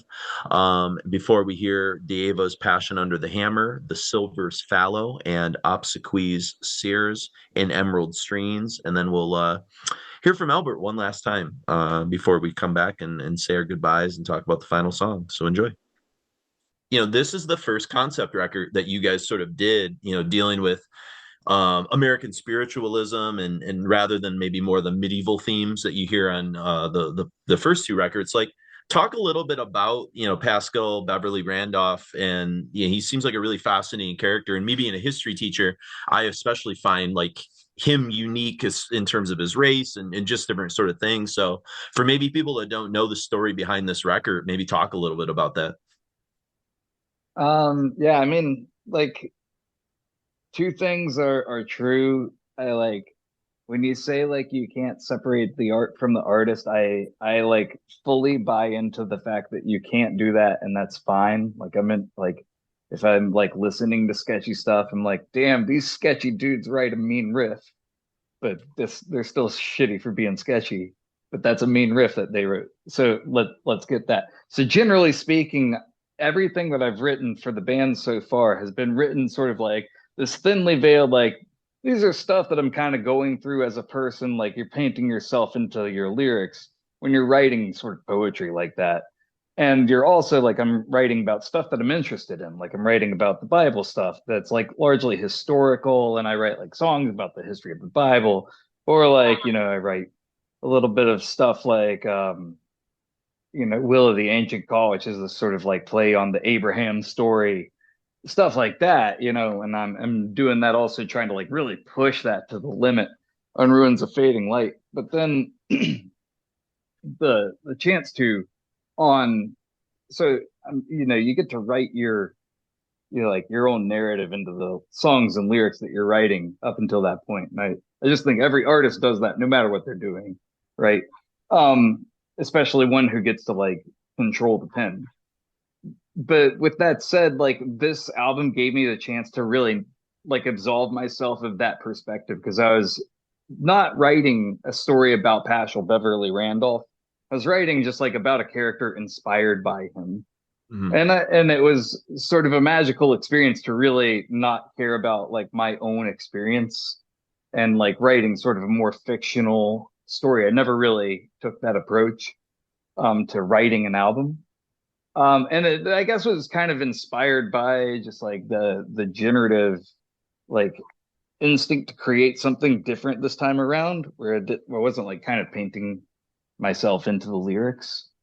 So, past basically, you're writing about like stuff you're interested in, right? So I was generally getting interested in occult stuff, and I really kind of got like fascinated with like whatever it was that inspired Blavatsky, Helena Blavatsky, to like say that her like theosophy had its origins in India. Most of the other like Western esoteric traditions kind of trace their tradition back to Egypt, like almost all the other ones. So I found it kind of unique that Blavatsky got this India thing that like theosophy purports.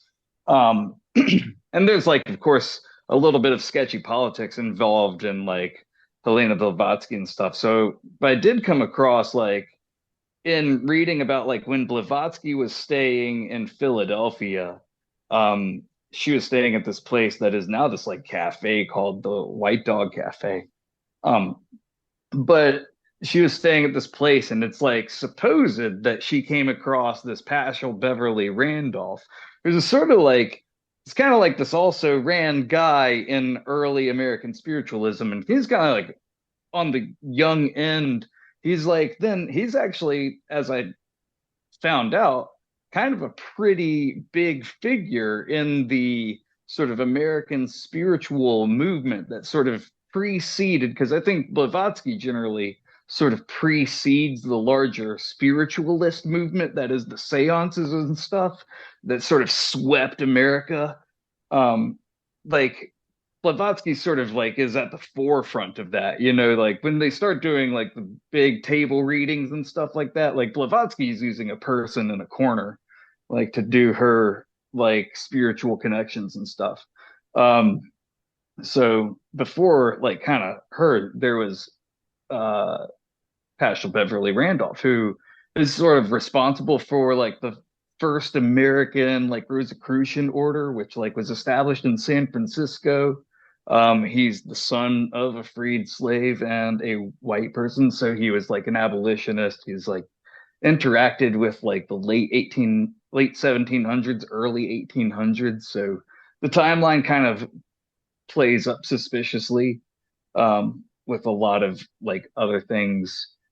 Um, but I think he was just like a pretty interesting person whose publications are like really just fun to read and widely available. So I've spent a lot of time just like playing on my phone, reading little tiny PDF texts of everything he wrote. He wrote like Ulysses is about like, spiritual traveling to another plane. And he wrote like he's basically like considered like the first sex magician. So that's like a pretty interesting like aspect about it. He was an early advocate of cannabis. The whole India thing, the suspicion is that he had spent a significant amount of time in Turkey, or what would be called Persia, what he called Persia. And he did like he learned oil scrying and stuff as a Rosicrucian when he was in the United States Army out there. Oh wow. So Huh. he has a ton of writing. I read everything. Or, well, I didn't read everything. He has so much I probably couldn't. But I read, about as much as my eyes could handle on tiny PDFs that I was willing to download. For like metalheads that maybe are in the unknown on this stuff sort of like eventually a century or so later will connect with the Aleister Crowleys and some of that sort of mythology, correct, in terms of sex magic and sort of mystical, spiritualism movements and things like that. I find him really fascinating because he basically sort of connects that like sort of early hucksterism that I really think is somewhat part of the American spirit with like, occultism, which is as a Western phenomenon so tediously semi wrapped up in conspirituality, and it falls like in this crosshair. And like I as someone who's like really into the fringes of like I just am really interested in the occult stuff. I just see it like also emerging in just very dangerous weird places. And I don't know, I'm also fascinated by that too. I see the instincts. Sure. I feel like the occultism almost enables those instincts somewhat. Well, as like a high school history teacher, I teach world history, but I do a lot on world religions and like current event, global politics stuff. And like so much of that, I talk to my students, especially in my AP courses, about like, if you actually want to understand like politics and religion, you have to study like kind of human psychology and like why people are susceptible to these ideas and why we have desires to want to believe in some of these types of things and follow the people that we follow and stuff. And that usually opens up some really interesting conversations with kids because they've always thought of politics the way their parents have told it to them, or something monolithic or something. So yeah, I find that stuff totally, that's my job, is to unpack that stuff. And so I don't know a lot about like the history of spiritualism to the extent that you do, because I don't teach American history, so I've not really delved too deep into that era. But it's fascinating stuff for sure. It just gets to be a lot of fun and it gets to be inspiring. It opens up a lot of potential stuff to write about. And then I can write like a story into that stuff. So the real challenge then was like, do the songs matter in sequence? And I was pretty lucky they did kind of end up, because the Stygian Rose, the song, was always going to be the last song. Like I think Steve and I sat down to like write that song. Yeah, it was And like we sat down yeah, to write the last song. You purposely write it yeah. last, like, or did it come together before? Kind of curiously. We knew what we were going to get into.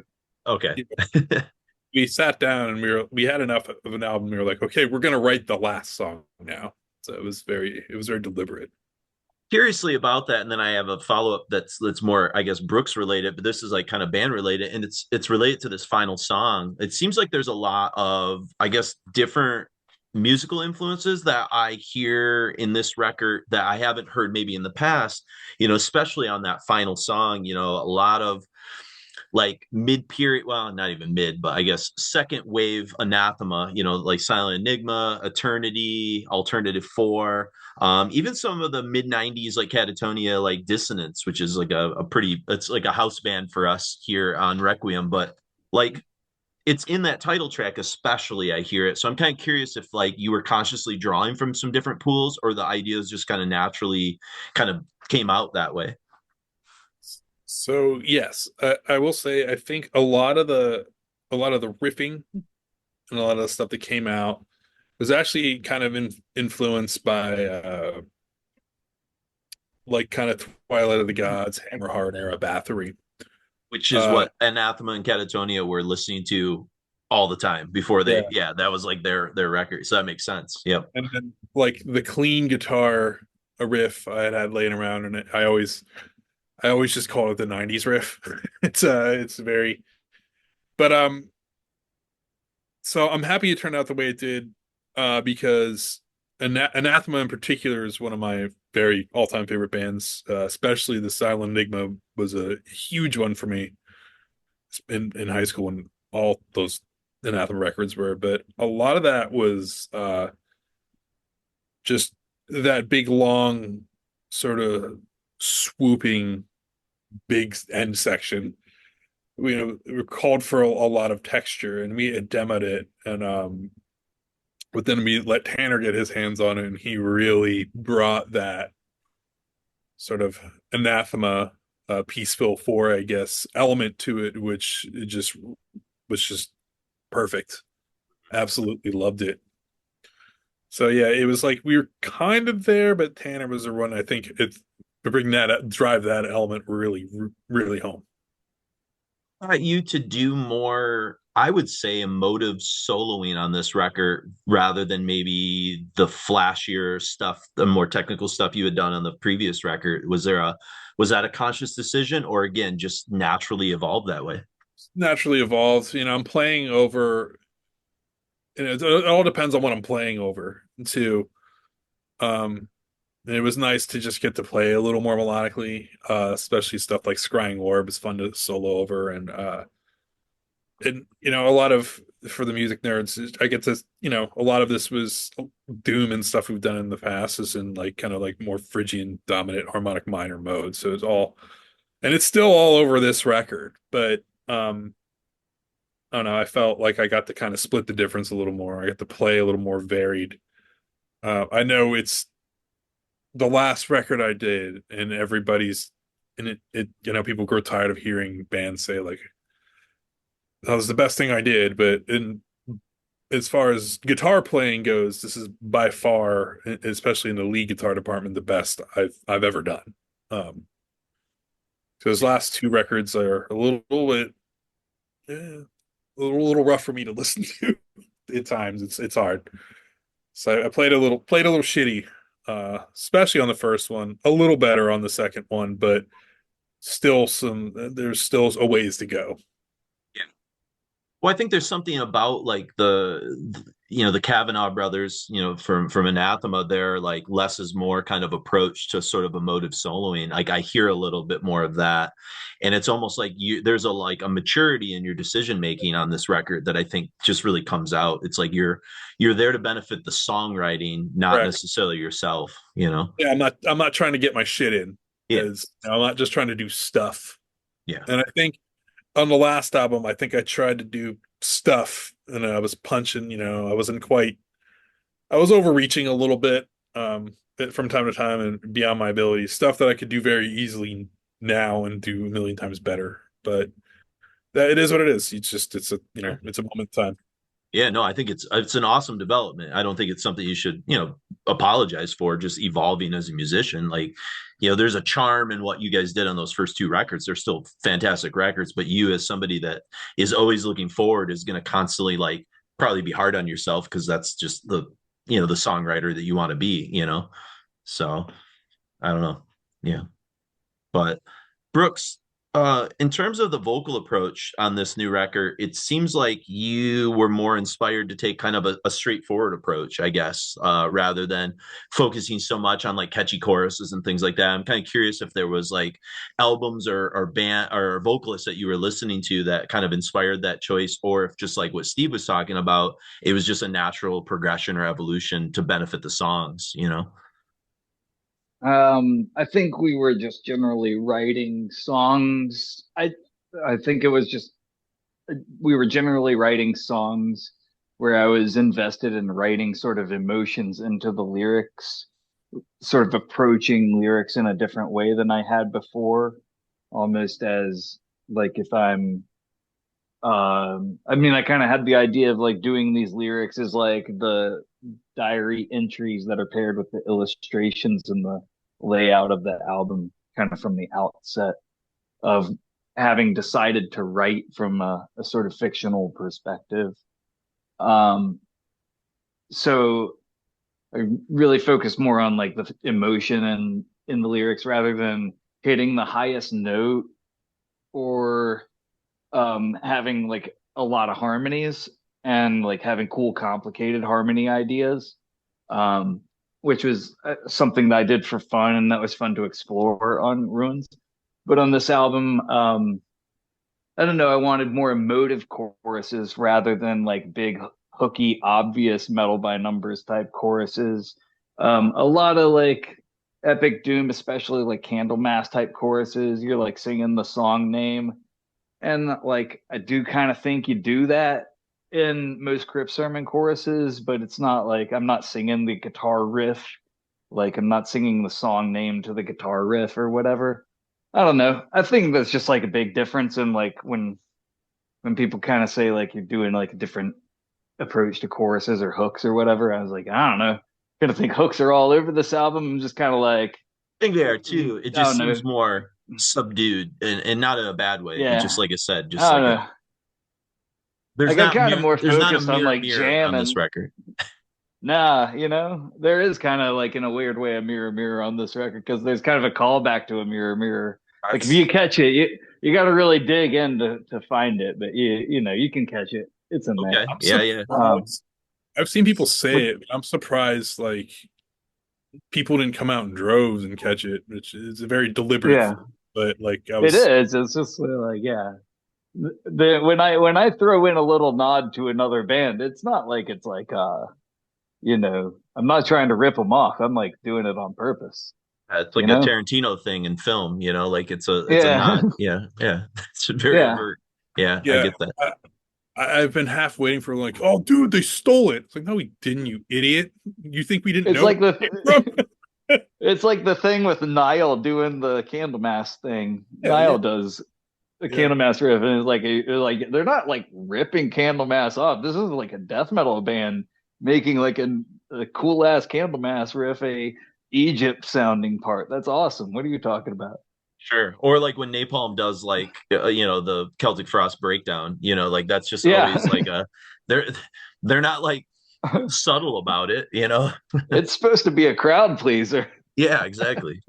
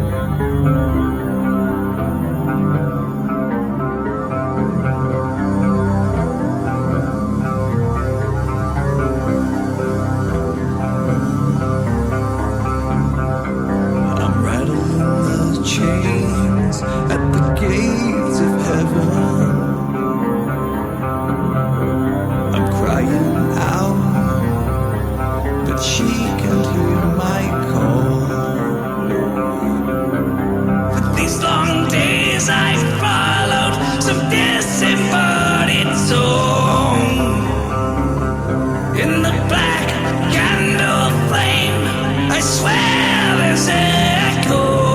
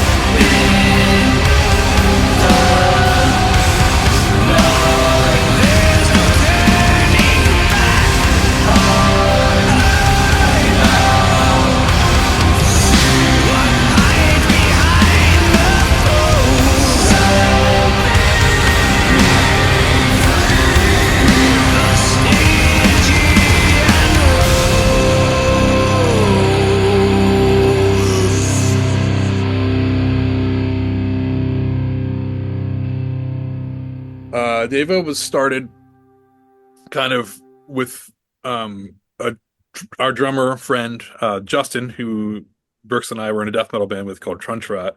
He still lived in Philadelphia at the time, but he was moving back to Michigan, and he expressed interest in wanting to do like one last sort of project or recording before he went back. And I'd always wanted to do a black thrash band for a while, so we started it. There was a lot of downtime at the time, so we got offered a show. So then I asked, most of my bandmates already in Crypt Sermon if they wanted to just help me do this show, and my friend Ed to do vocals. And then we did a show, and then we did a couple shows, and then we wrote a record. So, and I'd been kind of doing fill-in guitar work for Eternal Champion at some shows and some tours like that at that time period. So that I had that stuff going on, but then we were, admittedly, Crypt was kind of having trouble finding momentum, and then we hit 2020, which the downtime did not. I don't think it was beneficial to us. It was just really hard for us all to get in the same room for a long time, and it got pretty low there for a while. It kind of sucked, but some things happened, and we have come out as happy as ever. So yeah, we like our lineup. Yeah.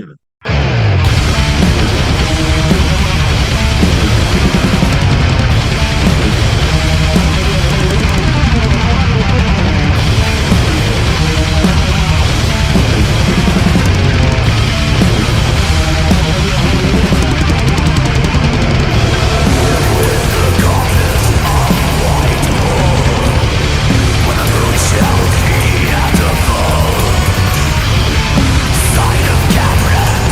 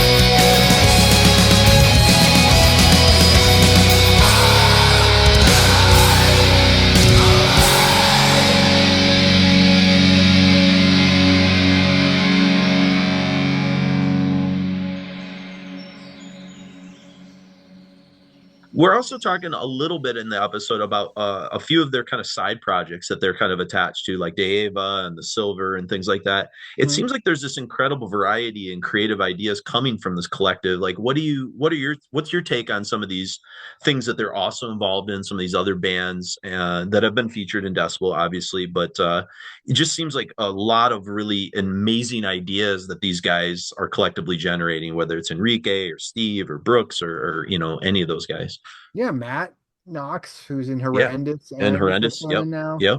I mean, Tanner is in um Tanner's in a million bands now, including Crypt Sermon. I mean, obviously Obsequiae and Sequay. playing Yep. live with Holder now, and like, Oh, really? I didn't know yeah, that. Okay. yeah. Cool. The Yeah. Decibel tour that Holder did, Tanner played guitar on the whole No thing. shit. Oh, Yeah. cool.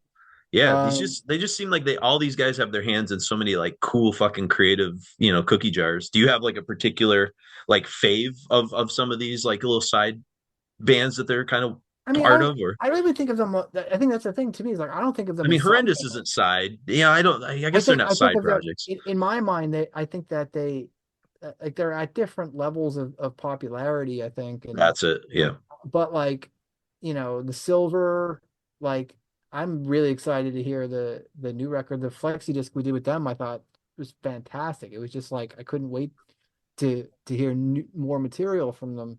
Davia is obviously just face rippers. Like they're great. Like, um, you know, I think it's just this.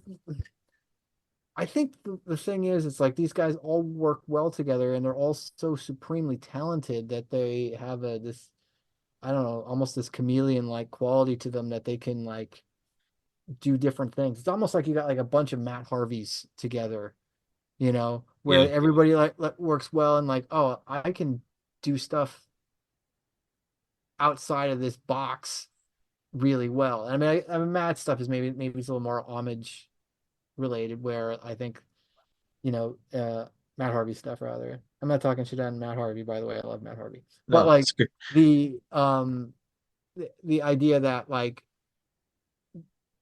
Crypt Sermon, Horrendous, Davia, the Silver, those bands are all way different from one another, but they all have some kind of crossover with members at this point.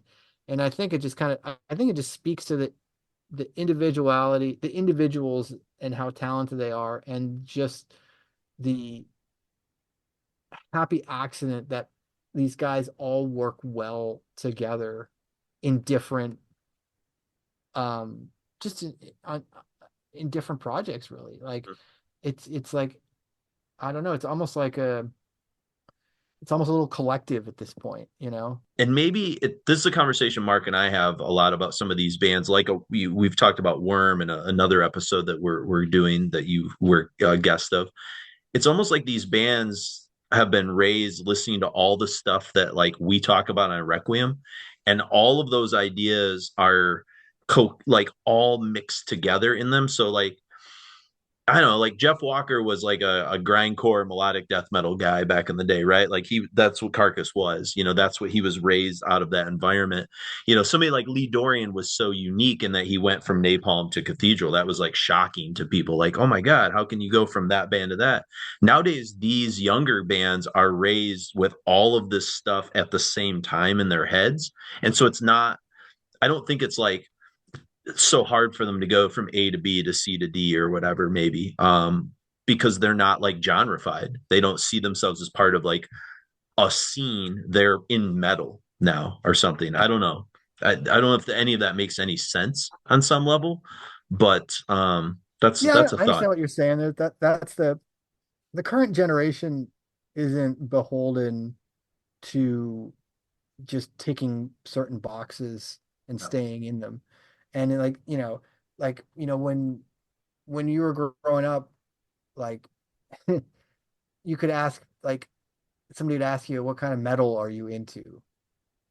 And you could have an answer. You'd be like, oh, I'm into death metal, or I'm into hardcore, or I like grunge or whatever. And now it's just like, oh, I'm just into metal. You like metal? Yeah, Yeah. And yeah, that means like that might mean Judas Priest. That might mean Black Dahlia Murder. That might mean some crappy deathcore band. It might mean all of them, you know, and Yeah. it doesn't matter. And I think that's like that's cool. It's like it it, it doesn't limit where people can go with things, but it's also, you know, to me it's also cool to have a really like clear vision of what you want to do.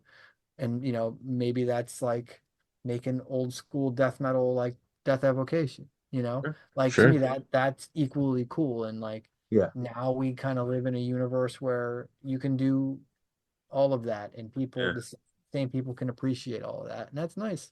Yeah, I agree. That's a good place to be. I think it is too. Yeah, and I think I never really thought I would get to a place where like I can't remember. I think it was on the split that Worm did, the one that was released like last year or 2 years ago. The split with Dream Unending. thank you. Yes.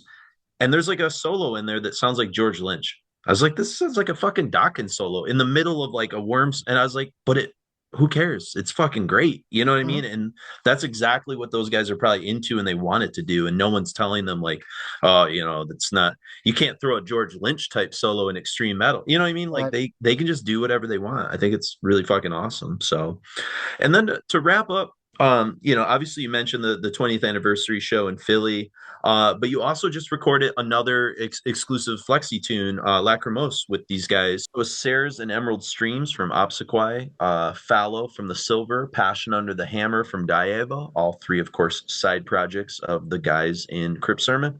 And then we opened with two last tunes from the Stygian Rose, the Searing Orb, and the title track, Stygian Rose there. So, got one last tune we're going to sort of end with, and this is kind of fun.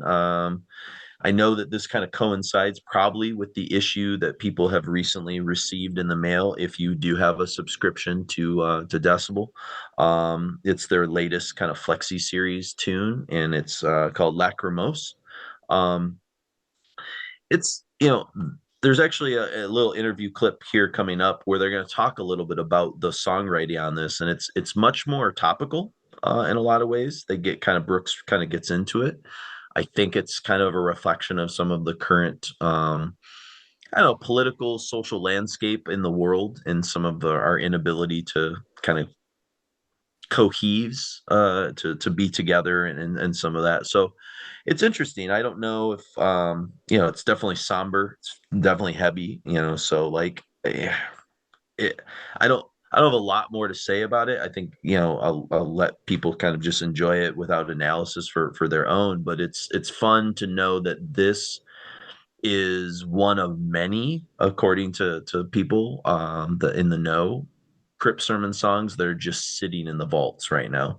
That they have a lot of kind of new, interesting ideas, and I'm kind of curious if they're going to go further into this kind of stories that Stygian Rose and some of their previous albums are about, or if they're going to do not necessarily more topical stuff, but like I don't want them to feel like they're beholden that they always have to talk about like the same themes, that they can be open to talking about really anything, I guess. Well, I think Stygian Rose, I mean, they totally went away from the biblical stuff. True. They Yep. turned And kind got of into the their spiritual own side of thing. yeah. And Yep. I feel like the last song is the kind of it's almost more of a slay. It's like a deconstructed Slayer song. It's an interesting way of This putting is it. probably Yeah. the fastest song they've done on the record. Yeah. More peaceful three as far as like is almost more My Dang Bride than Candlemass. Mm. I feel like this is like their forever people or something. It's like the speediest, fastest, kind of more straightforward song that Sure. they've done. Sure. Yeah. Could you see them doing more with this kind of sound in the future, or do you think this is more of like kind of a one-off kind of tune that they I, did for I, Decibel? I feel like this should be like a EP. Yeah. I feel like Blood Incantation is brilliant doing EPs. Like the EP kind of bridges their next whatever their next stage they want to do is. If it's going to be like, you know, going into like some sort of Time Wave Zero, which is totally, you know, fucking synth and all that shit, which I enjoy completely. And then they did like the last EP, like basically, I think they've had an EP between each record. and it kind of like it's a kind of a creative statement that like, Eloquence, too. yeah, like this, here's where we're going now. Who knows where the fuck it's going to end? But no, I dig where this is going. I'm really curious to see where these guys go. I hope that like I'm hoping there's probably maybe some Requiem fans who listen to mainly older metal, like we typically do, who Mhm. maybe were unfamiliar with Crypt Sermon and will really appreciate kind of going on a really cool deep dive, because they're just so essential, and they, Yeah, for what we're about as a podcast, doing a lot of the history of extreme metal, it fits right into our DNA, and the totally. fact that a band like Crypt Sermon encapsulates all of the kind of elements of the past, yet recontextualizes them in a non-nostalgia kind of way, just as I think Chris said in his review of this record, Mhm. and yeah, and so we hope if you do enjoy it, please give us some feedback. We always like to kind of read some stuff, and share some of the feedback, and things you liked and didn't like, and you can shoot us an email at requiempodcast@gmail.com. You can shoot us messages on Facebook, or on Instagram, or on Twitter. Requiem Metal Podcast on both Instagram and on Twitter. You can kind of find us there. And we are going to be, I'll kind of release this for people to hear. We're going to be recording. We've got it all ready and prepared, the cemetery episode for our patrons. So we're actually waiting to interview the main guy from Cemetery, Matthias. And so people who are Patreon supporters will have access to that episode, that exclusive episode, when it drops here soon. We'll probably interviewing him in the next couple weeks or so. So look for that in kind of mid-September, I imagine. Yeah, and if you want to sign up to become a Patreon and support what we're doing, because of course we do this all kind of for free out of the goodness of our hearts, and all this kind of research, and scrambling to get these interviews, and different things, and buying the products, and It's a we creative really do appreciate it. exercise. Yes. Yeah, and we I do appreciate have one any. comment that I'd like to. Oh yeah, go ahead. And I have a patron too to mention before we Okay. go. So go ahead. So this is from almost a month and a half ago. From Jay West. Subject matter, Sweet. You guys could do a great show on Sweet. Just focusing on the B-sides and the UK singles. Per metal, per punk. This time period from 1970s to 1974, it was a great time for the lead singer. Was involved in a fight and was kicked in the throat.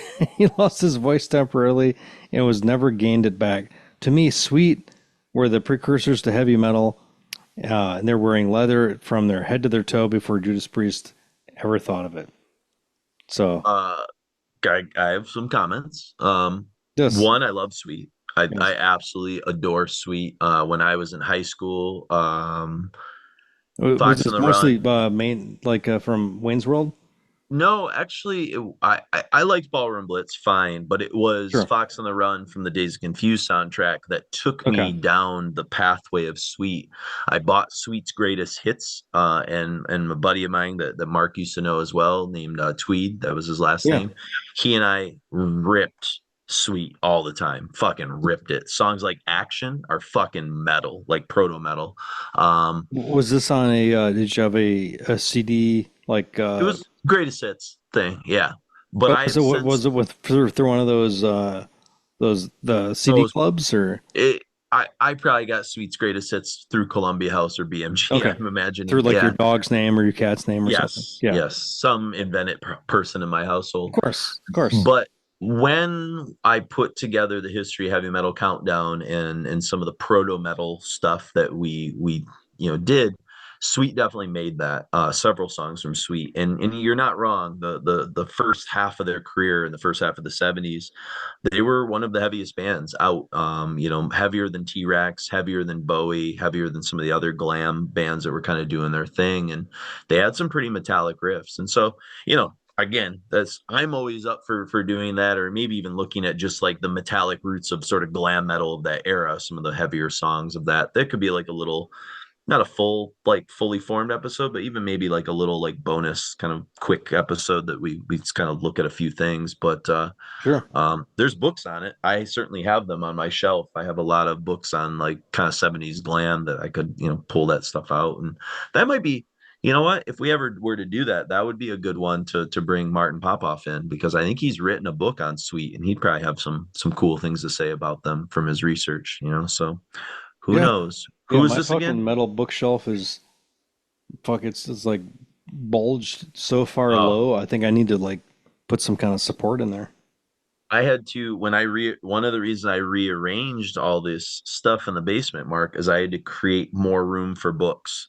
So I had to move some CDs upstairs. My TV show CD or DVDs went upstairs, and I created a whole new row because of all the fucking metal books I didn't have room for on the shelves. So I'm totally with you. So um wanted to also give a shout out to Matt Holland, who signed up recently to be a patron. And if you want to sign up, go to patreon.com /Requiem podcast. Or you can go to requiemmetal.com, and there's a Patreon link there that you can sort of click on.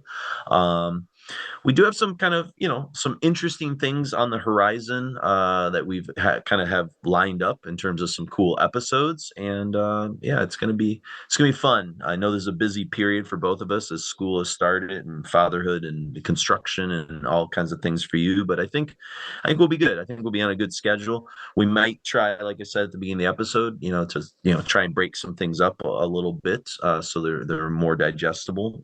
This episode probably ended up being a little bit longer than I anticipate, but that's fine. Yeah, not too Uh, long. Yeah. not too long, not too bad. But yeah, so I think this has been good, and I think it's cool to do something that is so new. It's rare that we get to be this passionate about stuff that is a little bit more on the cutting edge side. And I know there Yeah, are I people that honestly don't remember the last time anything relatively new was talked about. I mean, we did Tribulation with Joseph tribulation. Schaefer, but I that think it was was like tribulation. I think that was at it. least And 2 years so ago, right? oh, it was longer than that. It's pre-COVID. Yeah, it's pre-COVID. So Okay. 2019 at least. Yeah. So So was it down below? it was right when Down Below came out. Yep. All right, That was kind of the that's impetus quite a for it. while ago. Yeah. So, so I mean, it's when things are vital. I know people have reached out to us, and I think, they always want us to do, like, sometimes we've done best of shows for our patrons and stuff like that. Like, Yeah.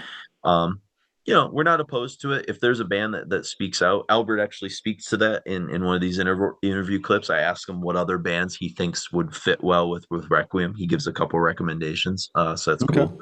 Um, and yeah, just if you guys think like new cutting edge stuff, like we're not opposed to it. It's gotta be interesting enough for us to put the time and effort into it. Because as I Yeah. said, we put a lot of time and effort into this stuff, so there's got to be something there, I suppose. But Yeah. I mean, each episode, I mean, fuck, it's at least, I would say 5 to 6 hours of, if not more, research into notes, each thing. So, interviews, all that kind of stuff. yeah. Yeah, for Yeah. sure, When for that's sure. concerned, even more.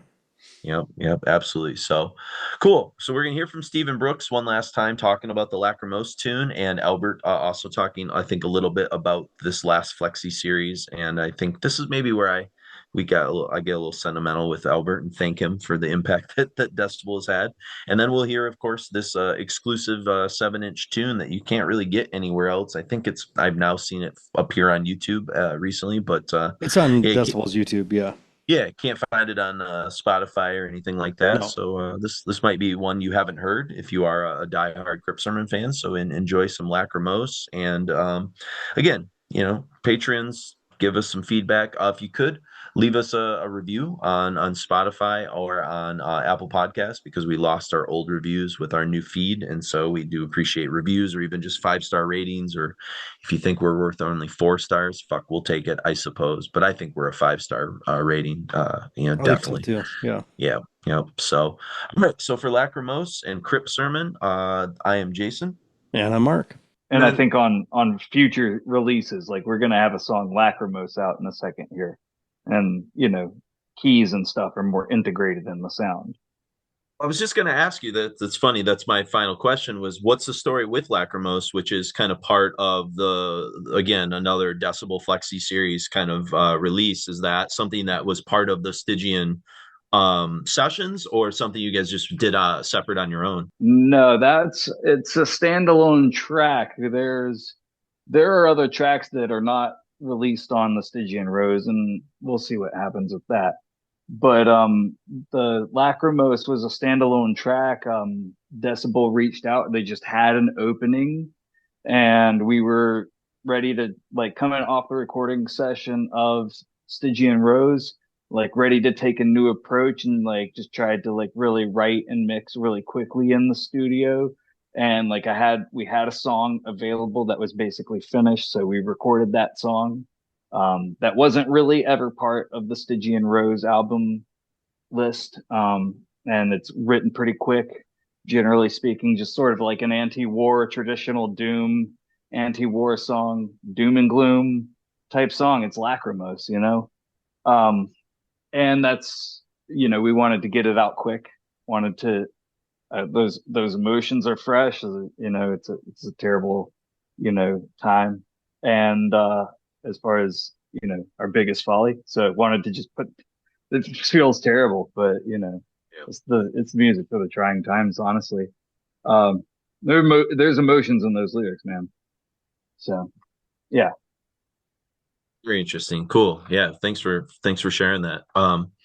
Yeah, and then so you guys, as we kind of wrap up here, you guys I'm actually flying out to Philly for the Decibel 20th anniversary show. I'm pretty pumped, and you guys are going to be playing there.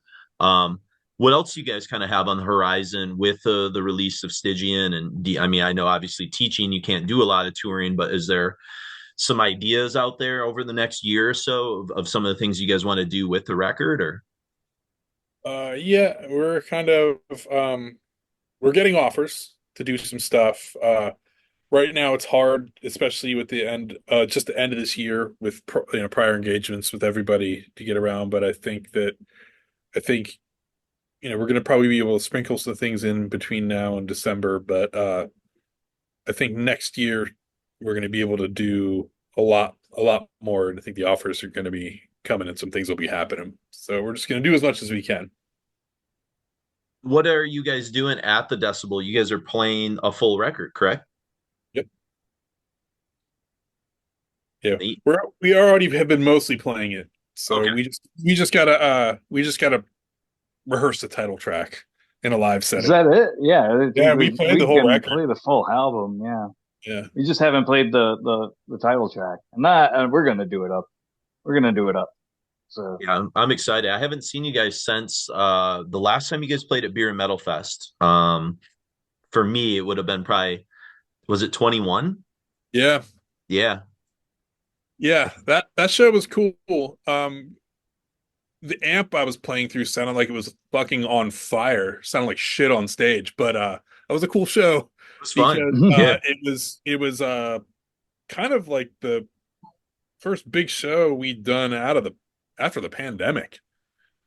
And I remember people oh were really? like, yeah, I remember going to that festival the night before to just attend. And I remember being really freaked out.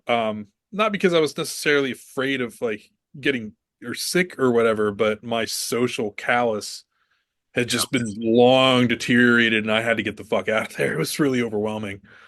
But yeah, that was a cool show. Had a good time.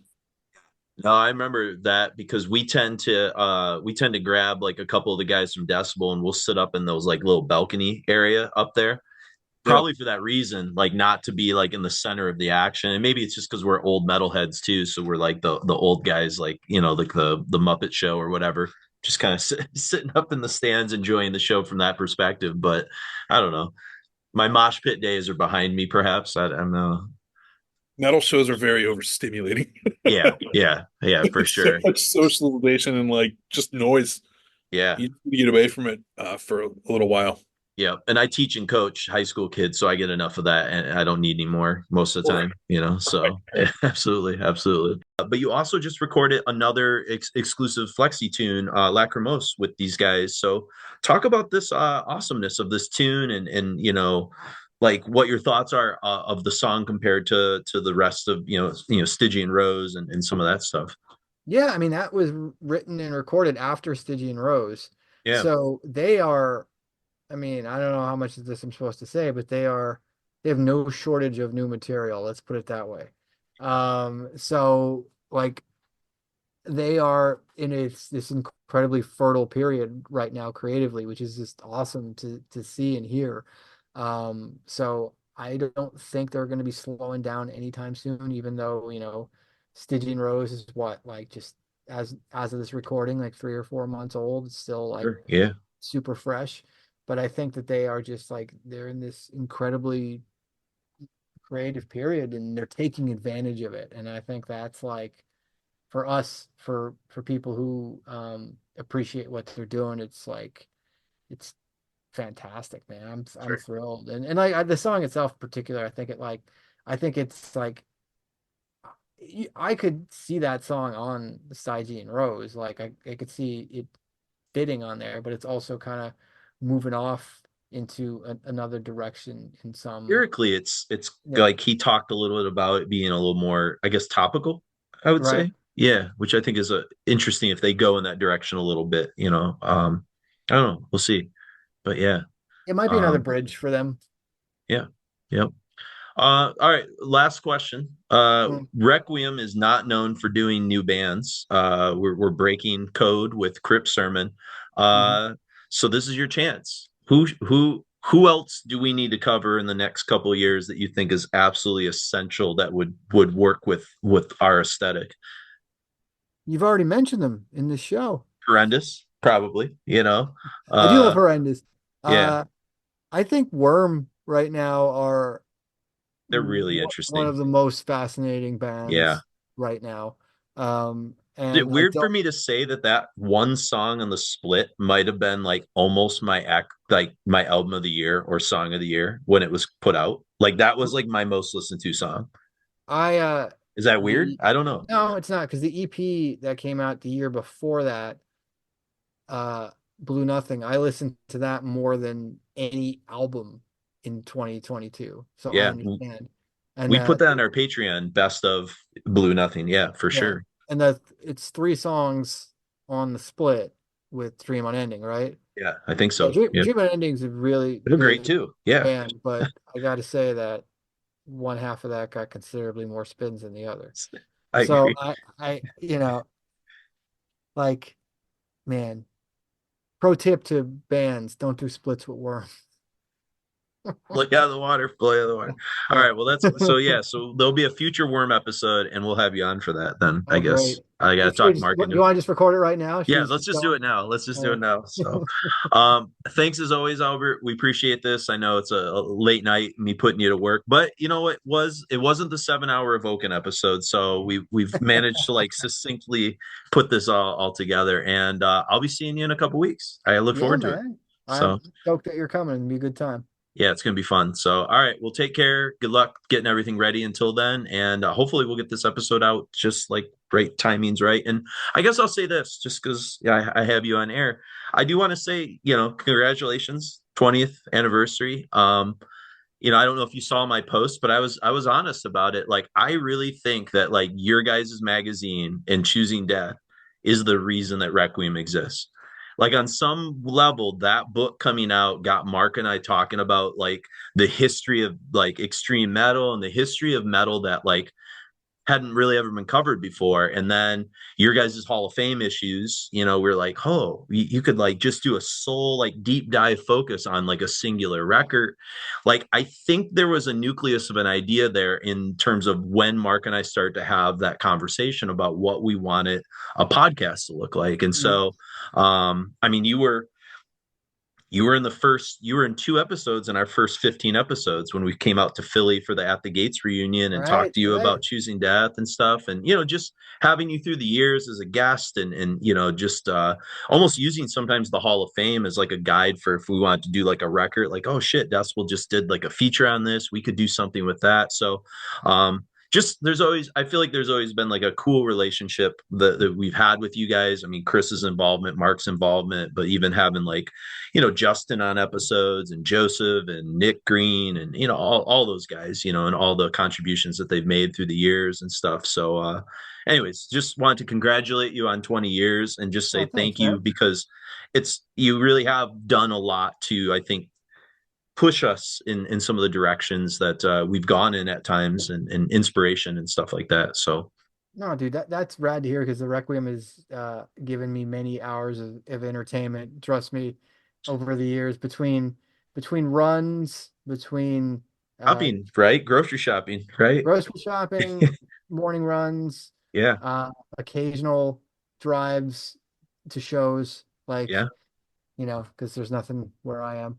yeah, So uh, it's been a good soundtrack. It's been like very comforting to hear your voice and Mark's voice for years and know that it's just like a room that I feel like I'm in, that I don't get to do much anymore at my age. I don't get to have those kind of like hangs yeah, to discuss things and yeah, it's great. You guys are doing a fantastic job with this, and I'm stoked to see it also thriving, all yeah. these years later. So it's cool.